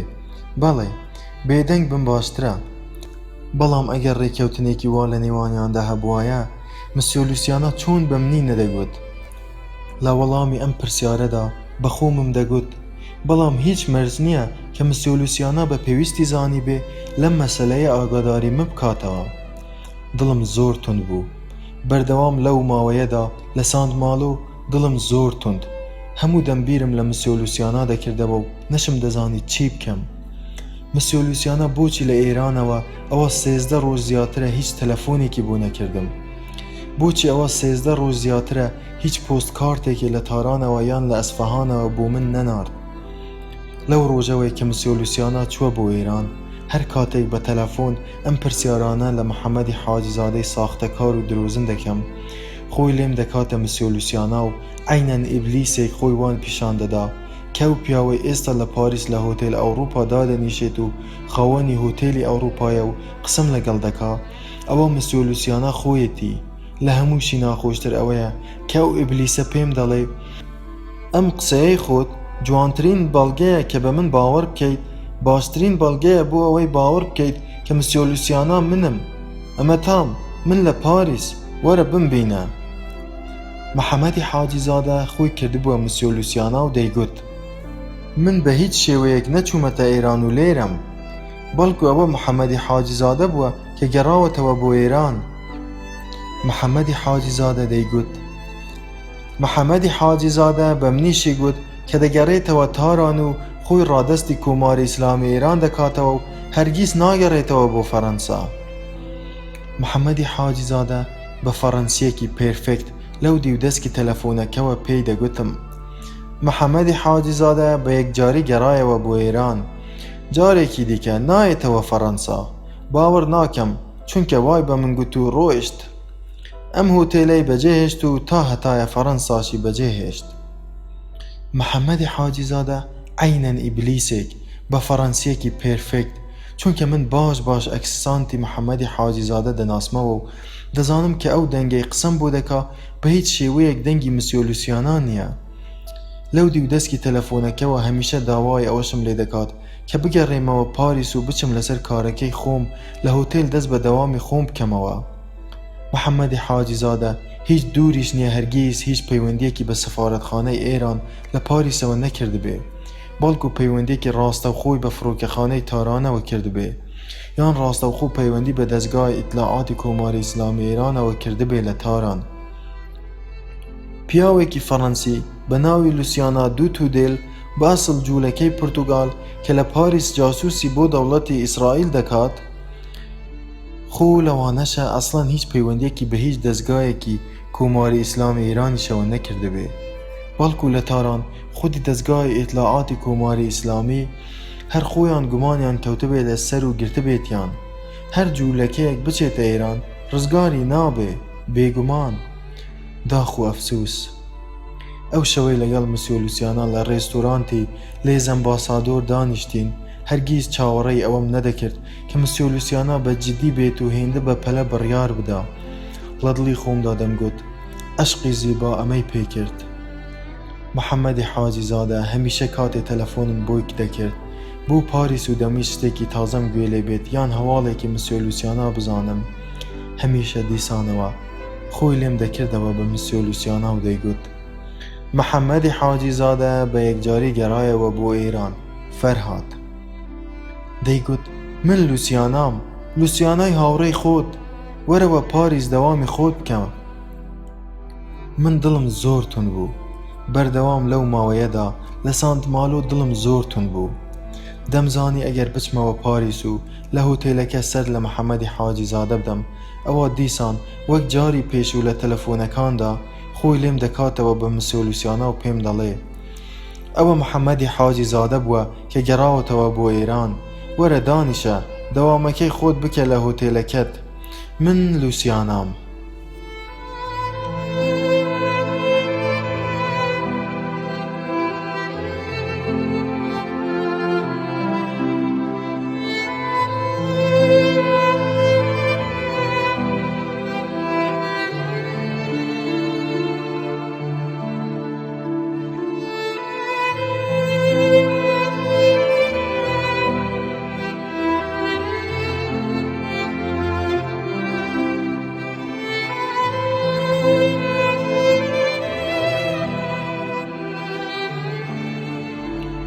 گەڕانەوە بۆ کوردستان. من دەبوایە بگەڕێمەوە بۆ وڵاتەکەی خۆم. تەنیا یەک جانتای گەورەم پێبوو لە سانت مالۆ بۆ گەڕانەوە بەرەو پاریس و لەوێشەوە بۆ هەولێر. بلیتێکی پاریس ئەستەنبول دیاربەکرم بڕی بوو بۆ ڕۆژی 24 دەی 1994 لە دیاربەکریشەوە دەبوایە بە ئۆتۆمبیل بەرەو هەولێر بەڕێ بکەوم. لەسەر ڕێگەی خۆم لە پاریس گوتم با ئەم جارە سەرێکی هۆتێلەکە بدەمەوە و بزانم لە هەواڵی مسیۆلوسیانا چ خەبەر. مسیۆلوسیانای سەرهەڵگرتووی ئەویندار و بێسەر و شوێن. چاوەڕێی هیچ ئەنجامێکی باش نەبووم، بەڵام هەرچووم وەک جاری پێش و محەممەدی حاجی زادە دیسان خۆی لێم کردەوە بە مسیۆ لوسیانا و پێی گوتم ئەوە محەممەدی حاجی زادە بووە کە گەڕاوەتەوە بۆ ئێران وەرە دانیشە دەوامەکەی خۆت بکە. محەممەدی حاجی زادە جلوبەرگێکی بە هەمان ستایلی مسیۆ لوسیاناشی کردبووە بەر و دەیگوت محەممەدی حاجی زادە بە منیشی گوت کە دەچێ خۆی دەداتەوە دەستی کۆماری ئیسلامی ئێران. محەممەدی حاجی زادە بە فەڕەنسیەکی پێرفێکت پێی دەگوتم محەممەدی حاجی زادە ناسنامەی ڕاستەقینەی خۆی دۆزیەوە، تازە جارێکی دیکە چاوت پێی ناکەوێتەوە، هەرگیز ناگەڕێتەوە بۆ فەڕەنسا. محەممەدی حاجی زادە کاتی باسی ناسنامەی ڕاستەقینەی خۆی کرد بە هیچ شێوەیەک نەیتوانی وشەی ناسنامە بە تەواوەتی وەک حونجەکردنی مسیۆ لوسیانا حونجە بکات. کۆتایی خوێنەری خۆشەویست، سەرجەم ڕووداوەکانی ئەم ڕۆمانە بەسەرهاتی ڕاستەقینەن و کەسەکان تا ئێستاش لە ژیاندان، بەڵام پێویستە ئاماژە بەمە بدەم کە لەبەر باری ئاسایش و ژیانی کەسەکان ناوی زۆربەی پاڵەوانەکان و هەندێک لە شوێنەکانم لەم گێڕانەوەیەدا گۆڕیوە. زۆر بەداخەوم بۆ چارەنووس و ژیانی مسیۆ لوسیانای ئەویندار، لوسیانای هاوڕێم کە عەشقی زیبا، عەشقی بێ سنووری زیبا لە ئێران هەڵی لوچی و تاکو ئێستاش بە هیچ شێوەیەک هیچ سەر و شوێنێکی دیار نییە. لەو ڕۆژەشەوە هیچ هەواڵێکی نازانم. منیش کە لە ساڵی 1994 بەم لاوە بە یەکجاری گەڕامەوە بۆ کوردستان و تاکو ئەمڕۆژ هەر لە هەولێر دەژیم، هەر وەختێک جار بەجار کاتێ سەرێکی پاریس دەدەمەوە و بە بەردەم هۆتێلی ئەوروپادا تێپەر دەبم، کاتێ دەبینم مسیۆ لوسیانا هێشتا هەر لە ئێران بێ هەواڵ و بێ سەر و شوێنە، خەریکە دڵم شەق دەبا. هەولێر 7/3/2010